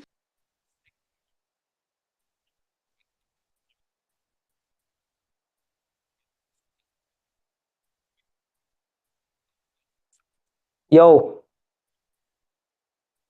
Hah? Aku kat depan kamera.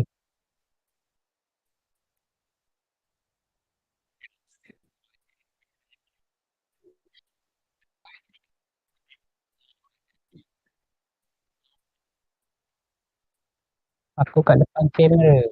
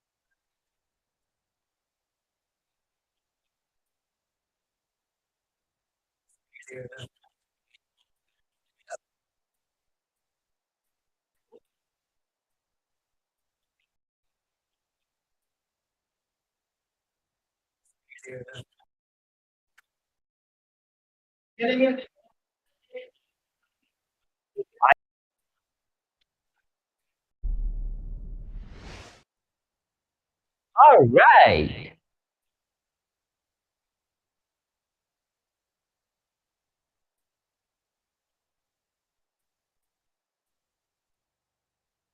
Okay, buka tu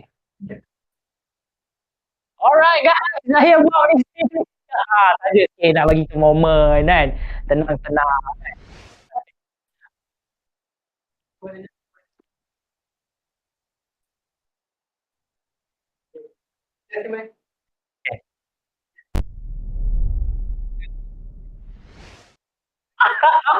Hai geng.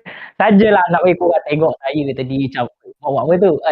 Alright, masih lagi berada untuk MEL22 EXIMIUS The Frontline. Harap korang semua juga ada dekat mana-mana saja. Harap baik mana debaran kian terasa apabila kita dah saksikan 6 tim berentak sampailah ke peringkat sekarang ini dah makin dekat dah nak dapat dah jawapan siapakah yang bakal menjadi juara untuk Open Series MEL22 EXIMIUS The Frontline. Siapa kata jom kita tengok sekarang ini table.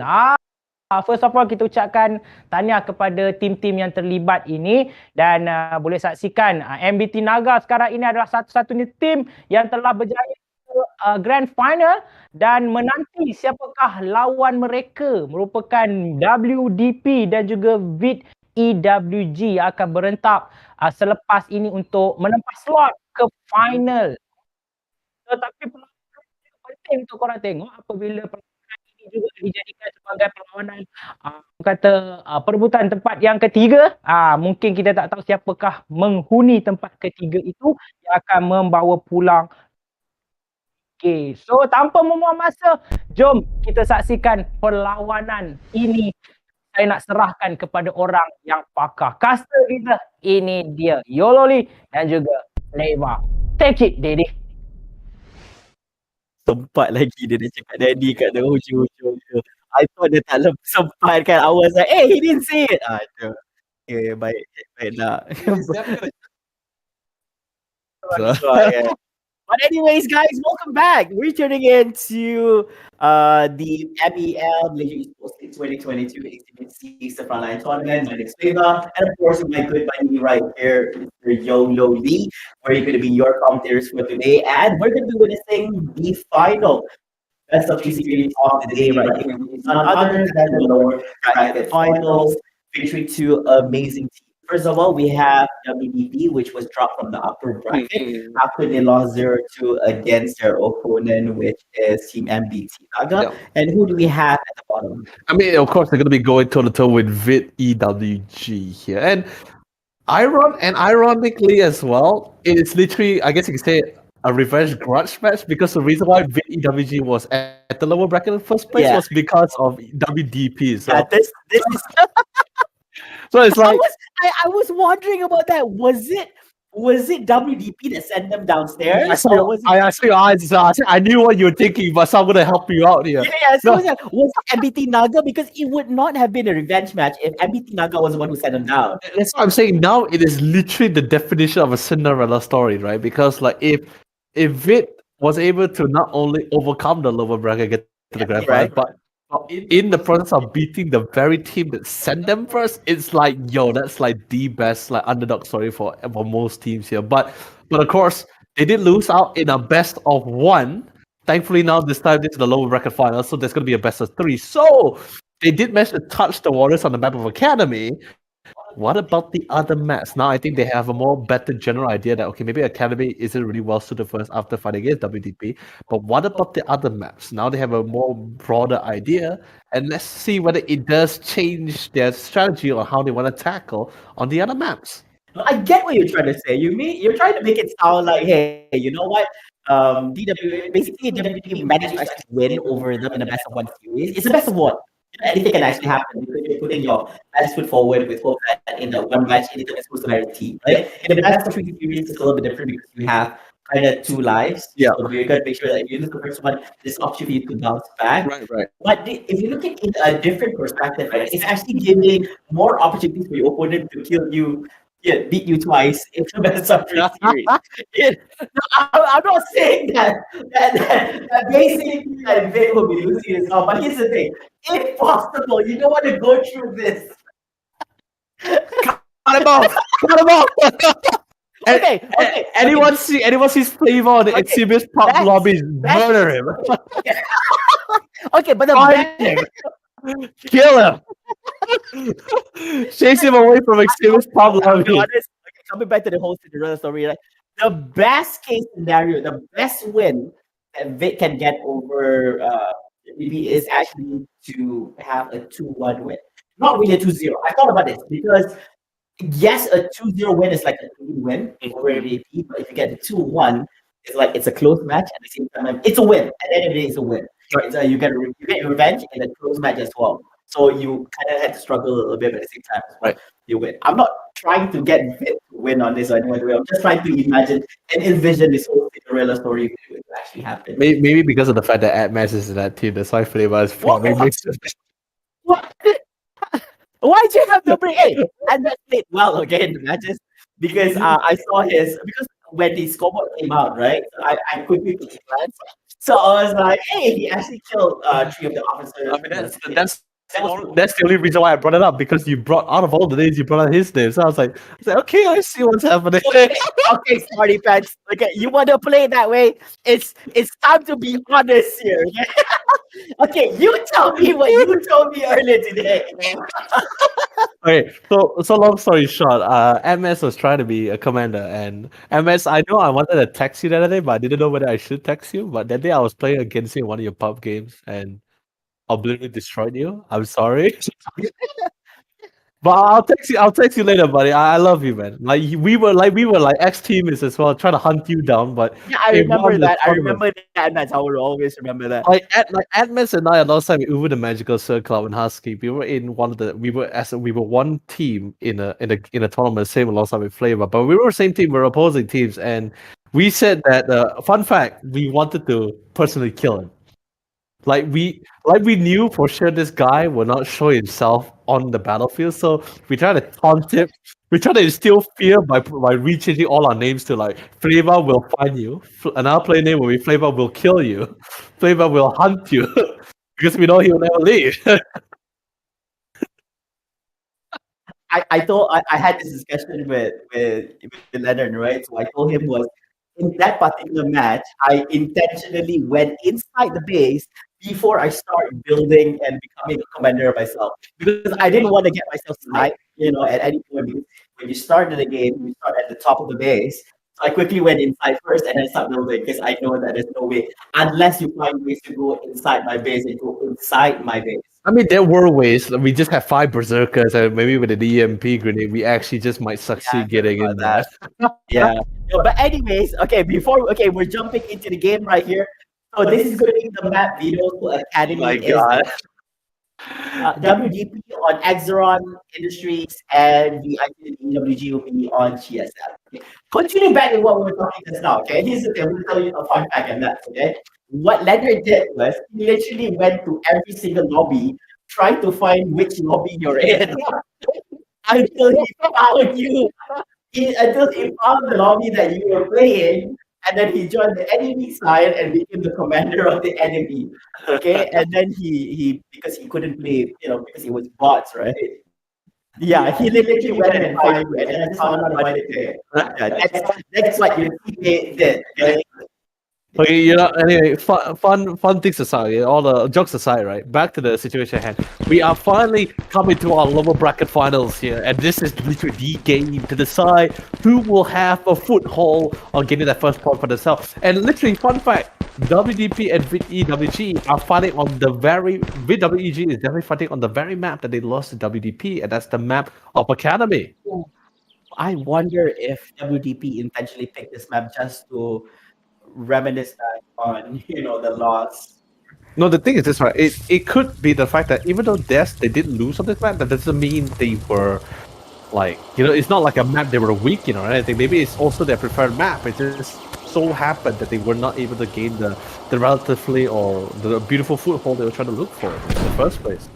Yeah, I mean, just by looking at the heat map right now, really good control coming on from VIT and WG at the start. In terms of capture points, they didn't manage to get gains, but that they managed to get flip neutral back. But it looks at the resource point, it looks like more towards the Axron side compared to basically VIT and WG. So which is quite a surprise. It's like literally they ignored all these attempts to go for the capture point and went straight on going for the resources instead at the front here.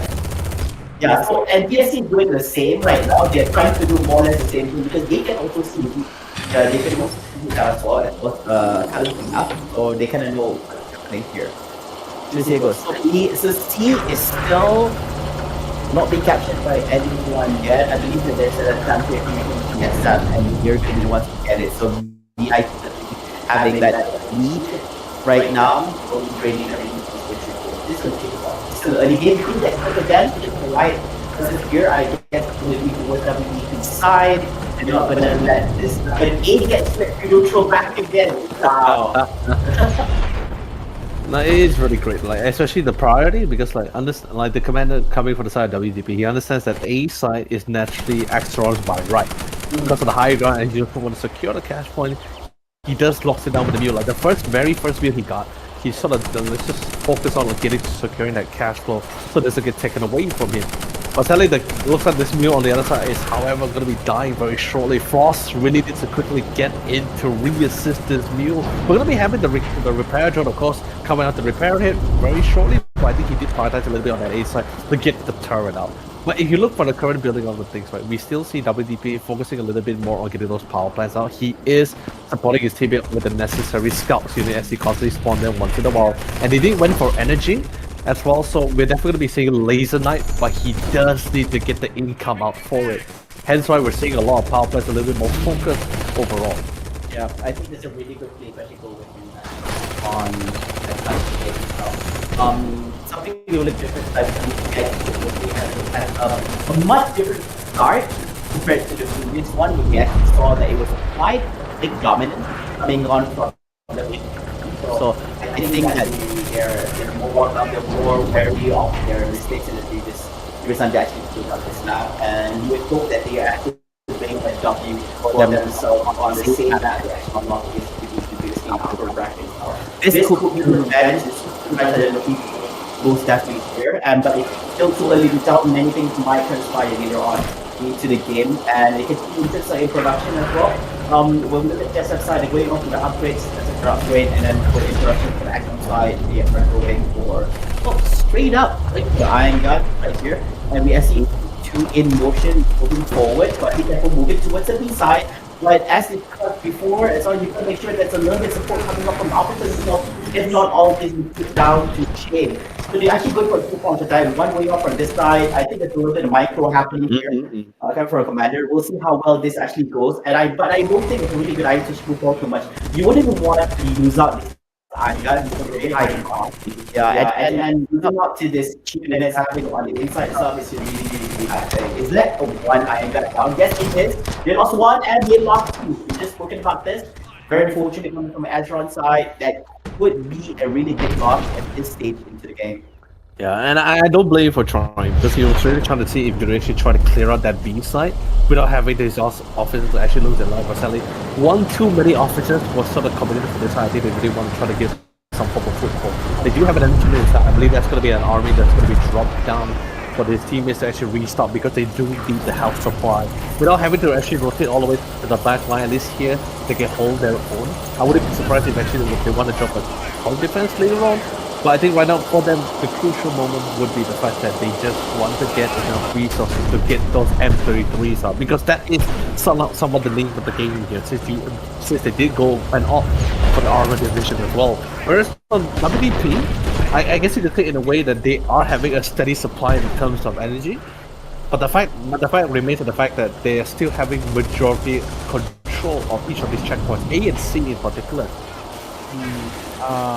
I think it's like multiple Agron here, WTP, actually have the ANC is very crucial, and actually they are slowly swarming in into the side B as well. So I think WTP is still in the lead right now in terms of victory points. I mean, we were talking about the M33, right? I think we might see something similar than the previous game before, where they actually when you have opportunity, especially this M33 move for that first, and then going on for that, just have that on and on. Although it's not being as it being upgraded, but at least it's something on and I think this for GSF. Cross as you go down. So one not yet again, and the mule's going to be sitting them right there. From down, so should be no problem, and wheels going to get cleared up easily by the Agron side. There's no one there to provide a little support. But you see, here's the great thing about it, because the last time WTP and WG was playing here, WTP, if I'm not mistaken, they weren't really the one playing the. If I'm not mistaken, they were the one playing the GSF over EWG. If I'm not mistaken, for the last round. This time it's a little bit of a switch of faction, if I'm not mistaken here. But this time WTP came a little bit more prepared. They didn't go for robotics. They understand that a potential armor division could be picked up here. So they went for the energy side, which is really great with the laser eye, and it's really great. And you have, like I said, you have really great timing to get out the necessary upgrade.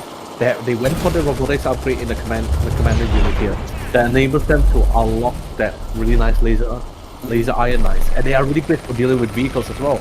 He has 4 Iron Guards, one currently on the field that's currently going to be, I guess you could say, going to die in the point defenses, but he has 3 stationed elsewhere, and once you get the necessary upgrade done, you're going to be seeing laser knights moving into the site very soon. Yeah, they're going for the mass production as well. This would actually help amplify with the productions coming up from the WDP, so this is going to be quite interesting, quite early into the game as well, which is, I think this will benefit. Oh no, he doesn't know! Okay, now he knows. He does? Because this time when Frost was running away, Anchor actually started from the back. Okay, Iron Man waiting for the mule right here, so the mule's going to get taken down. There should be no problem. Anchor managed to capture here, they didn't manage to came out. Yeah, so I think Frost just passed through there. Yeah, wouldn't be able to rush into anything. He's still in right? I think he's right now in like Agron tried the time coming on from TSF side, like how much did the Ubu actually do this? They get things out, people really be able to just flip this and manage to make it their own. So there's 2 capture points deciding towards DSF side or the ITWG. Then we this be left with a really good screen. Yeah. I mean, you are not there. There's enough feeling to ensure that you go back to the capture. Look at that. God's side is the cross world right there. Look at that trail of fire on the ground. This trail of people, which is really good. Which is a really good trail side view, especially with enemies keeping right there. Some more coming in. Yeah, the laser strike is trying to. The idea is it's trying to keep them at bay and try to force them back. We don't get a little bit scorched, but won't fall from the laser strike itself. He does have some laser knights, but one does fall to the clusters of one of the enemies. Sadly, ideally you do want to like mass group these units, and just like that, he lost 2 laser knights here, unfortunately. If he actually mass group those laser knights, he actually will be a little bit more of a threat. And remember, like I said, Iron Guards are very expensive. 2,000 plus units. Although it doesn't use much energy, I say about 2. I guess if I'm not mistaken, it's about around 300 energy cost. But the cash, 2,000 each of those units. He lost. That's per unit. Yeah. And yeah, even that's only per unit, and you're looking into mass production. It's not going to be that simple unless you have a lot of resources in reserve. Like if you look at the GSF side, they do. You would love to actually have that much resources in your storage right now to actually go for mass production. But you don't have that, so you're gonna a little bit. And then many have proven that they have their own countermeasures to how to deal with Iron Knights. You have to be a little bit careful in this. Oh, really great. Especially with the laser strikes, you can very efficiently clear out those fellas. Get cleared out very easy right there. Very simply. Yeah. But now, while he is currently in the production, right? Because right now, the thing is this, he already has the mass production for Iron Guard. So every time he calls out for 1 Iron Guard, he gets 2 instead. So I guess in a way that does save costs, but the problem of the matter is while he's focusing on mass grouping these laser iron knights, these units will be forced to fend for themselves here by their own here. Except for the 2 laser knights that's currently being sent to the seaside here to deal with the point defenses and the armory. Oh yeah, now goes laser 9 Iron Guard here. We see that there's a lot of airstrike and laser strike being used here, so which is something that we don't see much in the previous matches. Really? We didn't see much laser strikes. Sure. Oh, I mean, yeah, airstrikes, yes, but not laser strike. I think there was only like this is the second time we see an energy being picked up here since we've been seeing like a lot more robotics and stealth here. Well, I mean, the energy is pretty great because like it's really with just a because naturally you have the command unit out, the building out as well, so you naturally unlock the ability of the laser strike, and it's really great at clearing phalanxes. Like, especially if your commander is not aware, it's very good for punishing. Oh yeah. Oh, the disco! Oh, disco with the castle. Where you going? Where you going, my man? Oh, look at that, brutal. Unfortunately, you can't really assign a laser knight to your officers. You really need to micromanage those by yourself. Yeah, you need to micromanage. If not, then it will be easily tied down. And not people know how to handle them, I would say. Wow, really good cinematic cameraman. But what's even better is he is currently on level 3 for the robotics upgrades as well. So that laser iron knight is going to be at its very peak in HP, so it should be able to tank with like the initial amount of damage, but of course will still die. But it will be able to walk up towards the phalanx without falling by itself, of course. Yeah. Oh, a quick flank around. Get the kill on anchor though. Oh, go inside, get inside. Oh, shock trap! This is not gonna be fun for the guy. No. Oh, okay. A little bit more. Oh, that's not gonna save you. Castle gets the W on this. It's not even fun. Like even if he doesn't get out of the pod, Shockwave will still hit him anyway. Yeah, it's still gonna get through. Oh, M33, like we spoke this one. M33 is out. Look at this beauty right here, just parked outside. But sadly, like I said, sadly, it's reactive armor. I mean, I don't think he's up the upgrade for the reactive armor just yet. But the very first M33 will have the reactive armor, but it will not matter in the face of laser knights because they can just pierce through instantly. But the problem is he only has 2 at the moment. That's the problem. Yeah, and it's not placed here to handle them, so it shouldn't be much of a issue. Yep. So it's still good to actually go for the reactive armor because there's still time, right? That kind of thing. Yeah, there's still time. Yeah. So right now, while the disco iron guards are not here, you just I think he's okay. I just stick with the name Disco Iron Guards. Yeah, we would like to. Yeah, I thought we've been calling it Disco Iron Guards because of the light show. No, I thought it's just because of the fact that he just moves around in circles. That's why we temporarily call it doing the disco. I thought it was because of the lighting. It looks like this. I mean the lighting as well. I guess you can say. I always thought about it was because of the lights. It's like, oh, okay, I get it that the lasers, but then I see that matter gets distorted when you get hit by light. You know when you shoot the containers, they distort it. Yeah, so I call it disco. But with EWG doing really fine holding their own actually in this round. It's a lot more so far. It's been a lot more competitive, I guess you could say, compared to the first time they played the campaign during their best of 1. Yeah. Oh, an airstrike here. Gotta be careful. Watch your 12. Ooh. Yeah, I'm not a big fan of this lineup airstrike list. I prefer the circular one. Yeah, I think it's too wide. The laser knight able to make quick work of the IFV that was already low in the first place. But what about this M33 though? Oh yeah, so M33 versus laser knight.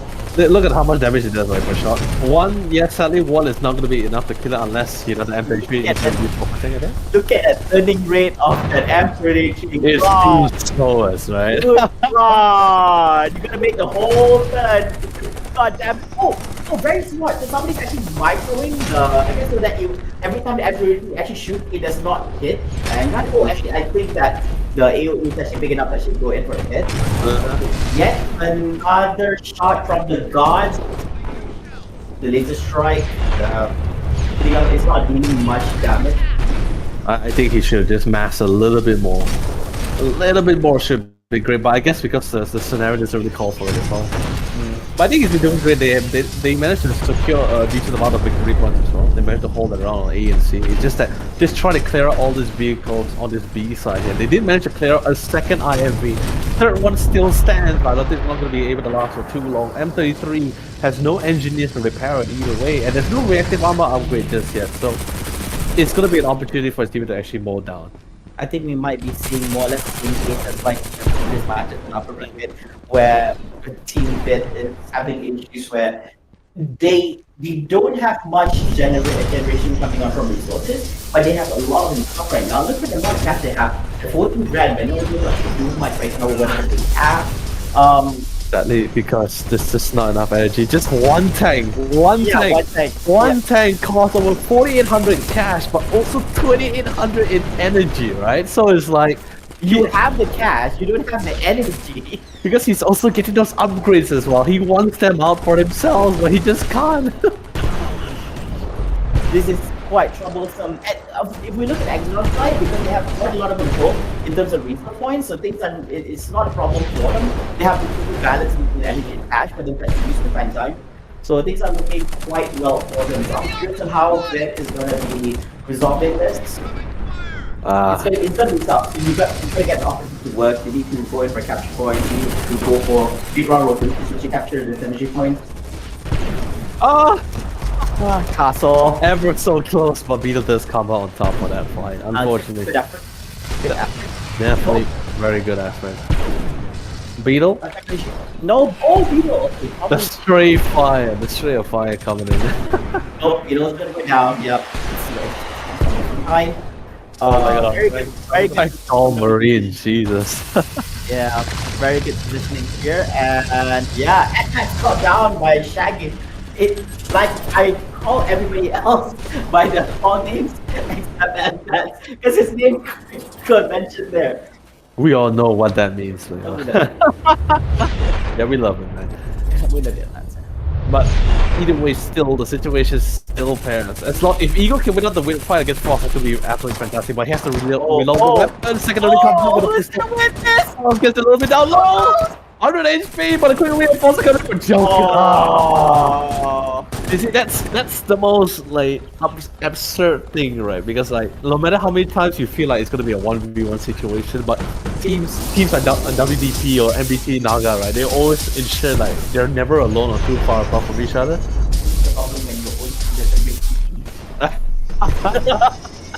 Oh man. Laser Knights. Laser Knights. You tried to walk towards Laser Knights? They just they melted him away. Jesus. But of course, looks like VIT and EWG. Okay, look at these guys. I didn't have to see on this end. Joker trying to go for a fight. Yeah, I think he's going to go down here. Easy. So it's the Joker cross combo. They always try to map. Oh, there's also 2 units coming from the right side of the wall, and we have Iron Guard going up over here. Drop it there, and see if we can actually do something about it. Going up towards Castle, but Castle doesn't have any more armor here, and yeah, that's game number 1. I guess really history repeated itself in this case, yeah, but like I think it's still pretty great at the fact that they still made it quite the fight for the side here for WDP. But what my really concern was the fact that the lack of control, because he didn't really get a nice timing for the M33s and the IFEs, but he just left it. I think he wanted to control it properly, but he just left it just at B. There's no control. Like the IFEs was literally parked right next to each other. Like it was just parked there. It was just it wasn't just parked there like in a strategic manner. They were just stacked together. I'm like, you just ran into your IFV, man. That kind of thing. Like Muta, I think like if he had rotated a little bit more micromanagement, I think he would have provided a little bit more of a menace. Yeah, sure, there is a chance where he lose the IFVs, but at least in this case, you would have like I guess you could say like create space for the team, right? Because he just left it there for a relatively long time. I get it, you want to hold B, but A and C is also a factor. Like okay, A is a little bit hard. A might be a little bit difficult, but C in particular, you could try for that one. Like you're like especially on the GSF side, so. You would have the vantage point. You can slowly try to jiggle pick your way, or at least try to force them out. But I guess that didn't really happen too much, or maybe his priorities was a little bit on something else. Because everyone else was having a relatively hard time, but pretty close for coming from both sides in terms of FPS parameters. But I just feel there was a little bit of lack of control. But other than that, I think still great game from both sides. Yeah. First things first, what I want to talk about is that in terms of micro, I think there's so much that's happening at the same time as now. You can clearly see that this game there was so many things going on at the same time as well. I get the IFVs because I think it's very hard to judge. I'm not even sure where during that time what the commander's working on and how many things He was like preoccupied with something else, yeah, right? he did manage to. He made sure that I think one of the top process he had is like, okay, when the M33 is done, I need to make sure that when you're done completing with the M33, just send it over there.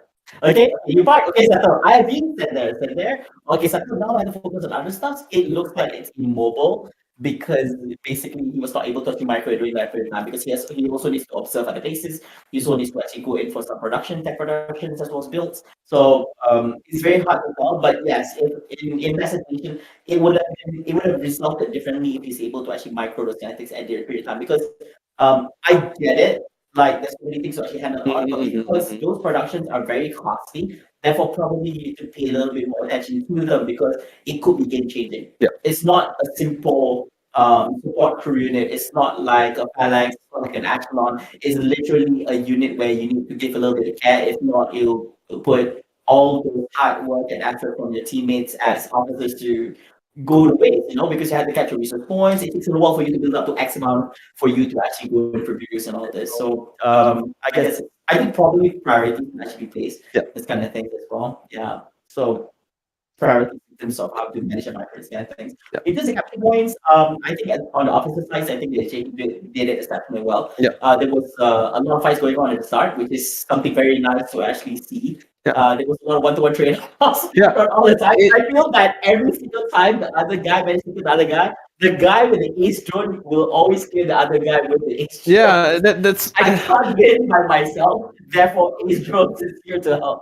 that's why I think it was pretty great, like in that round, because both officers was really doing the damage and doing what is necessarily needed to be done. It's just a matter of whether I'm not gonna say luck or anything, but there will be certain scenarios which would normally either elevate your chances of winning or just maybe just be a little bit of a demerit. Like for example, the guy tried to fall back, but he ran into a dead end, so he's just like, okay, I can't run anywhere else. What am I supposed to do?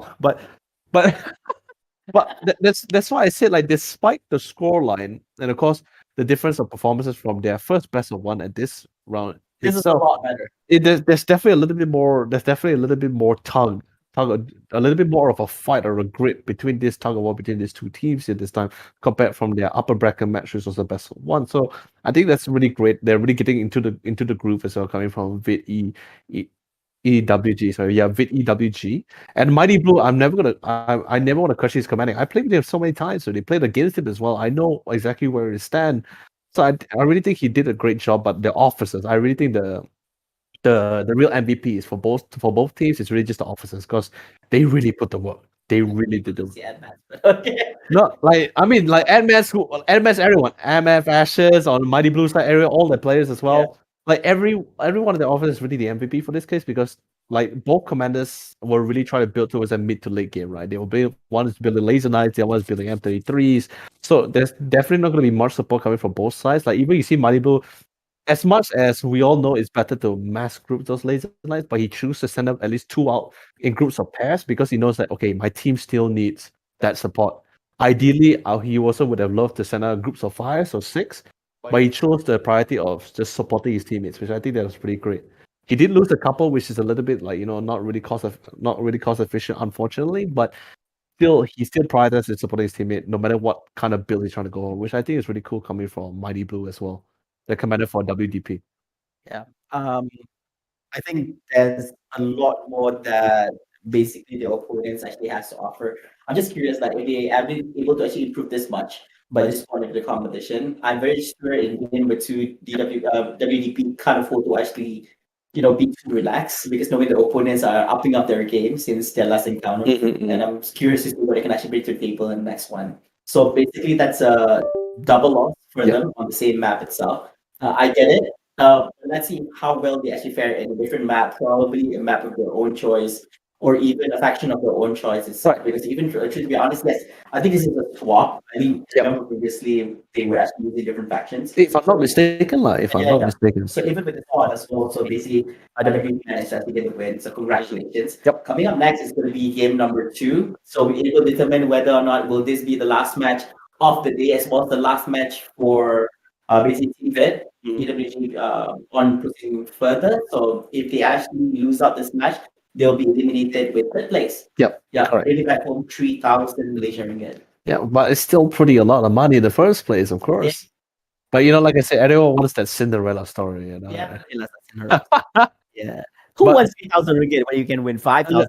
Yeah, which is second place, right? That's a lot of money, That's a lot of money. Yeah, it's pretty great, Yeah. So the idea is very simple. For Team Vid, all they have to do right now is, win game number 2, force the game 3, and then win game number 3. You make it sound so simple for them, right? It's just like Flavor, just like if Vid EWG members was right here in person, I'm pretty sure Flavor's just gonna stare them in the eyes like, it's very simple. All you guys gotta do is just win the second and third game. That's how, basically I'm telling you what you need to do. The how, I don't know the how. Yeah, you didn't explain how they're gonna do it. You're just telling them like the outcome should be you winning. I don't know how you're gonna get there, but you gotta get there. I've done my part. At least I told you something, right? This is Flavor's the kind of guy where if he runs like a shell company, he's gonna tell all those poor employees like, you gotta get me like 10,000 ringgit a day. I don't care how you do it, but just get it. That's the target. That's it. That's all I know. It's like either the 10 grand or your life. You pick one. Whoa. On that last part, I'm not so sure if that's really for me, but that's how Flavor rolls. Probably. But yeah, this, like you said, this is the potentially either the last game for Vid EWG or the potential turnaround here. So we do see, okay, yes, maybe when it comes to FPS, there is a little bit of a paralysis. You can definitely tell there's a little bit of a slight difference. Maybe they're slightly better. I don't know whether some people like to call it. Some people like to give reasonings like he got lucky or he spotted me first, that kind of thing. But I think this overall, after witnessing these 2 games, you can definitely tell like the WDP is a little bit more on the roll when it comes to the FPS side. Not to say that the Vid EWG members are far apart. It's not a difference of heaven and earth, of course. Yeah. But I still think there is a slight difference in FPS paralysis coming, and it's slightly favoring WDP a little bit better here. So I mean, there are ways to mitigate certain problems like this, right? Where Commanders either support them with a squad of Marines here, or maybe control the IFE, like basically supporting them personally, like a little bit more micromanaging compared to living in a separate area. But I get it, right? We both had discussed where there will be scenarios where our moment of attention will be prioritized or focused on other things compared to micromanaging things. Because sometimes if we micromanage too much, we tend to forget that, we have the ability to research our tech or go for our upgrades, But when we're focusing on upgrades, we're like, oh God, I forgot to micromanage my units and now they're all dead, That's why sometimes it can get pretty difficult depending how the game goes, depending on the situation you really need to learn how to balance between both micromanaging your units and also getting your necessary upgrade, but also at the same time having faith in your FPS on-ground officers to actually secure certain points or win out those fights, right? That kind of thing. Because in the end, like if your enemy FPS officers is making a mess out of your own personal resources, even the commander can only do so much. Yep, that's true. I think everybody has to carry it over the sometimes also people look at the commander has a lot of responsibility. Yes, but even as an officer, so you have your own duties as well to ensure that the commander is able to actually execute as the things as well as he should be, with you performing on the field as well. So I think it's all about looking together in this kind of case. Yeah. except for if the enemy wants to hunt down the commander for whatever personal vendetta or reason. Yeah. It will happen. I will find him one day. For some apparent reason, people just want to hunt me down in the game and just kill me for personal satisfaction. I mean, yeah, it feels great, right? If I finally get to you, but like, we got you. Yeah. You wait until you're on that end for the sake. Yeah, I mean, come on, five of us, like five that literally, four casters and one observer or esports talent in this case. Literally self-proclaim in social media that we'll find you. We had to get things done, you know. I don't know what's your problem. We gave our word to the public. I will run away from you. Okay, so I think coming back to this, I'm also curious. Like we've come to almost the end of the tournament itself. Yes. I'm very curious to see which team will be going towards the grand final this year. WD is still one win away, but we never want to push aside it because they still have a fighting chance Yes. to win in the lower bracket itself. One of them will be moving forward to the grand finals, Yes. securing at least a minimum of 5,000 Malaysian ringgit for second place. Of course, the winner will bring back home 8,000 Malaysian ringgit plus with an opportunity to add on 2,000 ringgit in terms of prize if they're able to actually beat our special contender. Of course. Man, it's really great. Like I think such an opportunity to give them all these players and talents, especially this is not just any game, right? It's one of our few local games being made by one of our local companies here as well. So it's such an opportunity to see them being promoted around and also showcasing the fact that yes, we're doing something, you know. And I'm pretty sure there's also other great local games that's happening, so I just didn't really get the limelight just yet. But maybe in the future, I think that's the beauty of why ESI and MDEC has been doing a really great job to promote one of our local talents, our local companies, and local games as well. Saying like, hey, you know, it's not just Dota and League out there, you know. We also have like EXIMIUS here. We have all kinds of games that's happening. Just need a little bit of an opportunity. So really, thank you so much to ESI and MDEC for making all this happen. Really. And of course, thank you so much to the Ministry of Youth and Sports for the support and actually creating this initiative called MEL22 together with ESI, MDAG, and all relevant parties for this event. Something to highlight also is that it's so refreshing to see that our local game has been able to produce such an amazing game. And a plus point for EXIMIUS system Frontline is because it is not just any kind of game. It is actually a hybrid game, a combination between RTS and FPS, which is a concept that has never been created ever before because usually people would stay in their lane. Like if you're RTS, you're treating RTS, MOBA, FPS, TCGOs, fighting games, and more. But we decided they're letting know that there are ways out there for you to combine two different categories together. So RTS and FPS. And also at the same time as well, this is actually the first ever esports game being created within our nation. Yes. Because other games out there they don't really park under esports per se. So they fall under the gaming category, but not really electronic sports. Yeah. Yeah, so it's quite an achievement, I would say. And I really look forward to see how big EXIMIUS could be in the next year to see more people to actually, invest themselves in the game. I mean, like, I'm going to be flat out honest because as an ex-RTS caster here in Malaysia, let me tell you, the last time I ever casted any RTS-based game was literally 2 years ago, back in 2020, right? That was how long since I last seen. Was that what? Was it StarCraft? Yeah, StarCraft. Yeah. I was like, the only RTS games that I like. I said, okay. But we had this discussion before. And you guys should together with us this out, right? We had this discussion where, if it was RTS, it'll be fine because the responsibility you're responsible for the whole thing because you are literally microwaving everything. Yes, correct. Right? But right now you have like 4 unprogrammable variables here in the game, and you have like another 5 more unprogrammable variables in the opponent side. You have to think about it. Yeah, so RTS is like usually logic. If I do this, you should win. Yeah. You know, it's like by logic. If I send this, do this. Yeah, but in this game, it's quite interesting. Like for me, I come from MOBA background. So I know. MOBA background. So I'm not really RTS kind. Like my style of playing RTS back in the days when I played like games like StarCraft is like I'll beat like huge ass army. And just send them all, right? Send them all. Yeah, I'll admit. Yeah, I'll admit. If I send them all, there's a very high chance I will win. But of course, this only applies to gods. Yeah. Yeah. If you play campaign mode, that's how you win. You build a big ass army and then send them over, and you should be able to overpower the enemy.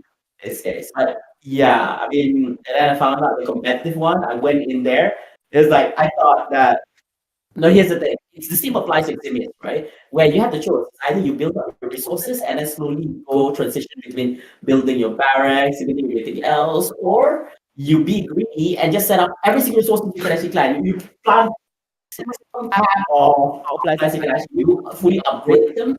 and then you set up to everything else. But if you were to do that, right? If the enemy decides to actually go early in, decide to actually build up units and actually send them off to you, you'll be at a disadvantage because there's a very high chance they might overpower your officers and all that because you're being too not really supporting teammates. Strike a good balance. I mean, there is like certain key factors. I mean, especially when it's just a 1v1 RTS, so like there's like poking involved. There's certain flanks happening at the same time, hitting the certain resource block.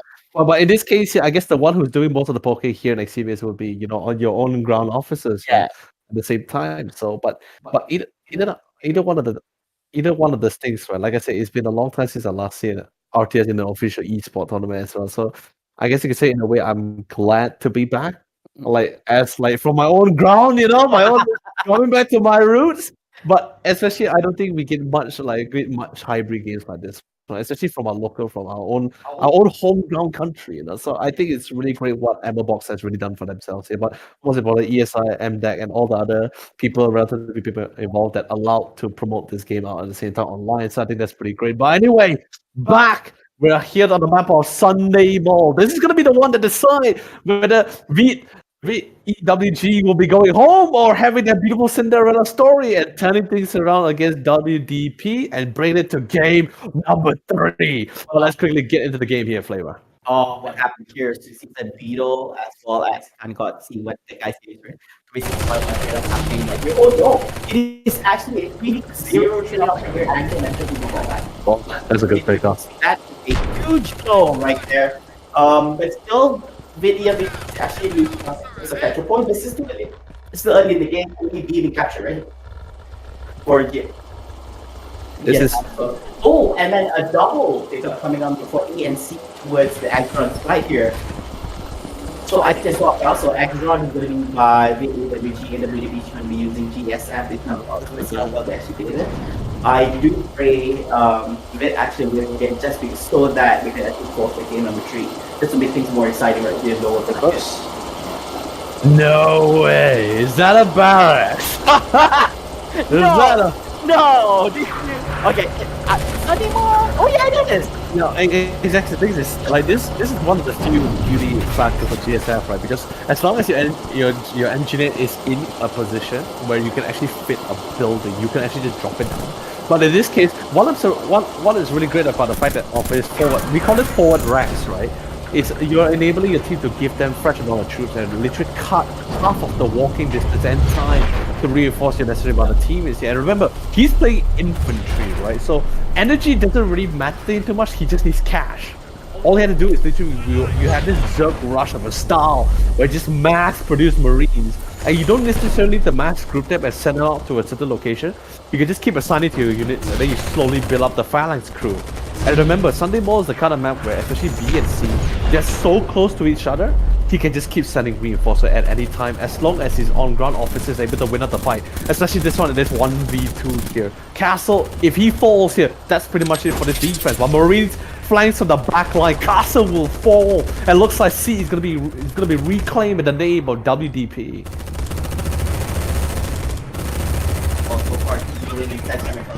He kind of lost out in the second, okay, but I think it's still early on to actually go about here. We're having a different situation. But I think Anchor right now being the only one with actually a battle suit, hopefully he's actually doing exceptionally well here and it's surviving true because you don't want to lose out. Going for early battle suit is great as long as you're able to actually sustain and plan so much. You cheeky guy. No, from behind as well. Oh, but be careful. Still surviving true. There's 2 more combatants coming from behind. Look at that juke. Look at that juke happening here. Great play from Anchor. This is why he's being entrusted with having very first one of Wing Club again. Woman falls. He's going to go down as well. And there might be a little bit backup coming up from the side. At the same time, Hugh is going to go down. No, it's not. Like the thing is that this is the worst scenarios. Like I said, it's great that the fact that you have a 4 right, you can constantly spawn units. However, the units only comes out one at a time, and that one marine is going to be surrounded by multiple scouts. Good thing Wolfen was able to relay that information to his commander and say, hey, turn that phalanx around because like there's this guy that's hammering our point here. So Tango, it turns it around. Anchor finally Does gets out. force Marin back, and Anchor will fall here. That's pretty great. Thank God for a quick It's reinforcement. about time, man, because GSF was actually losing a lot. That anchor was literally, I think he was literally manning up to so many units just now, so it was not really a good idea. Yep. So you have to take up. You're not supposed to actually set up units by units, one by one like that. Very easy for him to actually kite them up right there. So he literally giga chat everyone, but in the end he had to fall. It's about time. It's great that he actually fell down. Is that Scarab's drop? Yep, Scar's Rage round. We have a beautiful battle suit on the field, but of course people does prefer the Ace Vanguard a little bit more. Yeah, I guess so. It'll take a little bit of time before they actually come up with more battles here. Scar's drop really good defense mechanism on both sides. Beetle, gotta be a little bit careful. Having a 3-man movement here. There's also the Ace Drone wing that's working. It's a 3-man movement going up against Frost as well as Beetle with a little bit more coming from behind. As well as trading off. I think there is cover coming up from both sides. So it's literally a 3v3 situation happening right here. And the thing is this, it's so great because they are keeping track of the head count. Laser Strike just comes in to try to morph as many Marines as much as possible. We'll be able to kill 2. But look at the other side happening on the A.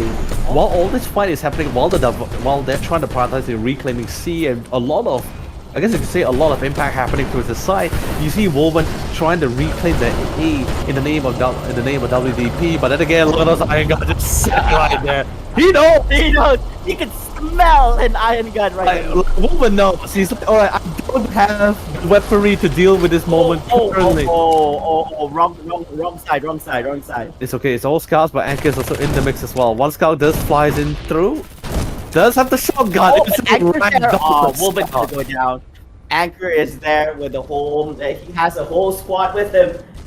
Now things get personal because, like I said, right, normally when you have Iron Guns, right, it's whether you're playing robotics or not, right. When you have Iron Guns on the field, you do have this power spike because not many of the GSF also will have the income to actually get the necessary weaponry that fast unless they have been surviving for a relatively long time and they have been on the field for a decent amount of time as well.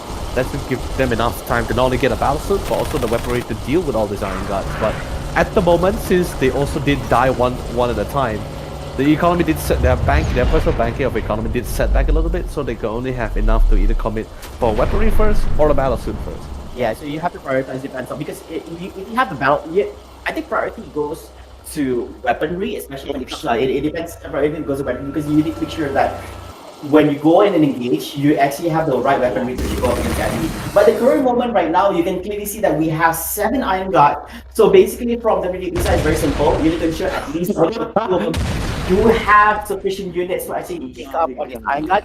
So see here, a little bit too late. I guess, yeah, he's gonna go down easy peasy. Beetle doing his job together with Woven.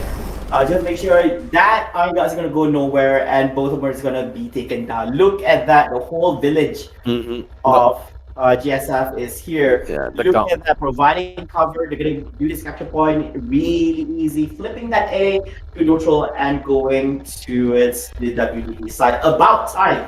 And for the first time ever, we're seeing Bit having so much lead, 446 to 353. I mean, this is the beauty about the fact that you have Iron Guards for that power spike, right? But now it's a little bit different story because now not only did the WDP already gain their first tier 1 reinforcements, right? So this burst up unit should allow them to try to reclaim some of the site back. But what's important is the fact that how well VIT EWG is able to hold their points. Those Iron Guards not gonna go anywhere here. They got hit by huge EMP. 1 down, 1 more to go.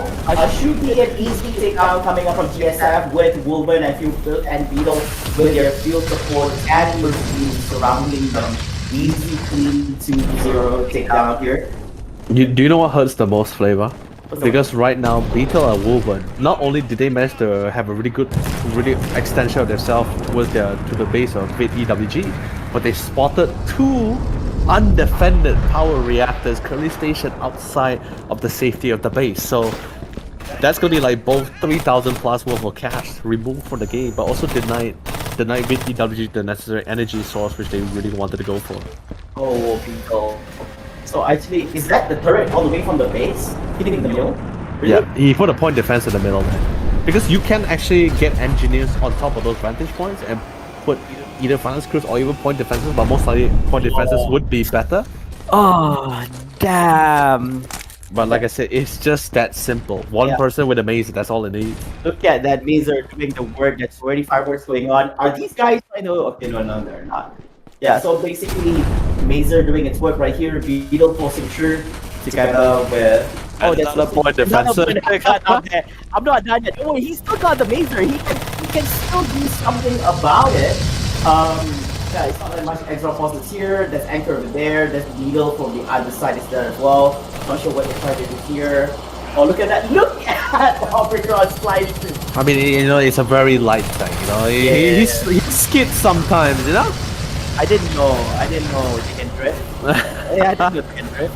Good job to the Emma boys. I mean, it is really great timing for the Omicron light tank because this is one of the few situations where you do have enough income in the early stage of the game to actually build out an Omicron light tank. And there's only one reason you want to have an Omicron light tank, is just to destroy all these armories. And I think this is really perfect. He breaks down the armories and he's able to just rotate to the other side. He doesn't have to leave it here. He can choose to bring it all the way back or try to pick up the point defenses that's currently stationed on top of that building. Yeah, I think what he's going to do is just do its work here. And then after it's done, it's just going to pull back and park somewhere else. Yeah, you want to make sure that it's not stationary too long because when the enemy spots it out, easy. Oh, yeah. Yeah, so gotta be a little bit careful right here. Don't be a stormtrooper. Which part of being a stormtrooper? Missing or what? I mean, technically, he was the tank is on point. It's just that of a slight obstruction, Yeah, slight obstructions. Yeah, it's literally the whole Frost. Nowhere to run. Oh no! Oh, that's like literally those conjuring canopies going on. Here comes the EMP. Yeah. Not gonna do much. Ace drones doing its work. Those last small little naughty bastards are doing its work. Oh, look at that! Even the Iron God getting shoot. Oh, easily taken down by GSF. WDP. Now you see they are on a roll right now, slowly but surely. I think, but for EWG, they're still leading in terms of capture point. They still have the A, they still have the C. WDP for the first time ever, we get to see them to go below 300 points. Very points. They're going up against EWG. This might be the winning map for EWG right here. It's not looking good so far, but let's not jinx it. Let's see how well they can actually hold on to this. You know the craziest part about it is as well, because only on the infantry division is where you're able to get the vehicle, the Medic APC, and if you actually upgrade a certain upgrade, basically what you can do once you get that upgrade is that once you put Marines, a set of Marines inside that Medic APC, all Marines will be equipped with a SATM. Yes, with SATM, yeah. That's why when that EMP strike came down, the Omicron light tank, I'm pretty sure the commander was like, okay, great. My Omicron light tank is going to deal with this vehicle, but suddenly the 6 Marines was bombarding the Omicron light tank and it just died instantly. Yeah, because it does not affect the units inside, so even if it's basically if it's not able to actually move, I think that basically you can still shoot with SATM. Exactly, but just sadly enough, Mirage was on the job, there to reassist and able to pick up the Medic APC very, very casually as well. Which I do wonder if movements in some way. It's electrifying, right? I mean, like if we're talking, you can't shoot SATM when that happens. I mean, like I'm just saying, right? Like if just like a normal EMP, like our 21st century realistic EMP, I'm pretty sure it wouldn't do much to us. But if it's like this EMP in this game, where like electricity all over the place. Yeah, it's not just it's not like an invisible EMP blast. It's literally visible electrical rips. And the worst part in this game is just knocking you back. It's not like it's doing damage. It's just knocking you back. So can you imagine if it does to us? I'm pretty sure it will hurt. It may not kill us, but it will hurt. Let's try. I know, man. I got shocked before. I don't think the EMP for this game is gonna do me any good there. Let's be honest. Oh, the Beetle! It's still very precise. Run away. Okay, I'm curious right now because I think WDP is not moving forward with the capture point. Where are they going for right now? They're still holding on to B. I'm glad they still are. They lose out this one, and I don't know how they're gonna proceed on further. They have to hold on to it. it looks like they're trying to go forward with C, but they're not able to actually do so. They struggle a little bit on A, so they're not moving forward in terms of C because there's a little bit of support right there. Anchors as position right there. Yeah, it looks like they're going hard on A, trying to go in for a capture. They are already 230 points right now, which is less than half of the initial 500. So things are not looking good for WDP. Will this be it? Have they finally truly met their match? There is still an opportunity for tier 3. I mean, they did have the tier 2 units, tier 2 reinforcement units coming out as well. They do also need to keep an idea of the fact that there's a little bit more dependency, because remember, like I mentioned before, when you're facing with a team who has superior FPS versus, you do want to support them. I wouldn't say babysit, okay? You do want to support them a little bit more better here, especially on the commander side of things. So that's why you see WDP having a little bit more tougher time, because you can see VITEWG's commander is a little bit more dedicated to, instead of like pumping out like focusing on like massively focusing on tech upgrades and technology and his tech tree, he's pumped out a lot of these scouts. He's getting all these iron guards in key locations as well.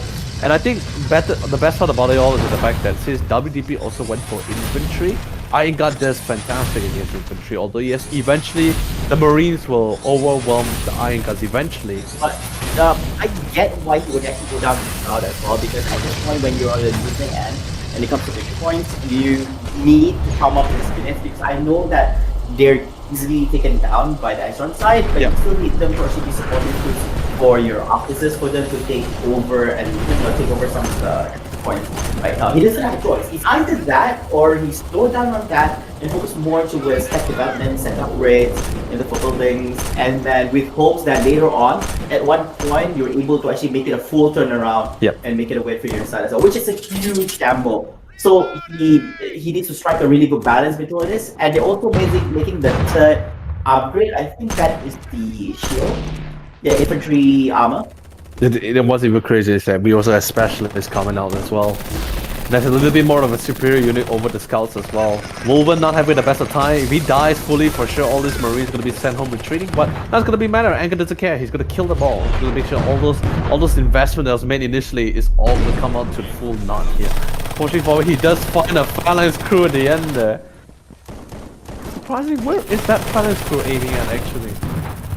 I'm very curious. Oh no, it is facing in the right direction, but why is it not? Okay, there is one guy there. You couldn't see. Like it looked as if there was no crew, but then there was like just this. Actually, no way. I think it just lagged out because like we saw the phalanx crew. It wasn't shooting at all. Yeah, it wasn't shooting at all. He was facing this. I think the camera. Yeah, he was facing down. Very interesting one. Maybe there's something I missed here, like EMP or something. I don't know. But Beetle, the elite Marines comes in. But this is for the QRF drop though. It's not from the manufacturer. Yeah, Demolition's not going to do anything right here. They're going to go down to Scout, which is how it's the Anchor. So, trying to bring out his teammate here. So, Anchor and Beetle are back online. The phalanx crew making quick work here. That B is definitely going to be a little bit difficult for VITEWG to retake at the current moment, not with just mass scouts. He needs a little bit of a crawler to try to get to that flank line, or an officer to able to clear out those phalanxes. A on the other hand, a little bit more of a solid hull, as you notice, a little bit more iron glass is a little bit dedicated towards that side. And C in particular is not only is it a choke point, even if they were to break through flavor, there is a mule setup with a sentry turret as well, so that makes it even more harder for them to push through. The fight for the middle area is going to be dominated by the hands of VITEWG, and they're slowly making their way to the win. What's even crazier than the fact that they're actually winning a lot of these crucial fights here, and Joker does fall down. Able to bounce back and forth. I love the idea they're actually making full use of this entry point. It's pretty much like a maze in Sunday moment when it comes to the middle area. Places you can jump into, places you can fall back as well. Armory is definitely going to be falling to be able to re-secure the supply depot and slowly make their way to the win. WDP eventually is going to be hitting their third tier reinforcements as well. Hopefully the M33 will be able to make quick work. There is no Omicron light tank, but they do have the EMP strike. So if they just play it off really nice and well alongside with Anchor and Mirage, they should be able to take it out in one lane. Beetle on the other hand, trying to sustain as much damage as possible, but sadly will fall for the crossfire coming from both members of VITEWG as he slowly makes their way through. Shag is going to be giving Ant-Mans the final send-off, while the rest of the team is slowly planning to hold their ground. WDP can't find the opening they're trying to look for here. They will get the tier 2 reinforcements here, and hopefully they can try to break through with the defenses that they have and hold their ground. 4 laser knights and 3 iron guards set respectively on each side here. The M33 is here, but Castle able to stall in this place here, and hopefully they can try to mow it down with the mazer quick enough as well. M33 moving out of the way. The mazer is trying to do quick work with it as well, but sadly the tank also turns a little bit too slow, but he managed to get out of the range from Castle. And hopefully he can try to pick him up as quick as possible. Joker coming in for the reinforcement, trying to go for the sideline. Battle tank around less than half HP in the case here. Joker trying to keep him at bay, trying to pick him up as quickly as possible as well. The faster he kills him out, the more reassured his teammate can try to reclaim that A, and they will. The tier 2 reinforcement really pulled through here, and now they can hold their own.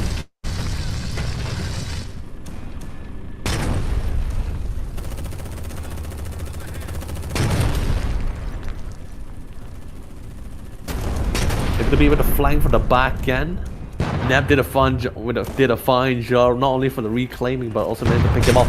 They even put a Scarab Mine to try to alloy Anchor away. Anchor's trying to hold his ground, but he has no choice but to run away. A little bit too much units and too much reinforcements, but they need to wait it out. M33 is a little bit down low, has to wait for the engineers to come to repair. EMP strike is dropped down, but sadly there is no units to pick it off. Elite Marines QRF drop is going to be dropped towards the back line. They're going to be able to finish off one of the power plants that was holding one of the resources at the back of EWG's base here. This could be a potential turnaround, but it's just a matter of how well they hold. There's not enough reinforcements here. They do have 4 iron guards and 3 laser knights here, but I don't think it's going to be really enough here. The officers really need to pull their weight once again. They are currently in a massive lead. They can't afford to throw it away. They are sending the iron guards to try to deal with it, but Woven and also Frost make it quick work here alongside with Joker. They know once they pick up his iron guard, the more iron guards they pick up, the more reassured the rest of the team can deal with the rest of the squad. Laser Strike comes in, still not going to be enough to really chase it away because they are really comfortable with the fact that they really reclaim back A. Now comes to the defense. C, they don't have to worry. They have Phalanx crew set up in various locations. Now they're just sending the rest of the resources and reinforcement to this A sides here. What are the chances that they're literally sitting on 160 points? Literally on 100, they had to put it to halt. There is a chance. There is most likely a chance, but oh, great flank coming in from Anchor is going to be able to shut down Beetle. Beetle, what are you doing? Getting cut off here by Anchor. Oh, come on, man. Okay, Blitz, so close, so close. It looks very promising for them, but it's very unfortunate they did end up did manage to actually wait for one of the capture points, so they managed to get A and B right here. And it looks like even for the capture points of the resources are looking very positive towards the GSF side, so they need to do something well here.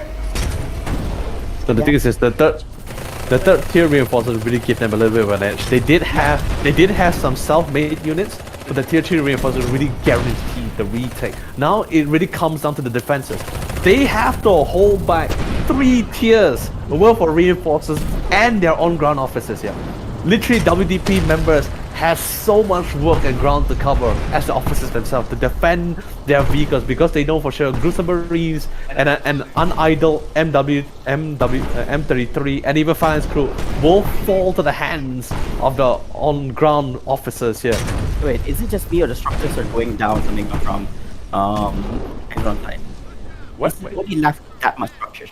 Yeah, because like I said, they had Vid EWG had 2 power plants outside of his base to lock down so basically he did manage to replenish back those power plants. Okay. Yeah, he didn't build it back.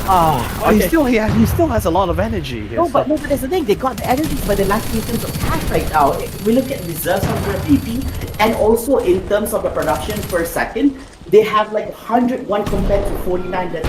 That's more than double.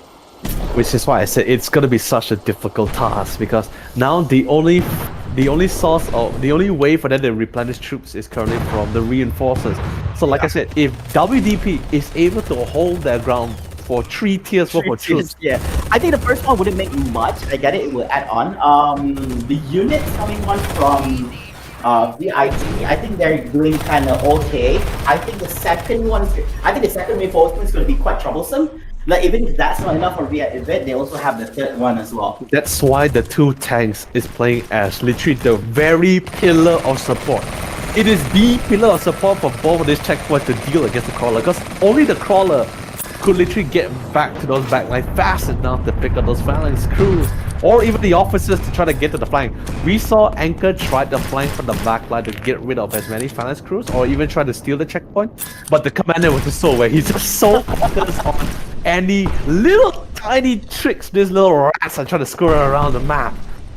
Was able to like see? Yes. No. No. DIT, EWG. This is not what they had envisioned in mind. They had such a good start. WGP still managed to hold on to the points right here. Is this a comeback from WGP? Will this be? This is the break crucial one right here. I'm a little bit nervous. It could go either way. Yes, they got reinforcements level 1, but I think it's not. 2 at the moment, ideally. They're going to be hitting 2 very soon. Yeah, hitting 2 very soon. So basically, I mean, like, I think the first one's not that much, but 2 and 3 fresh ones. But WDP, they're not. I'm not so worried about them because of the amount of resources they have from their end. I think they're quite fighting. Oh yes. They have. Yeah. Oh, Woven. So Aqua tries to survive through. Oh, gotta be careful. Try to juke cut. No. Oh. The M33 caught him instead. By the M33 or the Marine unit by the side. He was the only one he was the only one that could assist Mirage to deal with all these defenses, but he falls. Mirage is all alone. He will settle on one of the point defenses here. Oh, is he gonna cap this? Be careful. Is he gonna Marines are coming in. The Marines are coming in with the fuel support. Is it no? It's a neutral. It's not even the flip yet. It's A is being flipped to neutral. It's not. Oh no, he died. Oh. No, Takizura, Advance, great job! Advance is doing it! Oh my goodness! Okay, Advance gonna clip that shit, I swear. Oh my God. They're gonna flip it back. I think they're gonna, because it's neutral, so it's quite easy. You just have to flip it back to yours. Another ally fall from the airstrike as well. I think they might do it. I think VIT might do it because yeah, that's the Exron side. Yeah, they managed to flip A. They need one more. This might be a close one. Okay, I'm literally on my feet right now. This, sadly enough, Anchor doesn't have enough incoming. I believe he prioritized the battle suit over getting the Mazer. Castle, on the other hand, I don't know whether he's equipped enough to kill this tank. However, the tank is in. They're all the on-ground officers here as well. Woven and both Frost is here for the retake and here for the defense here. So he decided to pull down a very good tactical basic strategy here. He just pulls out a tank to prevent it from actually being taken down and fight with the risk, and then sending the Marine unit forward. So instead of Beatles go for defense for this hack, Beatles can't actually lose this one. Right here, they want to make sure that they want to heavily punish the Exron side on not having much cash resources on their end. M33. Yep, Arcane Furnace. Okay, let's see if we can actually do something about this. Here, this is going to be quite a battle. They had to bring back the M33. As much as they want to bring it forward for this system, they just can't take that risk. Wait, is there M33? It's not already there. It's coming close. Crawler trying to make it escape here. Try to actually pick up a little bit damage. Colorful actually moves on that. Crawler M33 is on its way, trying to force the Exron to actually make an escape. The Crawler can take on much. We're going to lose up on the M33. I love it. The M33 is being guarded alongside with Guardian Troopers with a pair of protectors. Yeah, with the Guardians there as well. It is so rare. Beetle's dead! Oh no! Nap gets taken down. Okay, this is yet another flip. Is this A going to Exron? Will WDP be run down on their victory points here? This A is on neutral right now. He goes to DSF. I want to see what's happening on the A side because I think there is both Castle and also someone else fighting in that 1v1 situation. Guardian Troop finally goes down from the likes of 3 Iron Gun. That's gonna be great. But then again, there is a further assistance coming in from the remaining members of WDP. Yeah, everything is stalemate right now. It is stalemate. Everything is stalemate. I have to admit, this is the longest game we've had so far today. It's 29 minutes in. We still don't have a winner. We're stuck at 100 to 114 points. GS at WDP at 100, HWDP at Exron with 114. Who's gonna flip this A? Who's gonna do it? The infantry is there, getting at lasers, and of course gonna get taken out instead. Infantry doing its work. WDP might just have his upper hand here. Anchor trying to do something. Anchor gets taken down. That's gonna be GSF forces. Maran is gonna be good taken out. Oh no, there's so much fire. No, he's taking the risk. No, he missed. Moment. He's safe. He's safe. He's away. He's alive. 70 HP. Oh no, come on, Iron Guts is rolling in. You only got a couple of seconds, buddy. No. It's okay, we got M33s to keep those Iron Guts at bay. Frost here with the remake. EWG, they're gonna be spotting on the reinforcements level 3 in just a bit. 30 minutes in. Oh my god, tier 3 is in as well, my god. This is gonna be close because those tier 3s are the only thing that's gonna give them minutes here. But sadly, the Omicron light tank is not gonna be enough to kill the M33. It's too solid. Yep, I think they've already maxed out all their upgrades for the M33. So yeah, fully upgraded. They're already fully upgraded already. They have 31k in terms of cash in their reserve. They have loads of energy, 3.7k. Not as much as 19k come from Azure, but you can't do much with that much energy without having cash in your device. If you're at 2.2k sitting right here, there's not much you can actually do. You know, the funny thing is that how reversal this is. Like, Here's a jump by Joker. They managed to get Shaggy's as well as Moran. He still managed to pick him up. He still lives to fight for another round. Now the rest of the Iron Guards, the units are coming in. They really need to clear this up, but all 3 checkpoints has been taken. Oh no! Rin is looking at a coming against WDP! And where did it all go wrong? From 400, okay, what's it, 400? It was 390 plus. 390, yeah, okay, from 395 points down to 37 right now. They were in the lead. WDP managed to stop at 150 points. This is one of the, okay, I wouldn't say it's the biggest, but it's a strong comeback right here from WDP. Atlas is doing it! But it's just doing everything they can't do it. They can't do it 10 times! 7, 6, 5, 4, 3, 2, 1! OMG!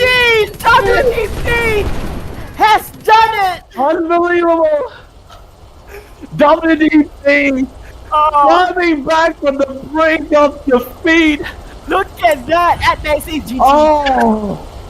What a reversal! An unbelievable one as well! Oh, let me tell you something. Okay? I don't care what anyone says, okay? I do not want to promote the commander. I want to promote the family. Yes, Mighty Blow, you did fantastic alongside with of course the GSF commander, the extra commander as well. But the officers on both teams played out of their minds. Yeah, like it was those kind of fights where you know that if they were to lose this, a checkpoint is definitely going to be guaranteed. I think at one point in the game, with the current situation, I believe that the GSS side, the commander can actually go down and literally join the fight already because he's already done. Such a risk, right? Because like the thing is, it's like this is what Orange Pest likes to integrate to his lineup, which is being a battle commander, a commander on the field, but also at the center controlling units. Yes. Because what that does, it does alleviate his team members, right? So, okay, you have an additional officer. Now it's a 5v4. I can help you guys out. But the problem was, if he dies, it's 12 seconds worth of inactivity from all units. Yep, sure. Yeah, you don't see much more. Nobody can actually micro and everything like that. But man, Wolfen, was the guy who literally had to capture that 1 point. All right. Wolfen and Frost. Yeah. Okay, you went for A. He was close to die with 17 HP. Yeah, 17 HP. It was quite a risk, because the laser strike was literally just next to him, and he was like actually in blazes. So he managed to capture that, and in addition, on top of that, he was actually hit as well. So A, B, C, that was a full capture by WDP. Like it was so crazy because like literally in the beginning, like I said, making use of those Iron Guards to get the power spike, that early power spike, they managed to play alongside the really, like I said, the commander for the X1 was really babysitting his teammates, right? I got your back, I'll control this. You go for the flank, I'll flank for the other side. They had some really great controls, great synchronization. Then when the tier 3 units start rolling out, that's when things started, like, it really came down to not, it wasn't because of difference in superior of units, right? It really came down on who's able to win out those fights. Yes. It came down to individual skill play. Like for example, like Beetle will die, but also one member of the X1 will die. Then it comes up with an actual 1v1. I'm like, oh my god, this is how it's gonna turn out. And it's not really a 1v1. Yeah, dude, it was so crazy because Anchor was trying, like everyone did their part, right? Whether it's holding or retaking, right? Even Anchor tried to sneak behind, but the commander was so alert. He was like, "Someone is there!" He just turns the 2 guardian troopers, and it's like Anchor was like, "Shucks, he saw me already." Oh my god! And the fight for A, it managed. They almost retake it back, but it became neutral. I'm like, oh my It god! was non-stop action, so I think crazy. anyone who enjoys the game would enjoy what has transpired throughout this game number 2. I feel a little bit sad. I feel that Vid and Yuji, you guys deserve a standing ovation for that amazing effort. I know it must hurt because I think they had quite a big lead, and then WDP managed to hold on to like a solid 100 victory points and not go down any further, making it a turnaround.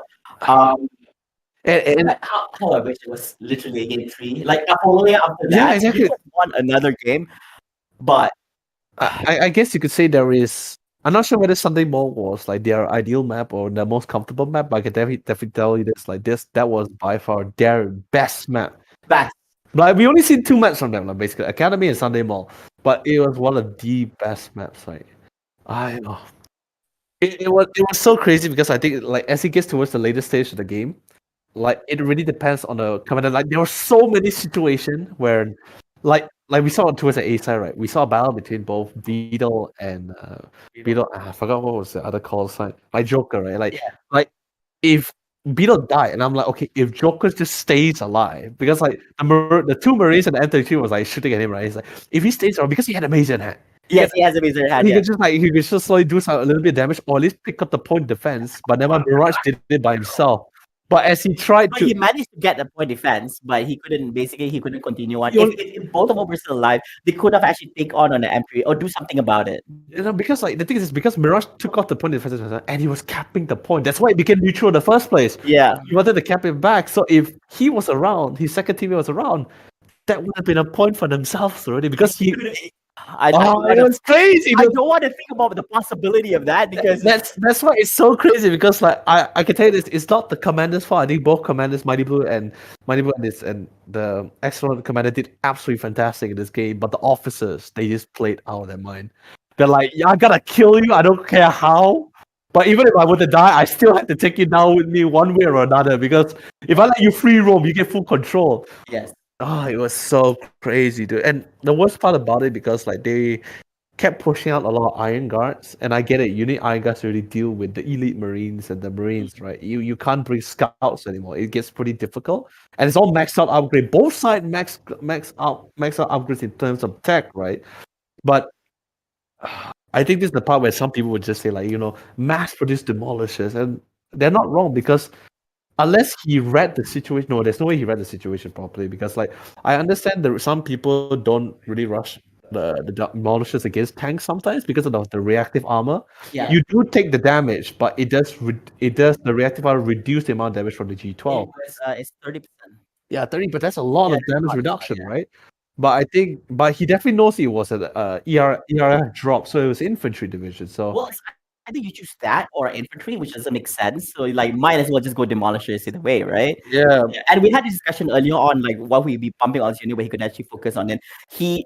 I'm so glad he took that route because like you're at a point where you're so desperate, you really need to go in for a capture. And they managed to do it and just go snowball all the way, And we even talked about the whole part where he had to just defend against all this, basically 3 times.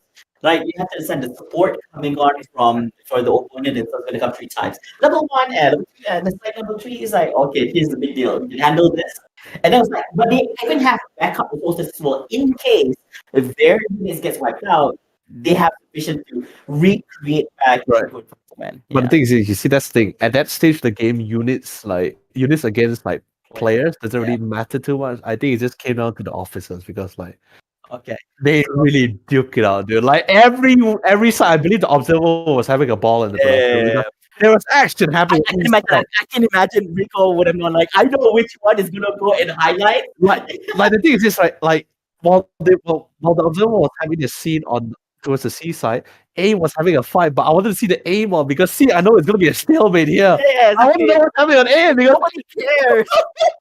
What a game, I mean, like, it's not that nobody cares. It's just that I think there's not much action compared to what A was going through. yeah, that was crazy. But we still have before we pass back to our, like all this crazy thing is absolutely fantastic. Because kudos to like my EWG. BWG. It was a very, I would not have asked for any less than that. That was amazing. It was worthy of grand final too, if that was.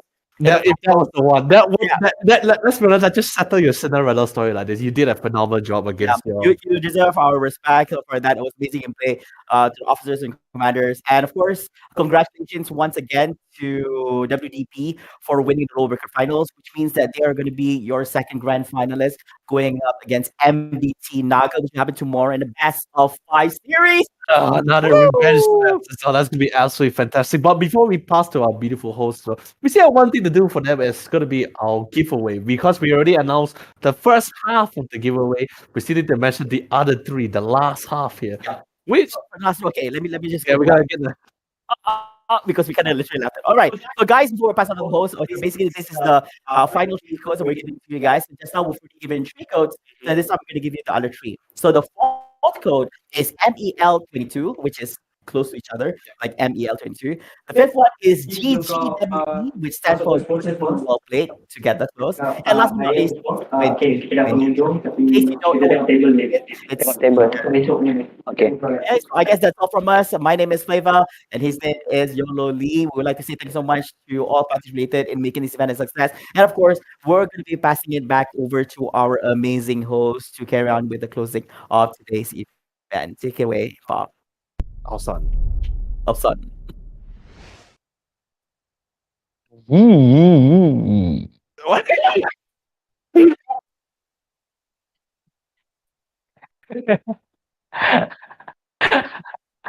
Alright. Terima kasih kepada caster kita yang juga beautiful, iaitu Yololi dan juga Flavor. Terima kasih kerana menjadi pengulas sepanjang ini. Pejam celik. Alhamdulillah kita pejam tak celik-celik. Itu bahaya. Okey. So kita dah sampai ke penghujung untuk MEL EXIMIUS the Frontline. Tapi sebelum kita gerak dan apa, jom kita tengok dulu table apabila kita dah sampai esok Grand Final menemukan kita ada WDP dan juga MBT Naga. Jom tengok table sekarang ini. Yes! Apa-apa pun kita ucapkan tahniah kepada keseluruhan kontestan ataupun tim yang join untuk EXIMIUS the Frontline ini. Yes, terima kasih kepada 6. Dan macam saya cakapkan tadi, Grand Final akan menemukan WDP dan juga MBT Naga.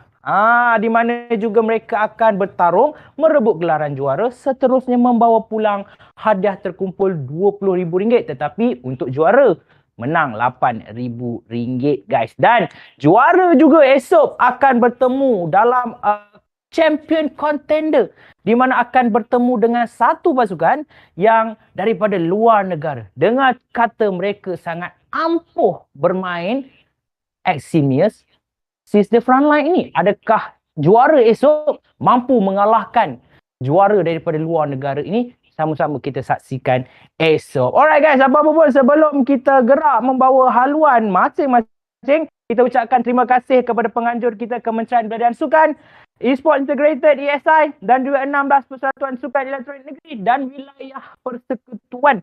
Rakan media kita juga terima kasih, EGG Network, Rakita dan juga TikTok. Terima kasih juga kepada sponsor kita, Nescafe dan juga Indomie, rakan sport kita, Sport Malaysia dan rakan anti-doping kita, Agensi Anti-Doping Malaysia, Aramas dan MEL22 menyokong penuh #impact tolong hantar. Dan terima kasih juga kepada M22 dan juga MDEX selaku penerbit untuk game EXIMIUS The Frontline ini. So esok geng, jangan lupa kita nak menyaksikan detik-detik bersejarah final untuk pertandingan MEL22. Ini the EXIMIUS The Frontline. Tercekik air. So jumpa korang besok.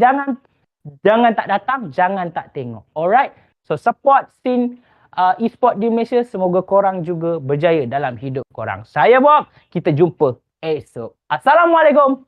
Bye-bye.